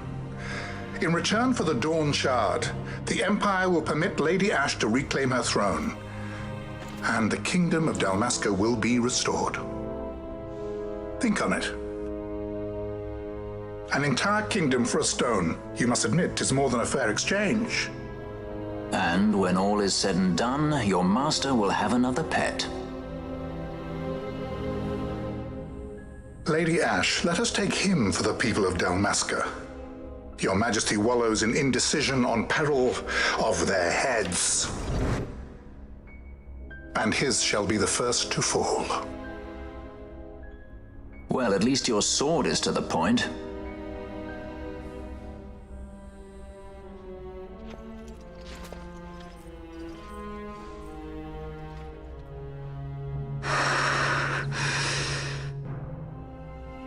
To think the relics of the Dynast King were day-affected Nethicite, Dr. Sid will be beside himself. What did you say? Captain Azalus, take them to Shiva. They should have leave to return to Rabanastre soon.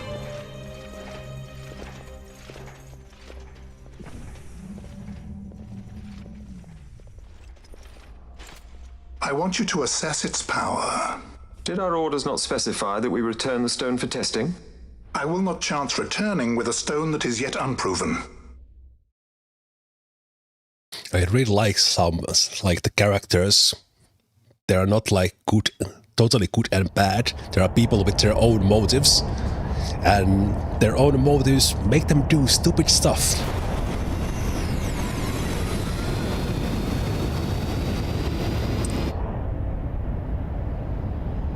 Oh, they don't know and think it's stupid, but thinking about it in a little bit smarter way, we'll probably figure out that they shouldn't be doing what they're about to do.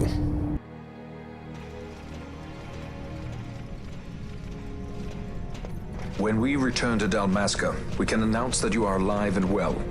I will then continue our negotiations with the Empire. I believe Lars has the key. He'll listen to us. We should trust him. Who are you, Vossler, to talk of trust? And kind of A son of Dalmasca. it's kind of makes sense why Vossler is doing what they are doing. You can think of them simply as a traitor, but they are doing it for reasons. They think it's right. Our equipment here is limited, so we'll be using the ship's drive to make our assessment. Once we've connected the stone, the reaction should be easily measured. Methods do not interest me, only results. Let's use the engines to test this thing.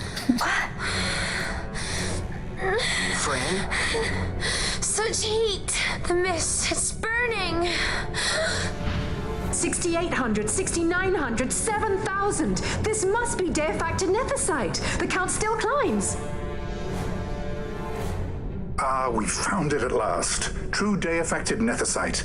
The power of the Dynast King in my hands. Blood alone does not an emperor make, Vayne. What is this? Something's wrong! What is it? You stand! Hold her down! No, you don't.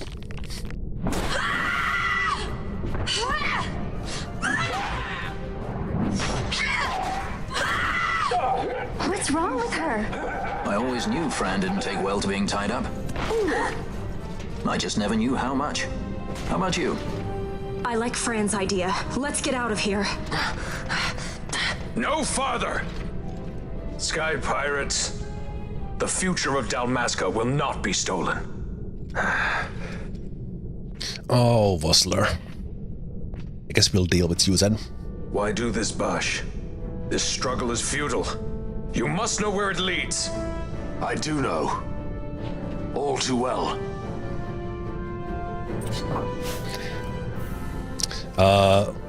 We can see the marker on Fran there.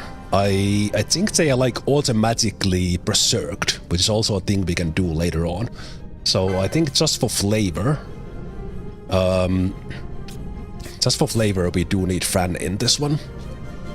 I think just because it's Vossler, it needs to be Bosch and needs to be Ash. I could do this more optimally, but let's do like a lore-friendly battle here. I don't think Fran will do any of this stuff. They will just go ham.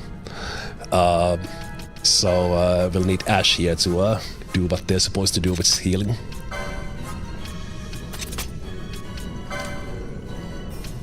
Okay.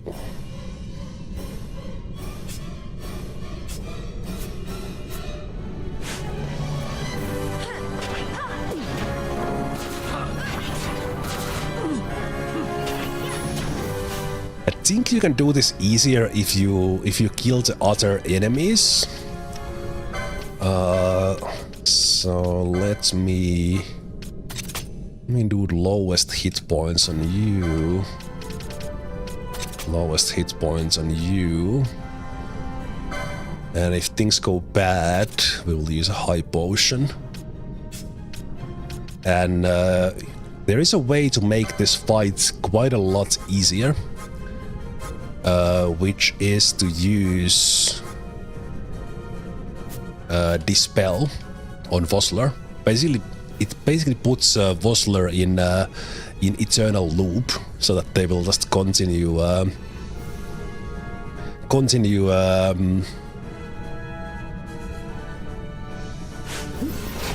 recasting their spell. Also, Fran being berserked with relatively weak bow is not gonna like super effective here. I do wish they would go into absolute mayhem mode like they did there in the cutscene, but this is not a super difficult fight.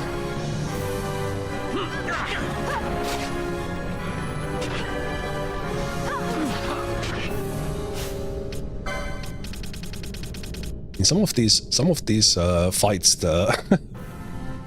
the music is just a little bit too epically loud.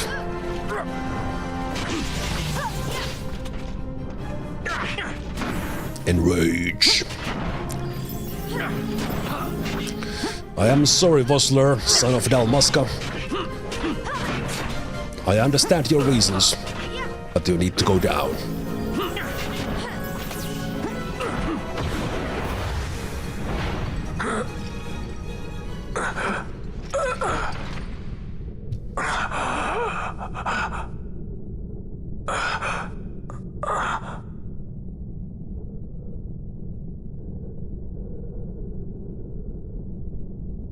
Engine power falling rapidly. It's negative. Impossible. We cannot maintain the bridge. Report. What are they doing down there? Happened? The Neverflame's draining the ship's power. Disengage it at once. I want that number 3 unit sealed. It's infected. Shall reach critical in 300. Cascade failure.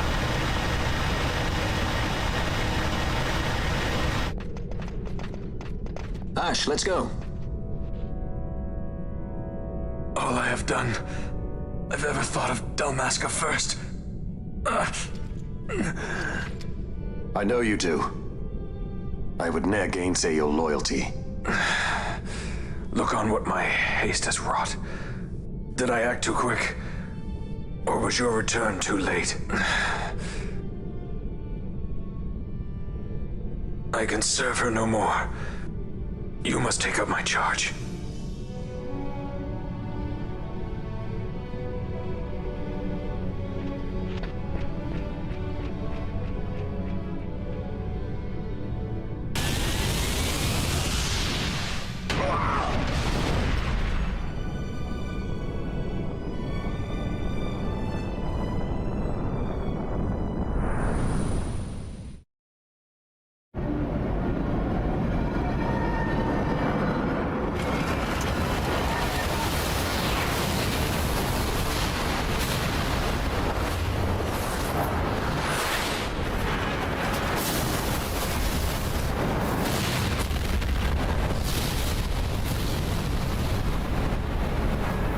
This might get a little dicey. The mist. It manifests now. Is that what you call this?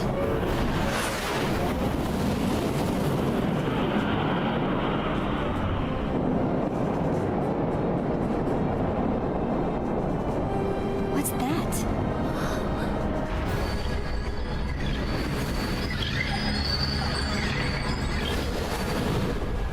I think it's the Dawn Shard. Then what are we waiting for?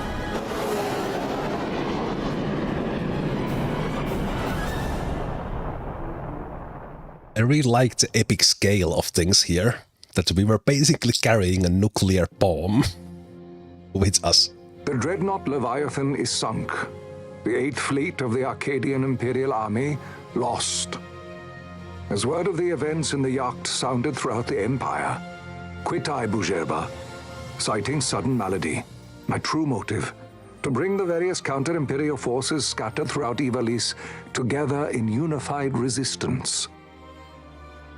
By this time, Lady Ash had made her return to Rabanastre. She had not, however, made known her presence.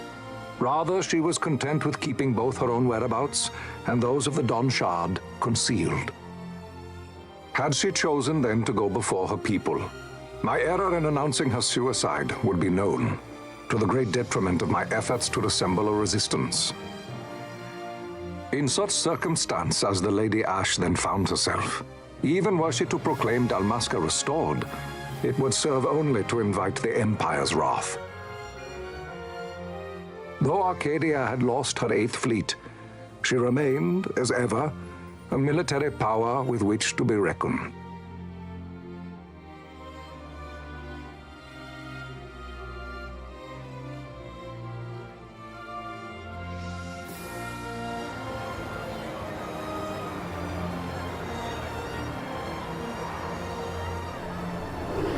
We get a little bit of view into Arcadis, the capital of Arcadia. Totally not Coruscant. We'll get there eventually, not yet.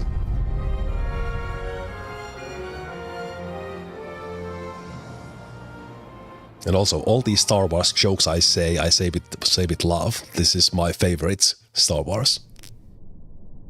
The Rosarian Empire assembles a vast host under guise of martial exercises. It is our belief they wait for the proper pretext, the sooner to make their strike against Arcadia. The loss of Leviathan and her fleet at such a time comes as a most grievous blow. Were Rosaria to invade, the battle would be hard fought. Had Lord Vayne not deployed the fleet so capriciously, we would not now find ourselves in such perilous circumstance. Lord Vayne shall be made to answer for his actions. It is the will of the Senate. Excellency, though he be your son, justice must be served. A convenient thing, justice. And so I must now make a choice between my throne and my son. A most lamentable situation for us all. Oh? For Lord Vayne, perhaps. Yet surely Lord Larsa will make for a fine emperor. Larsa so adores his brother, and he is yet young. But he will not remain young forever. Already he busies himself unraveling Lord Vayne's tangled skein.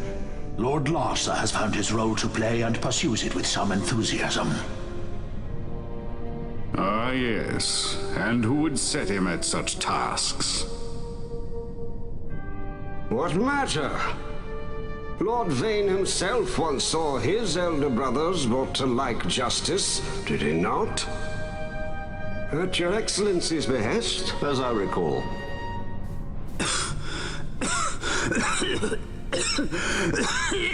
You may put yourself at ease, Lord Gramis.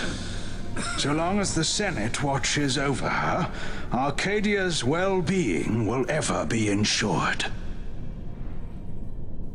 By your will, I shall bid Vayne return to Arcades.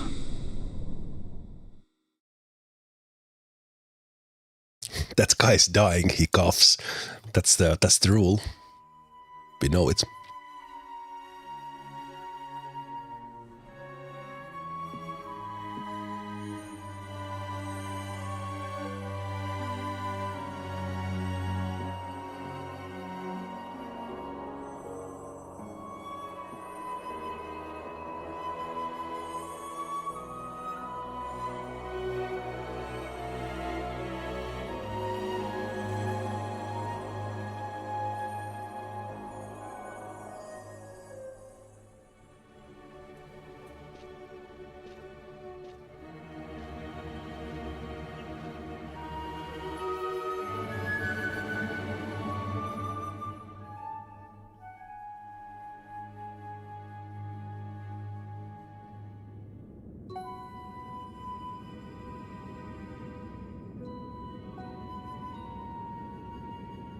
So, it was the Dawn Shard that brought down the Imperial fleet.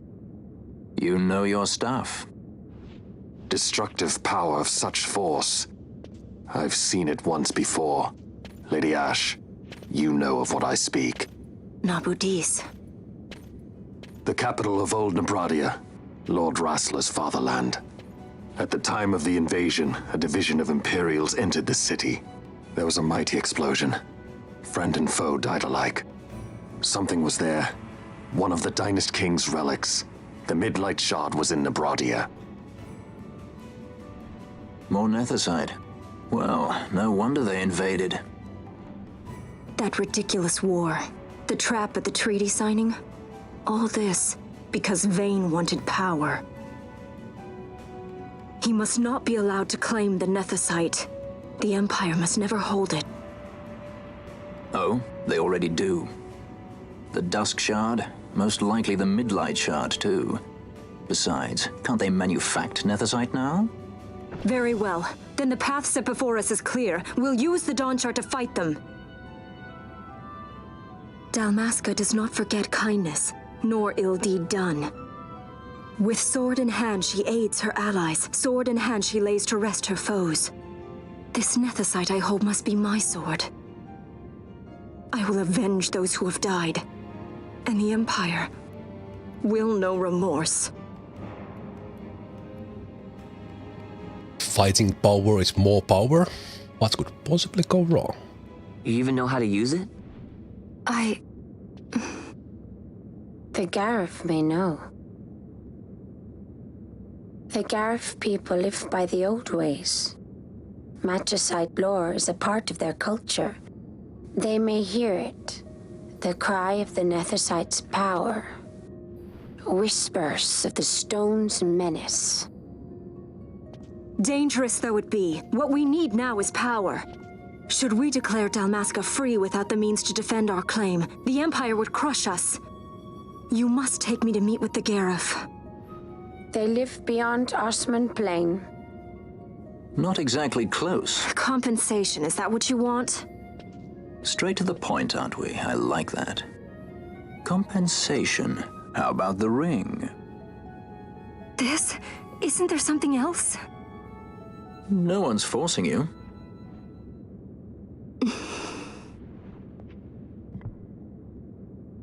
I love Fran's voice acting. And I've read that the voice actress took inspiration from Björk. And it's kind of Icelandic accent.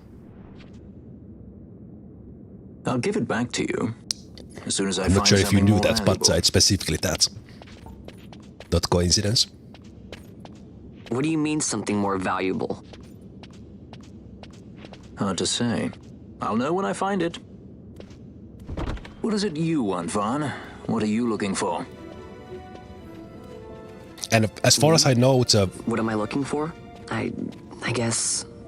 Well, the voice actress is not Icelandic. You know... But they were using that accent. I'm not sure if it was their decision or was it the kind of director, voice acting director's decision, but anyway. That is literally said in an interview.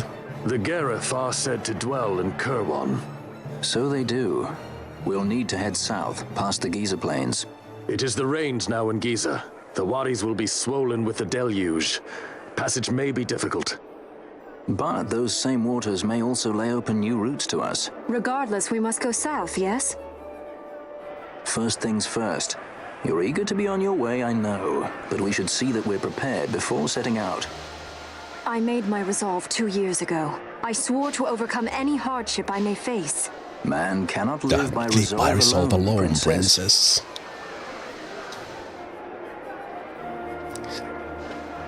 I love that the Princess of Dalmasca and Kingslayer both, of course, presume death at this moment. They're just hanging around in the busiest bazaar in Rabanastre. And no one knows better. But anyway, I love that. But yeah, I really actually love that you specifically said that she sounds like Björk, because it was not just Icelandic accent, it was specifically the actress tried to imitate Björk when they were doing the voice acting. So I think that's awesome that you actually said that sounds like Björk. Just goes to show that voice acting, especially for me with Fran, is like top class. This will be a good moment for us to take a break, meaning calling it the day for today. Our next goal in the game, as just was explained there in the world map, is to head south of Giza Plains to a place called Jahara. And as also the cutscene said, Giza Plains, this was the place where we started in the game when we were with Van and Penelo, and we were recharging that stone with the sun's power. Now there's rains in Giza Plains. It is a unique region which from this moment on, I don't remember exactly how it works, but it's basically half an hour or hour in game. Once you visit it once, when it rains, it switches based on the in-game clock, which we have there in the menu in the bottom right.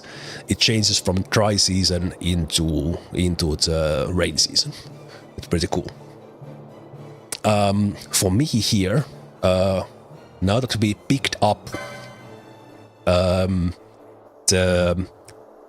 Belias' Esper, that boss's Esper, we can give that to someone.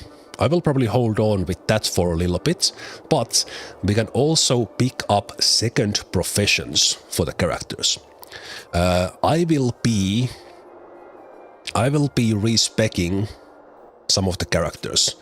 Fran will stay Shikari.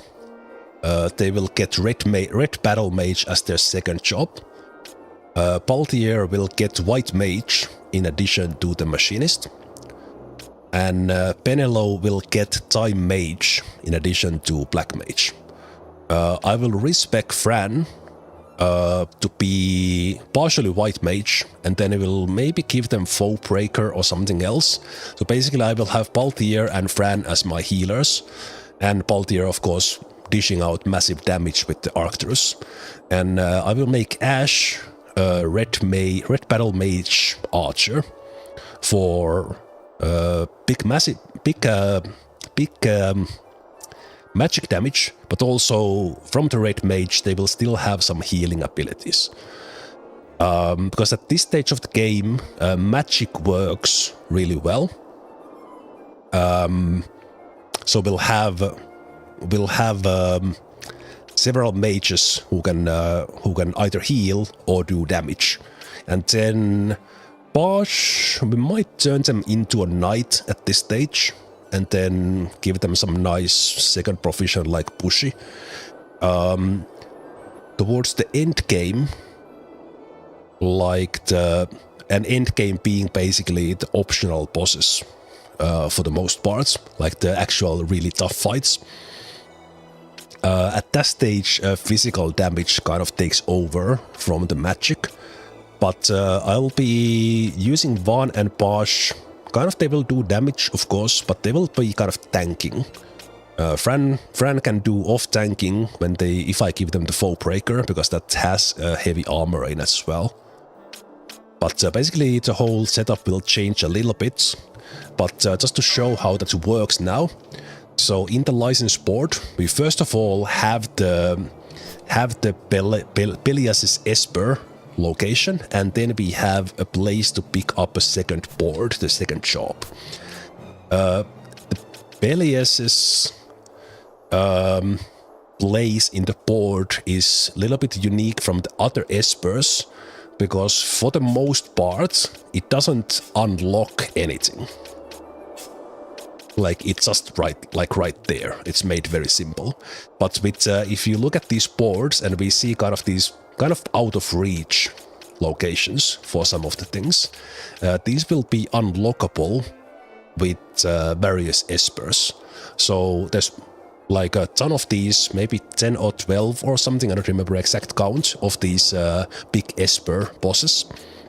And then in addition to having the characters with the 2 job boards, you will also have a kind of a option to choose which of those you will kind of optimize or add even more with Espers.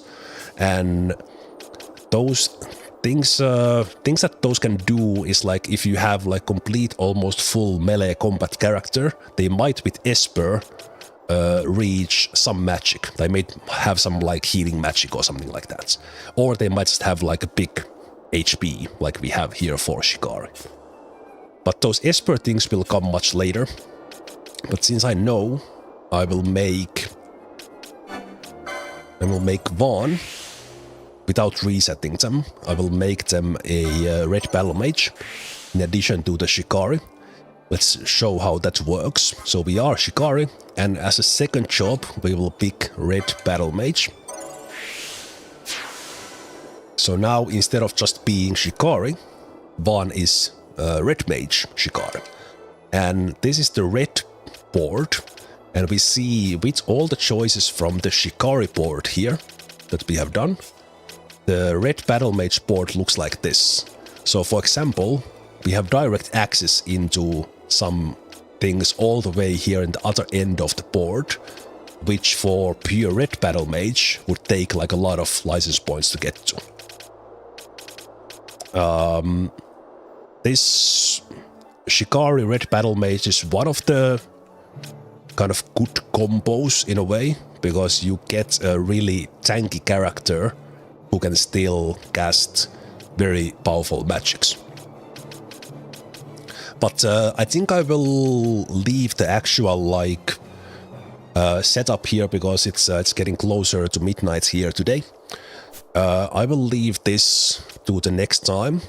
As said, we will be resetting 3 characters and then using some of these license points that I have been saving for these secondary professions. So as said, Baltier will, in addition to using that Arcturus,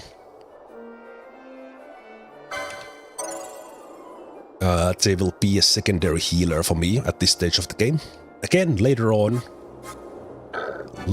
I might even reset these professions again, because it is now possible in the game. You are no longer locked into your selections. And as said, for Penelo, as they are a black battle mage, I basically almost in all my playthroughs, Penelo has been a black mage, and then I have either made them a monk to give them a little bit of like battle thing, but I think this time I will make them a time battle mage, black mage. And the time battle mage alone is, I think, one of the weakest jobs, but in combination with something else, it's pretty good, because Penelo will get heavy armor from the time battle mage, and then of course they get time magics like haste. And actually, time battle mage, I think it's the only job who can cast haste from the. So you kind of want to one time battle mage in your party. But I like to make it combination. I will try this time. I haven't done this before. I will try this time battle mage, black mage. Basically have a heavily armored mage on the battlefield. And here, in the same way, we would have to use a lot of points to get to this side with just time battle mage. But because black mage has Ethelor, we kind of open this completely other end of the gambits, not gambits, the licenses for the time battle mage right directly, including Serenity, which gives us massive boost to, well, massive, one of the bigger boosts to magic power when our HP is full, just because we have picked up Ethelor for black mage. Thank you for those GS, Didinder. Thank you so much. Very kind of you. So that is one thing I will pick just so I remember right away. And this also gives us direct access into like some of the late game things, just because we have this combo of black mage, time mage, and we have picked up some of the things here in the black mage board.